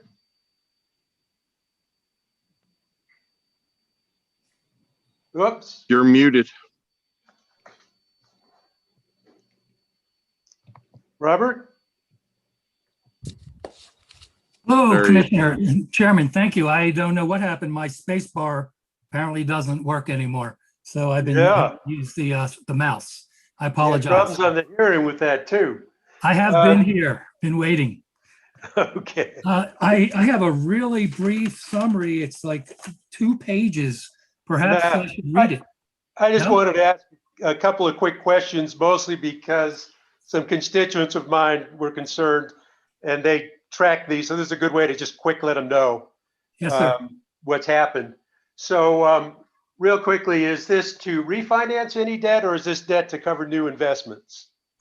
It is to, the shorter answer I give, the less accurate it is, because it's to allow flexibility, it's to allow liquidity, it's to allow the option to do such things. Specifically in the application, they identify 3 refinancings that they intend to do. Okay. So it's a little bit of all of the above. Yes, sir. And is there an anticipated interest rate that these transactions are going to be at least in Once the short again, term? the quick answer is the wrong answer. I'll try to give the right answer as quickly as I can. Okay. When you deal with financial transactions, there's at least two variables. One of them is the interest rate and one is the time. Right. There are according to the evidence in the case, the testimony of Mr. Gonzalez dated April 16th, they can essentially borrow money. You can call it issuance of debt, whatever you want to call it. It's borrowing money for 30 years at 3.82%. They can borrow for 10 years at 2.84%. Obviously, the closer you get to today, the more certainty the lender has. So this Perfect is answer. Thank you. I think you covered it. And question 3 is what, and this you may have to do a little guessing, what's the current average cost of debt for EPE currently? Okay, I don't want to sound like a broken record, but again, By the time. easier answer is wrong. The more average is not terribly meaningful. Right. Weighted average is slightly more meaningful because it attaches a higher weight to the debt for which it applies. On page 28 of the application, there are 6 senior notes. There is pollution control bonds, 1, 2, 3 of those. And then there's the senior notes for the RGRT, which is a trust for which they use, it's a financing mechanism they use to purchase fuel. Right. One of each of those has been indicated to be refinanced. I'm going to go over them separately. The first one is for $149, call it $150,000. $150,000, that's only at 3.3%. But here's the critical thing there. It matures in 2022. So that's got to be refied or just extinct or purchased. They have to pay it back. Right. So this would allow them to refi that and at a lower rate as well if they chose to do it at 10 years at a not terribly worse rate at 30 years, which is locking in the rate for 30 years. We don't know where it's going to be 29, 25, 20, 15 years from now. Right. That's a lock. Then we have the Maricopa PCB bonds. They've identified the third one, which is 58,590, which they want to refinance, which is the highest interest rate one. That one's at 4.5%. They more recently already refinanced the other two at 3.6%. The unique thing about these bonds is they have some tax benefits for the investor, which allows the investor to accept to purchase the bonds. In other words, lend the money at a lower rate because of the tax benefits of having a municipal type bond. So now you said 58,000. Did you mean 58 million? I'm sorry, 58 million. Okay, Absolutely. great. The three zeros are missing. So it's Right. 149 million and 58 million. And that's a really excellent point because we're looking at percentages, but the interest to carry for example, $150 million of debt is substantial. So when you can convert a 3.3 loan into a 2.84 loan, the absolute number of interest can be substantial and it's worthwhile. Yep. Anyhow, we have 1/3, and that's the RGRT senior notes. They identify they're going to use the money for the $64,708,000 loan, which is currently at 4.0%. So to answer your question, to get back, we've got 3.3, which is due within a year. We've got 4.5, which is the last of the PCBs to be refinanced. And we've got 4.07, which is the 65 approximate thousand of the senior notes on the which are due in 8/15/2025. There's one more twist to those. Apparently that debt was incurred in order to pay another debt, which was came due in August of 2020. You can see it in the footnote to that chart on page 28 of the application, not to get too confusing. But basically, they used internal, I believe they used internal money, which reduces their flexibility, their financing flexibility. And that's one of the goals. One of the other goals, which isn't, well, you haven't asked a question, so I'll leave it at that, sir. Yeah, so just in general, for folks to know out there, we're looking at a pretty significant savings in financing costs. Well, like I said, in forward. absolute numbers, the value, even if you brought it back to the present value, say over 30,000 years and brought back the expense back to the present value, it's enormous. And I don't think it would have a problem covering the costs which were mentioned in the proposal. So I think that was the key issues that I just wanted to get out there. So at any rate, I pulled this from the agenda. I just wanted that information there. Do other commissioners have any questions or thoughts? Okay, so I'm going to move to save money on EPE debt. Can I get a second? Second. And Mike, please call the roll. Commissioner, Aye. Commissioner Maestas, Aye. Commissioner Byrd, Aye. Commissioner Fishman, Aye. Commissioner Hall. Aye. The proposed order passes by a vote of 5-0. Okay, and my notes here, we have item 7 was basically removed from the agenda, correct? Correct. Yes, Mr. Chairman, that's correct. That was 19-00106 UT, the one of the broadband program dockets. Thank you. Okay, on to regular action items. And so this is case 21 triple lot 96 UT in the matter of the application of Zia Natural Gas Company, the division of Natural Gas Processing Company, for an expedited adjustment to its purchased gas adjustment clause. And Judy, this is yours. Yes, the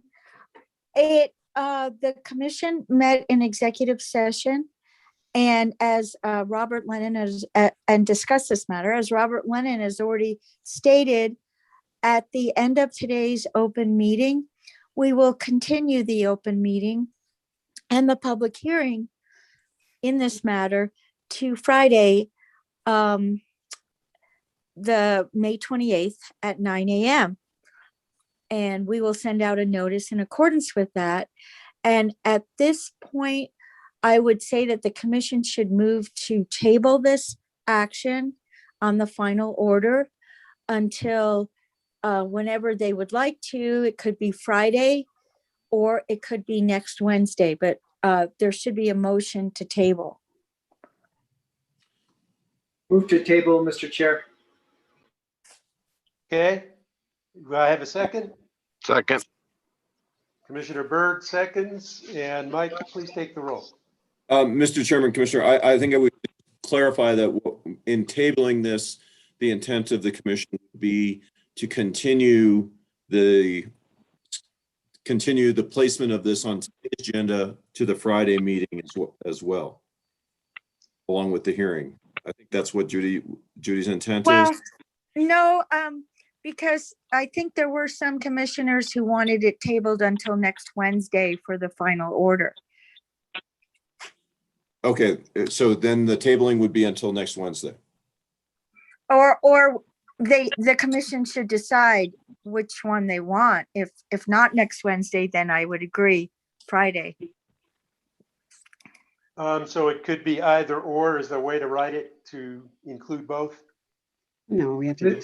Mr. Chairman, I would amend my motion and clarify that I move to table item 22 under regular action item until Friday, and then we can make a determination of whether we want to take action then or wait till the subsequent regular commission meeting. I'll second that. Okay, any other comments? Okay, Mike, please call the roll now. Commissioner Fishman, Aye. Commissioner Maestas, Aye. Commissioner Byrd, Aye. Commissioner Hall, Aye. Commissioner Vicente Aguilar. Aye. Commissioners, the matter is approved by, the motion to table is approved by a vote of 5-0. Okay, we're on to item 23, docket 21, double lot 128 UT in the matter of a commission rulemaking regarding NMPRC Rule 1773 NMAC, Integrated Resource Plans and Procurement Procedures. Judy, this again is yours. Yes, this is a matter that has been the subject of discussion at many meetings, but the proposed order before you would open a docket on this rulemaking, and I can go through what the rulemaking would involve. But I do know that Commissioner Hall and Commissioner Fishman might prefer that they do that, and so I'm leaving it open as to whether or not I should do that or the commissioners should do that to state what the rulemaking involves. Commissioner Hall, please take the lead. Okay, I will. So this rulemaking is intended to basically revise the integrated resource plan rule that we have, so that it can be essentially brought up to speed with the new mandates that the commission has stemming from the Energy Transition Act and the major changes that it made to the Renewable Energy Act. And included in a revision of that rule will be provisions that pertain not only to planning, but also to procurements, because procurements will flow from the planning. And the objective is to not only basically modernize the approach to planning in light of the changes in technology and that have occurred since the rule was last revised in a large way, but it's also to inject into the process some features that have been absent but have arisen in the course of cases really since the Energy Transition Act had passed, that relate to transparency and really making procurement tools available to a wider scope of parties than just the utility, because we found from experience that that's the best way to achieve the most equitable choices and the most cost-effective choices, and choices that also reflect the clean energy mandates that we're now charged with implementing. So we will be conducting some workshops, at least one workshop we will be scheduling, and if none others are necessary, then we'll hopefully be able to just bring it to the commission as a NOPR. But we have also found through experience that in other rulemakings that workshops and having collaborative input from interested parties and stakeholders always bears fruit. And So I'm looking forward to that process as well. But I think this will be a good thing for planning that will basically provide the guide for utilities going forward to be able to best satisfy the new renewable energy standard in the most cost-effective and environmentally appropriate way in the time frame we have. So that's pretty much my summation of it, and I'll hand it over to you, Commissioner Fishman. I'm sure you have some other. That's a pretty good summation. I think just real quickly, a couple things that are really notable. One is that right now in the IRP, utility makes a presentation and then everybody protests. And we're looking at changing that paradigm to basically say there's a participatory process right up front, and then a proposal is made with agreement of the parties, hopefully 6 months down the road, but there's some other provisions that are involved there. And of course, the whole idea is to be sure that the stakeholder community and the utilities are on the same page, and we don't face the problem of having to deny a utility CCN or a PPA because the issues have been worked out up front. I think the other thing that it notably does is it helps be sure that IRPs are current.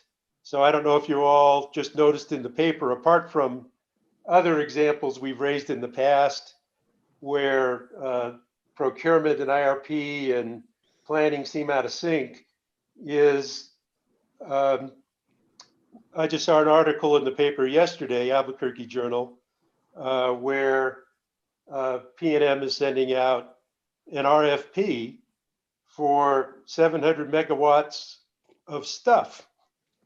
And very well may be justified. Their explanation had something to do with the California shortages and that we need to maybe beef up our reserve fleet more than we thought. But for me as a commissioner, that came out of nowhere. And I don't believe that stuff is anywhere in their IRP, which is still pending, hasn't even been approved. It was just presented. And that's the kind of stuff that tells me our planning process is not working, it's out of whack. And that's the kind of stuff that this is designed to approach. And it's the kind of thing that, gee, a lot of stakeholders would have had a chance to have input into this. Not saying that PNM is doing anything wrong. Right now, there is no process, but it would be a way to be sure everyone's along for the ride and we have fewer hiccups, fewer denials, and better planning. So that's my only addition to what Cynthia had to say. One other thing, this is a workshop process. We recognize there's special issues that need to be dealt with for utilities that are multi-jurisdictional. And that's one of the reasons that we want to obviously set up the workshops, is to be sure we're dealing with those issues fairly and in a streamlined way. So correct. That's my last comment on it. Yeah. I'm glad you mentioned that last item. I'm glad you mentioned all those items, and thank you very much, Commissioner Fishman. The only thing I would like to add is that the proposed order opens a docket, and it establishes an initial workshop on June 22nd at 2 p.m. and that before the workshop, approximately on or after June 14th, the commission by single signature order will circulate a proposed draft rule to all persons on the certificate of service for discussion at the initial workshop and will designate a presiding officer. And it requires utility division staff and interveners or interested persons to file comments no later than,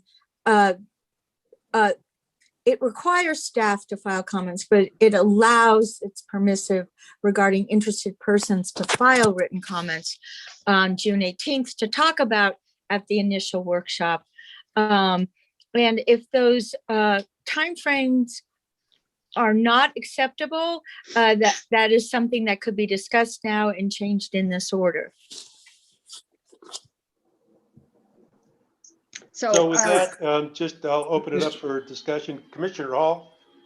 So I was just going to ask Judy to please just give those dates again, just in order with the name of the event, so people Yes. can patch it all together.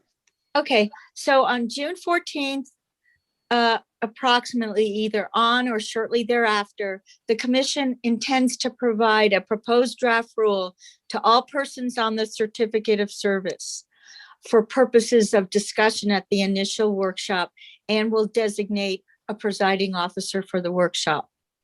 The workshop on June 18th, so 4 days later, and that's why, if this may be, it is expedited and we may want to increase the dates, but 4 days later on June 18th, staff shall and interested persons may file written comments. Oh. And then the Yeah. public workshop would be on June 22nd. And people who would like to participate should notify Isaac Sullivan Leshin by email no later than 5 p.m. on June 21st. So comments are due 4 days after I don't have that straight myself, Judy. Okay, so What's the I'll first go event? over it. June 14th, June 18th, and June 22nd. And 14th, 18th, so, 22nd. as I said, we worked backwards between when I was informed that the commissioners would have a proposed draft, which was June 14th, and the date that the commissioners wanted the June 22nd workshop. We could change the June 22nd workshop to sometime in July, and then we could also, then we could give interested persons more time to look at the proposed rule and file comments. So I think we'll have a proposed rule before June 14th. I mean, a proposed, draft rule. I'm thinking we can move that up a week. What's your thought, Commissioner Fishman? I think you're correct. Yeah. Yeah. Can you move that up to June 7th, Judy? Yes, I'll do that. That gives more time for comments. That gives 11 days for comments instead of 4, right? Right.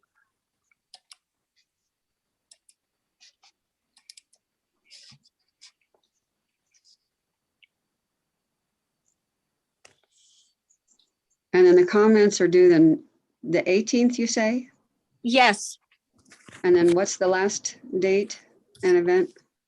The workshop. Oh, yeah. Would be June 22nd. What day does that fall on? That's a Tuesday. Tuesday, okay. I think that's okay. Yeah. Steve, you agree? Yeah. Okay. That works. So I think those 3 dates work. And I would move the order, I guess. Well, there should be some discussion, I suppose. If there's no That'd be discussion, nice. I would like to move the order. So Commissioner Mastis, did you have some discussion? Yeah, I did. I guess just describing in general what some of the intended changes would be, to me, sound quite material. And I wasn't on this commission when this rule was revised to basically whittle it down to a basic compliance filing. And so I think procedurally, I would have preferred to, start with a workshop and pose some of these issues in the form of questions to elicit feedback from regulated entities, parties, stakeholders, interveners. But instead, we're going with a draft rule, and I realize, I think that a lot of work's been done on this, and I think there's some worthy issues that need to be addressed. I, for one, support open source procurement, but I'm also sensitive to the impacts to staff. I think we ran headfirst into making models available, understanding model inputs from IRPs, how to go about exchanging models or using workstations, and I hope that this rule doesn't further complicate that. I would hate to allow others to do what we can't do, philosophically, unless we do something about it. And so, and I think you raised the issue of addressing procurement. I think that we already do have some requirements, for example, in the ETA that calls for competitive procurement in the context of replacement resources. And so I have many questions, but I'm glad that you allowed for more review of the draft rule, because it seems that these are material changes that would fundamentally change the IRP rule from more than just a compliance filing. Those are all the comments I have, and I would hope that in the procedure that there be certain triggers or a consensus at the conclusion of the initial workshop, that an additional workshop may be needed, because again, these sound like they are quite, material changes. Personally, as a commissioner, I think the more substantive actions are CCNs. But I think I agree to a certain extent that sometimes the CCNs, we really don't know how we arrived at that particular project without a specific correlation or consistency with the IRP. So I'm a planner, I'm a transportation planner, and I believe there should be a long-term element and then a more specific and a binding short-term element. So I agree with that principle, but in closing, Mr. Chair, I'm not in favor of abrupt policy changes in the absence of robust involvement by everyone involved. And so I just want to make sure that we have a deliberate, inclusive, robust process if we in fact are calling for major changes to this rule, which is now pretty much a compliance filing. That's all I had, Mr. Chair. Great. Mr. Chair, I would just like to say I completely concur in the value of a robust stakeholder process. And I'm very glad that we'll be doing that with this draft. So I'll make a further comment, knowing that Commissioner Maestas will be looking at over our shoulder. The onus is on us to do a good job of that and be sure everybody gets heard. And it was a real challenge putting this initial draft together, which actually is pretty much together right now. We're going to do some review probably tomorrow instead of later today, but it really took a while for us to come up with something that we felt created a sense of what the options could be, rather than kind of flailing around and kind of going, oh, what do you have to say? And so we kind of done that more individually, and hopefully we've hit on something. But if we haven't, the stakeholders will tell us real quick. And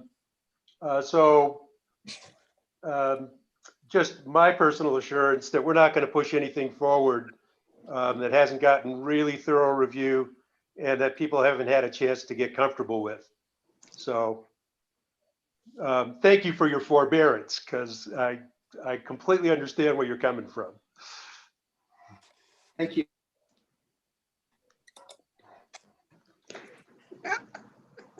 Okay, so Mr. Chair, if there's no other discussion, I would like to move the order. So I'll just quick check. Any other discussion from commissioners? Okay, I will second. And Mike, would you please call the roll? Excuse me, you're moving the order as amended. As moving it as amended, correct? As amended, Okay. yes. Commissioner Vicente Aguilar, Aye. Commissioner Hall, Aye. Commissioner Fishman, Aye. Commissioner Byrd, Aye. Commissioner Maestas. Aye, with a look over your shoulder. Yeah. It's kind of creepy. What? Who's looking at? Anyway. Can pass that up. That's the way it should be. So thank you, for making all that explicit, and I think it's important, Commissioner Maestas. So let's go on to item 24, 21 double lot 112 in the matter of the commission's adoption of rules pursuant to the Community Solar Act. Hello, Mr. Chair, Commissioners. This is Russell. So this is before you for a proposed order that would set an initial workshop in the rulemaking for Thursday, June 24th at 9 a.m. And it may be an all-day workshop. There's a lot to do, obviously, under the Community Solar Act. This proposed order is proposed by the team itself, Community Solar Action Team. That team includes Commissioner Maestas and Commissioner Hall, as well as myself and other members of the commission, and also members of Strategy Consulting, the consultant that we have, the commission has contracted with for the purpose of advising on this rulemaking. The proposed order actually takes the form of recommendations from the team to the commission, and then the paragraph in which the commission would be decides, makes findings for what action to take. It just would take those recommendations, which is to set this initial workshop and also to take to make specific instructions to potential participants in the workshop and in this rulemaking to make sure to be prepared for this workshop. We're setting it about a month out so that there's plenty of time for pre-workshop work. And Exhibit A to the proposed order shows not only what actions are required of the commission, what decisions are required of the commission in terms of the rulemaking by the act, but also things that our advisor, Arthur O'Donnell, listed as additional items that are required, implied or required by the act. In other words, they aren't specifically mentioned, but in order to make the rule work and really address every issue that needs to be addressed, there are some items that aren't specifically mentioned in the act. Of course, as you know, the act is very detailed about many things that the commission has to do. So, as I said, this order gives the potential participants, which include, potential the companies that might be building these solar projects, the utilities that will be, approving and overseeing some of these projects along with the commission oversight, and also community groups about low-income groups, tribal groups, and also other community groups that are interested in this issue. So there'll be a lot of participants. There's a lot of input. Exhibit A even categorizes it. It takes some of the things that we have to do in the rulemaking, categorizes them into certain categories. There may be certain groups that arise. That's something that the potential order describes, that there may be groups of interested people who will specialize in making recommendations to the commission on that kind of, on the language for the rule in certain areas. It's going to be very complicated, as the commission knows.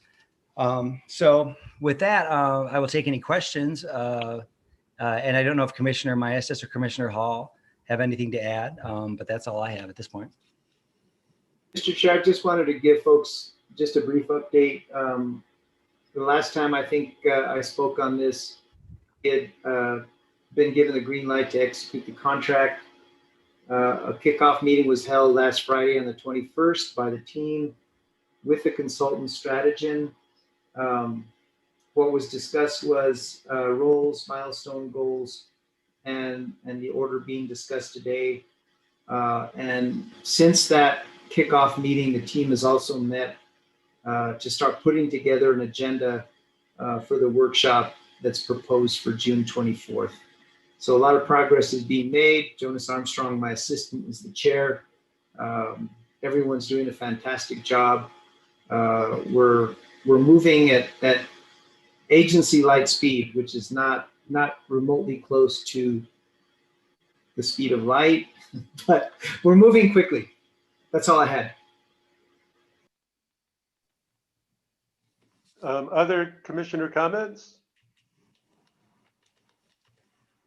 And Mr. Chair, if I would, I'll move to approve a potential order scheduling the workshop. And I will second. And Mike, please take the roll. Commissioner Hall, Aye. Commissioner Byrd. Was that a yes? Aye. Okay. Commissioner Vicente Aguilar. No, it was an aye. Aye. Aye.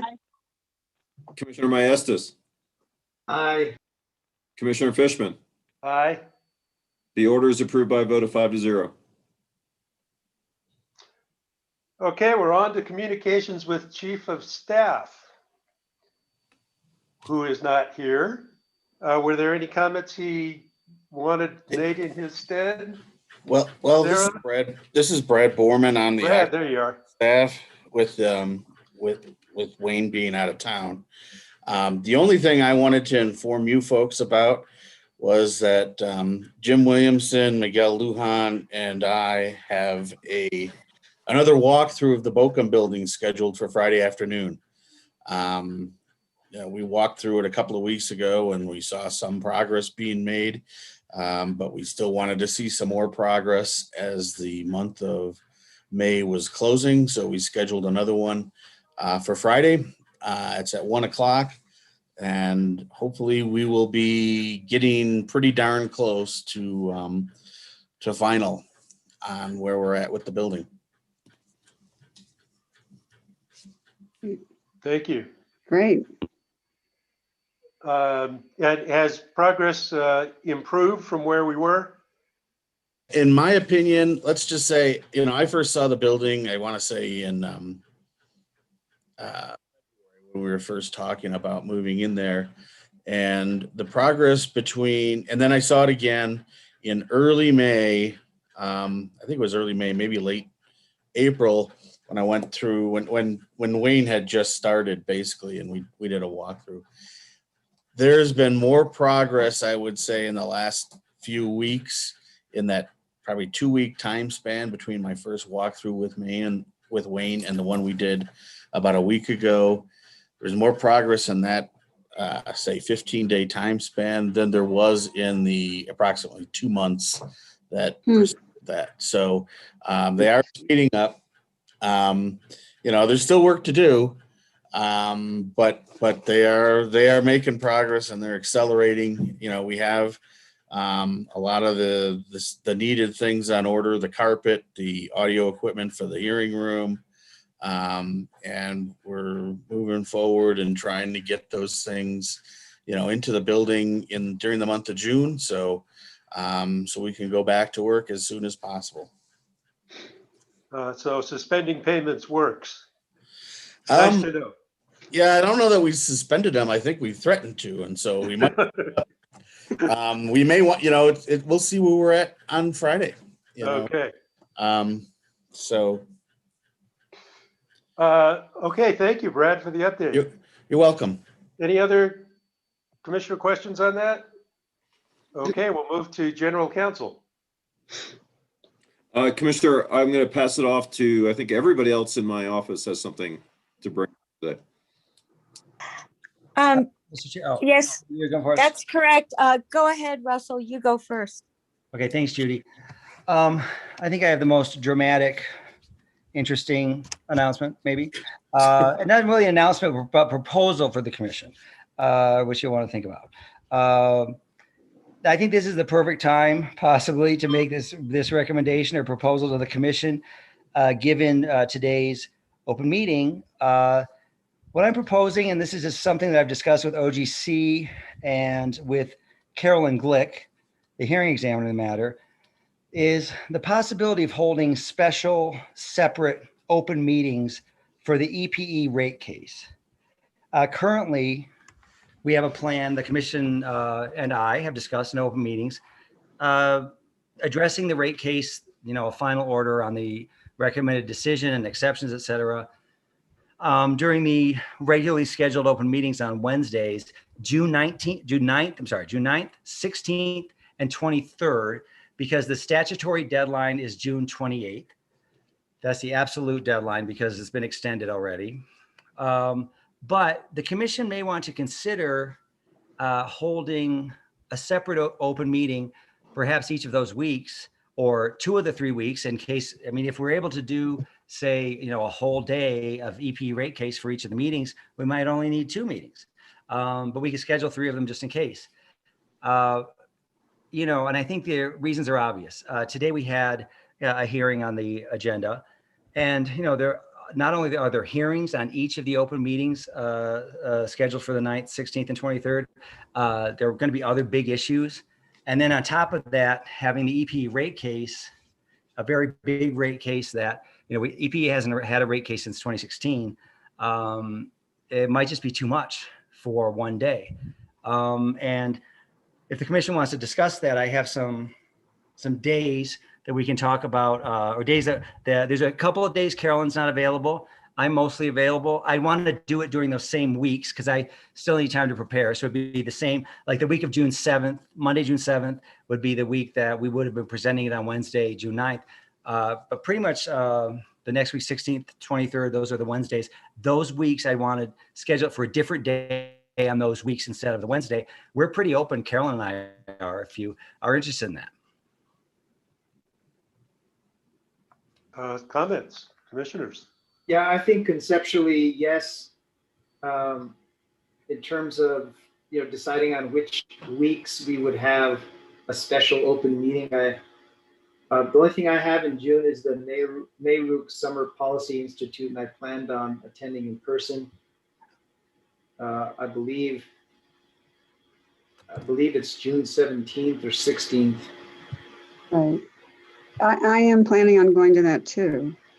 That's the Denver meeting? Yes.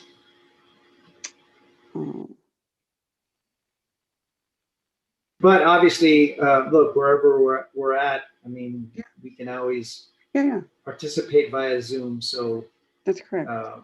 But I agree. I agree with Russell. We need to release the pressure on the normally scheduled meetings because of all these hearings, especially with the EPE rate case. And commissioners, if you don't feel ready to schedule right now, obviously I can send around an email, and it's also something, we still have another open meeting between now and the first week that we would be doing this. Like we have next week's open meeting. So we can follow up on that, but it'd be good to have an idea of what the commission is interested in doing. So Russell, I have a question. Mm-hmm. So you say on the 9th, the 16th, and the 23rd, we have, during our open meetings, we would have discussion about the EPE rate case, or did you say other rate cases? I thought you said other rate cases as well. No, Commissioner Hall, what I said is that we have discussed at previous open meetings that those are the days on which Carolyn and I would be presenting, probably the first 2 days, the RD would be presented, the 9th and the 13th, 9th and 16th, excuse me. And then it'd be another day for, if there are changes, if there are, we'd be dealing with the exceptions, probably second and third day, something like that. Anyway, we talked about addressing the EP rate case on those 3 days that are already scheduled open meetings. And what I was saying is that there are going to be other big cases, not other rate cases, but other big cases on those days, including hearings on each one of those days. So that's why I was saying, a special meeting on a separate day each of those weeks would probably be great, just to focus on EPE. Just take it off. That's right. So are you saying we do have hearings scheduled on those dates? Yes, I'm not familiar with which hearings they are. Judy might, I think there's a P&M one, I think about Judy. Well, yes, I could add, on June 9th, there was gas companies, purchase gas adjustment clause case, similar to what we did today with Zia. On June 16th, there is, a P&M, Facebook matter. And on June 23rd, there's the P&M Arroyo Solar project matter. Now, in the alternative, and I'm not trying to complicate things, but we theoretically could change the dates of the hearings, but they've already been noticed. So that is a wrinkle. Why don't we do an extra hearing on an open meeting, that is an extra open meeting during the week of the 7th? Possibly toward the end of the week, like the 10th or the 11th. Commissioner Hall, that'd be fine with me. And I think Thursday or Friday. Yeah, Carolyn's available that day. I'd be available June 10th or 11th. We could go ahead and write that one down. Thursday, June 10th, and that Thursday, June 10th, is there an interconnection? I know that every other Thursday there's an interconnection meeting. Is that correct, Commissioner Hall? That's true, but I don't think I don't know whether that's the week. I don't know which week that is oh yeah. Okay. So no, so we have one on the 3rd. So the next week on the 10th would be all right. Okay. So Thursday, June 10th, if that works for other commissioners, we can go ahead and write that one down that would work for me and for Carolyn. I am good with that. Other commissioners? I'm fine with that. And just as a matter of principle, like if we were searching for an alternate day, I'd prefer Thursday or Friday. Sounds good. Okay, so let's see. Any commissioners object to that date? Okay, I guess we're good. Excellent. And we'll probably notice that for 9:30. And if we want to talk about other dates for like the following week and the week after that, fine. But if we, we could start with that we can, circulate emails and work that out. Okay, now I have another question, Russell. Does that mean is this an extra meeting? I said extra meeting, but are you intending to just have it be a replacement meeting or an extra meeting? Commissioner Hall, this would be an extra meeting. So the regularly scheduled open meeting on the Wednesday would have all of the other matters that were already going to be on that open meeting day.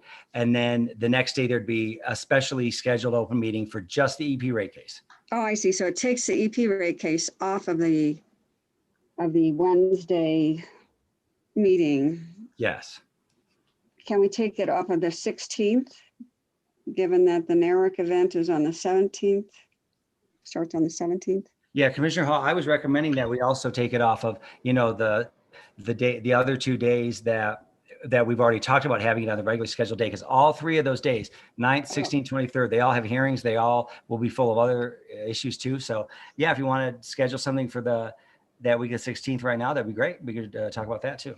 Oh, you mean you want to do this 3 times to take it off all 3 Wednesdays? Now I'm more. Yeah, and that all the three of those Wednesdays are going to be days with hearings and other matters. At this point, we could just do 2 of those days and then see what happens. Because if we do 2 days of just EPE rate case and we go all day on, say, on June 10th, Thursday, June 10th, and go all day, because we'll really be able to devote a lot of time to just the rate case in these separate meetings. We might not need a third meeting. I don't know. We might need a third meeting because this doesn't just involve the commission's time. If it involves any recalculations, which usually rate cases do, calculations different from those in the RD, then the committee of experts, that is the confidential committee of experts that is designated to make those, provide those calculations, they need some time. So sometimes they need a week just to get those ready. So we might need a third week just because of a third meeting, just because of that, but we could wait and see. But I think scheduling the second week is a good idea because we'll certainly need the second week. Okay. Russell? Yes, Commissioner? Russell, this is Commissioner Vicente Aguilar. I have an ethics class on June the 10th, starting 8:30 a.m. until 12 noon. So June 10th will not work for me. Could we do Friday, the June 11th? Does that work for the commissioners? Yeah. Yeah, if you can change. Yeah, if you can change it to June 11th, I would appreciate that. Russell, are you anticipating doing a whole day meeting? I mean, maybe we could do it, from 1 till 5 on Thursday, and then, part of the day on Friday if you want. But I mean, I'm flexible on that. So it's really up to the commissioners. If you want to do that, split it to Thursday and then Friday, that's totally up to you. That'll work for me, but it's up to you. Well, Joe, go ahead. I've got a couple of meetings on Friday is the problem. I've got one at 10 and one at 2. I could probably move one around, but not the first one. Mr. Vicente Aguilar, would you be available in the afternoon on Thursday? Yes, I will be available. Okay. Is Thursday afternoon, the 10th, all right with other commissioners? Yes, for me. I'm fine with just Thursday afternoon. Okay. So we can start at, what was the time we could start on that day? Was it 1? Sorry, Commissioner Vicente Aguilar, when does your ethics class end on that day? It ends at 11:45, but I can certainly be available at 1 p.m. Okay, so we start that at 1. So Thursday, June 10th at 1. And that still could be, that's a long time. We could have 4 hours to discuss just the EP rate case. That'd be great. And if we want to do I guess the Friday morning, is that available or do we not want to do that? It's up to you. I think maybe the following Thursday or Friday would probably be a better way to do it. Okay. Yeah. Yes, I agree with that. The Friday, the 18th is better for me than the previous Friday because I have a 10 o'clock then in the morning. Friday, June 18th. Let's see. That works for me, Friday, June 18th, and that also works for Carolyn. In fact, she's not available on Thursday, June 17th anyway. Carolyn's not. So we definitely wouldn't want to do Thursday, June 17th anyway. So Friday, June 18th, we could do one starting in the morning or the afternoon, whatever works for the commissioners. Why don't we say morning? Morning. Morning, yeah. Okay, great. So how about 9:30, like a regular open meeting? Sure. Even 9 is okay with me. Okay, 9 o'clock. That sounds good. Excellent. And then do you need a third one? At this point, it's up to you. I feel like scheduling 2 of them right now is Okay. definitely a great start. And then we can, or if we want to schedule a third one now, that's great. If not, No, please. Okay. Okay. Are we seeing a lot of exceptions being filed, Russell? I haven't had a chance to look at the file lately. There have been some substantial exceptions filed. Yes.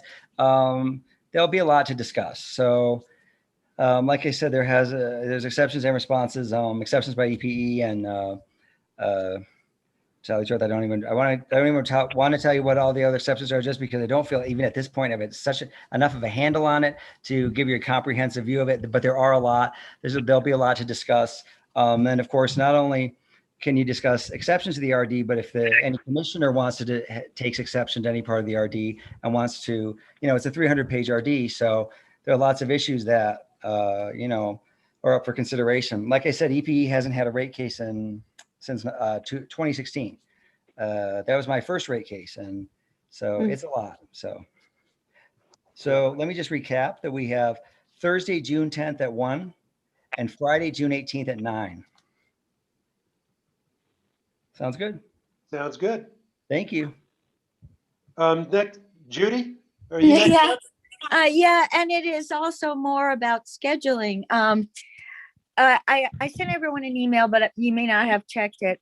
It was today. Given how long the ZIA hearing took today, we actually have a Raton Natural Gas public hearing that's presently scheduled for the next Wednesday open meeting at 9:30, which is June 2nd. And given the length of the ZIA hearing, I recommend that we move it to a non-open meeting day. While staff recommended no hearing, staff did not accept Raton's proposal as it was submitted. They want to change it from 60 months to 48 months, and they disagree, and they do not want to allow Raton Natural Gas recovery of any debt service costs. So given the disputed issues, I recommend that we do have a hearing, but I don't, given how long the ZIA hearing took today, it's my recommendation to set it for a day that's not an open meeting day, not next June 2nd, perhaps June 3rd or June 4th, or the following Monday. But whatever the commission decides, I just wanted to bring it to your attention. Commissioner comments? Mr. Chairman. Yes, Commissioner Vicente Aguilar.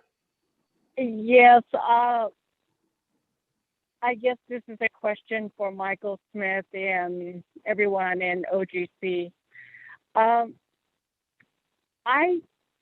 like to stay away from public hearings on open meeting day because everybody is waiting all day long so that they can get their turn to speak during the open meeting.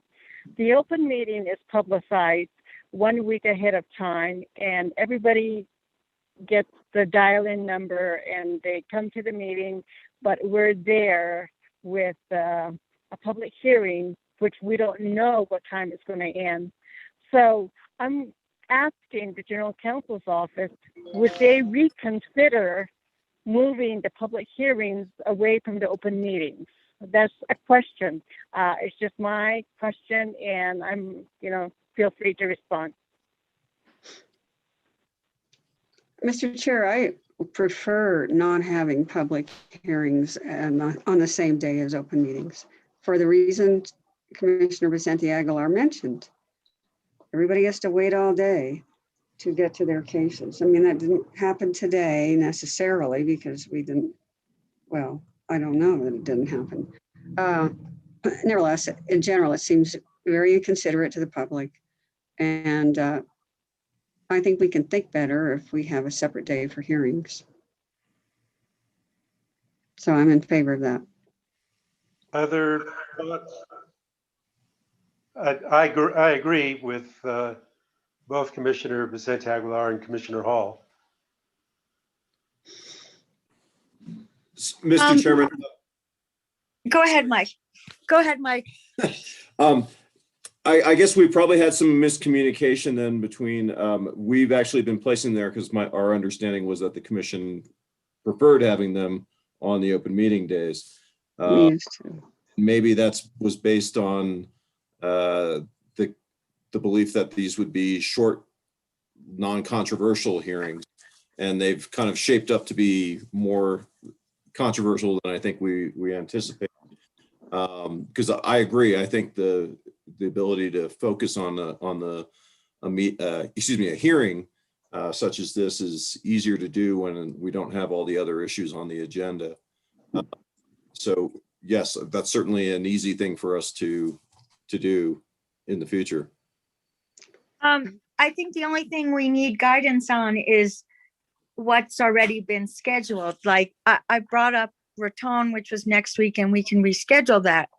But I know Mike has gas company on the June 9th, which is an open meeting date, and PNM Facebook is on June 16th, which is an open meeting date, and PNM Arroyo Solar is June 23rd, which is an open meeting date.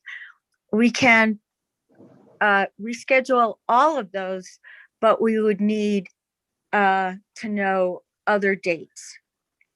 And I would just add, in terms of the New Mexico Gas Company case, which is something actually I was planning on bringing up next week, we have a similar situation in which staff is not, is the only respondent and has responded stating that they don't believe there's a need for a hearing, but at the same time, they are also opposing the gas company's recovery of the carrying charges for the interest in connection with that case as well. So basically the same issue we had today. So we have, I think, kind of a repeat situation that if the commission, I guess, wants to take that under advisement about whether they, want to have a hearing on this. The original order that was issued in the gas company case provided that the commission could vacate the hearing if nobody was seeking a hearing.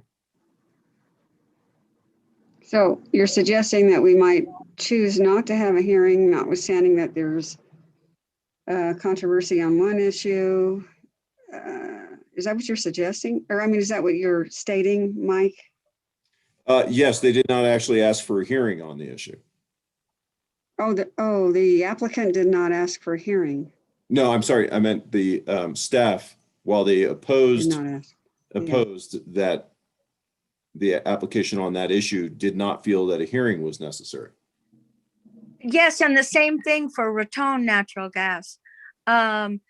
Staff recommended no hearing, but also recommended that Raton Natural Gas not be allowed to recover any debt service costs for the line of credit secured for paying the extraordinary costs. Well, Mr. Chair, it seems to me, I don't know, to the extent if we haven't heard any objection to not having a hearing by the applicant in both those cases, it may well be possible for us to not have hearings, but, be briefed, be informed by general counsel and our own readings of the file as to what the right result should be on those issues. I mean, they're contested issues, but I'm not ready. Personally, I'm not ready to say because I think we're kind of cutting our teeth on ZIA with a lot of these specific issues that will come up. And so until we do ZIA, I'm a little reluctant to have an opinion one way or the other.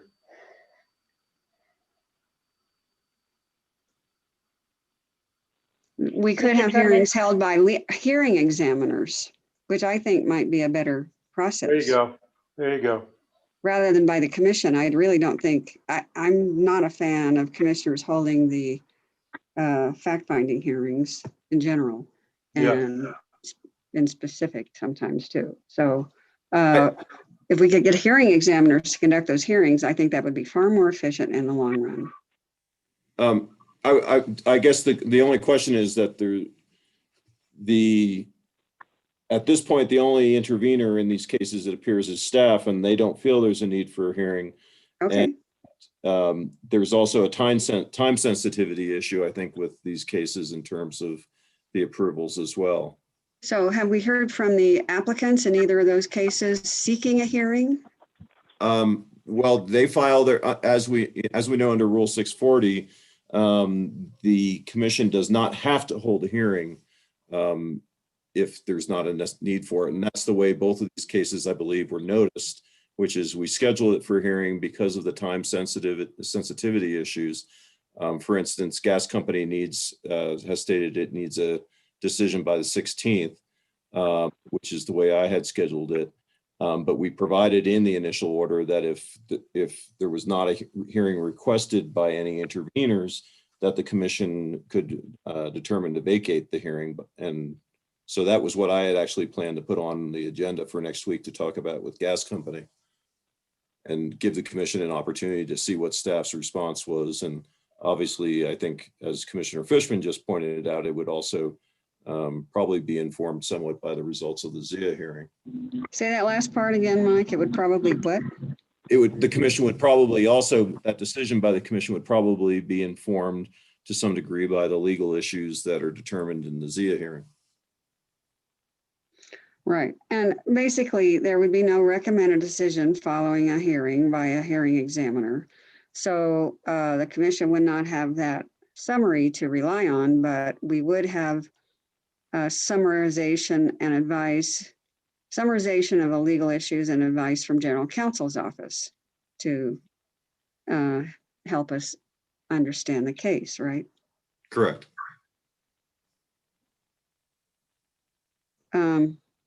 Well, I'm comfortable with that, but I defer to the other commissioners on how they feel.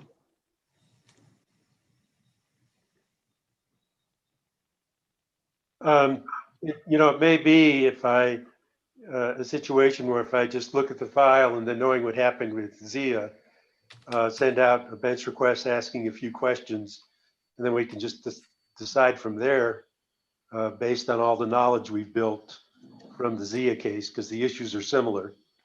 And in fact, they sound exactly the same, quite honestly. Yeah. So that may be a possibility. But again, until we finish with ZIA, I couldn't say for sure. I believe that the order is actually provided that that these hearings could be adjusted based on a single signature order. I think if that's correct, Judy, that you had that in yours as well. Yes, that's true. I mean, we can vacate the hearing and reschedule it, or we can vacate the hearing and not immediately reschedule it. I mean, but yes, the procedural orders did provide for that. And we could also continue this discussion to the next Friday meeting as well, if the commission wants to consider it at that time. You mean 2 days from now? What Friday, this coming Friday, you mean, Mike? Yes, as another item to continue to that meeting. Although I think it would be fair to Raton for them to know sooner rather than later if they're going to have to prepare for a hearing for next week or not. Yes, you're right. So I'm comfortable with it. But I leave it up to other commissioners what they want to do. Mr. Chairman. Go ahead. I think we should leave the schedule as it is today for June the 9th, June the 16th, June the 23rd, and June the 2nd. My suggestion was about scheduling starting the end of June the 23rd for the general counsel's office to look for a different day to have public hearings. I don't want to tangle the schedule for the month of June. I think we should start the new process for the month of July. Thank you. Okay. Mr. Chair, I want to clarify. I'm not talking about not having open meetings on the 2nd, 9th, 16th, or 23rd. I think we should still have our open meetings. I thought we were just talking about pulling the hearings out of those open meetings or actually for the 10th and the 18th, it's really not even it's not a hearing, it's an open meeting in which we can discuss that case. I think we're getting pretty tired, and I might be the right thing to let's hold over more discussion on Raton till Friday. And we'll be more informed because we'll have more of our ZIA information back, and we'll Correct. probably be fresher and smarter Yeah. on Friday if everybody's okay with that. Mr. Chair, just on one condition, if we can get the updated look ahead schedule, that way we can see what's coming up. I just got some things appear on my calendar already from Isaac for the 9th, and I mean, for the 10th and the 18th. Those open meetings got inserted on my calendar, my work calendar. Is that what you're talking about, Commissioner Maestas? Yes, but everything, just an updated, the 1 month look ahead, just so we can see, what's Yes. coming up, where the hearings are, see where we have latitude to make some changes. Absolutely. Got that, Mike? I believe so. Okay, good. So what else from General Counsel? Commissioner Fishman, I just had one thing that'll just take less than a minute. I just wanted to extend, both on behalf of Russell Fisk and myself, we wanted to extend our gratitude and acknowledge the work that the telecom staff has put in over the past 2 weeks. As you are aware, with all the RDOF measures, we were potentially staring at the potential of 13 hearings.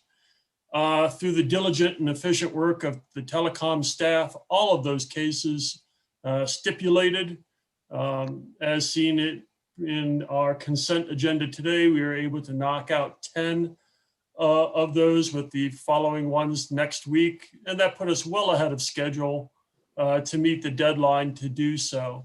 So I just wanted to tip my hat and say thank you to the telecom staff for working efficiently on those and getting those all taken care of, which made life very efficient. There was a lot of cost savings involved with not having court reporters for those hearings. So I just wanted to say thank you on behalf of myself and Russell Fisk for that.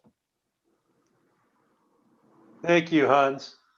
And I guess I'll chip in with I will chip in with my thanks to Telecom. Anything that makes Mike Smith have to read that long before we get to vote, that's something special. So anyway, I know a lot of work went into each one of those items. So we're very appreciative of what Telecom has done. Ditto. I agree. Absolutely. It's very, very much appreciated. I would propose that the commission consider a rulemaking on protocols for shortening the titles of utility applications. They all have to be 3 words or less? Sounds good to me. Okay. I understand from your point of view completely. Monosyllabic words only. I think we need to have a training session for commissioners to learn how to put up all those cute signs that Commissioner Maestas is putting up right now to show enthusiasm. I'm using my emojis instead of talking. Yes, it's very efficient. I like it. There you go. Okay, General Counsel, anything else? I think we've got everything. Commissioners, we're all too hoarse to talk at this point, aren't we? Yes, I am. And seriously, anybody have a message to pass along here? Just a recommendation, Mr. Chair, that we, from this point forward, start every meeting with a call to order and a roll call. This is the only governing body where we start with the pledge. And I think it triggers the start of formal minutes. And it's a formal roll call as well. So I spoke to Isaac, and he's agreeable to make the change if there's no objection from the commissioners to start every meeting with call to order and roll call that would precede the pledge, if that's okay. That's good. I like that. Any So I objection? had All right, so I think we're all good with that, Isaac. Good suggestion. Okay, I will start that going forward. Thank you. Any other commissioner comments? All right. See you guys on Friday. Bye. Bye.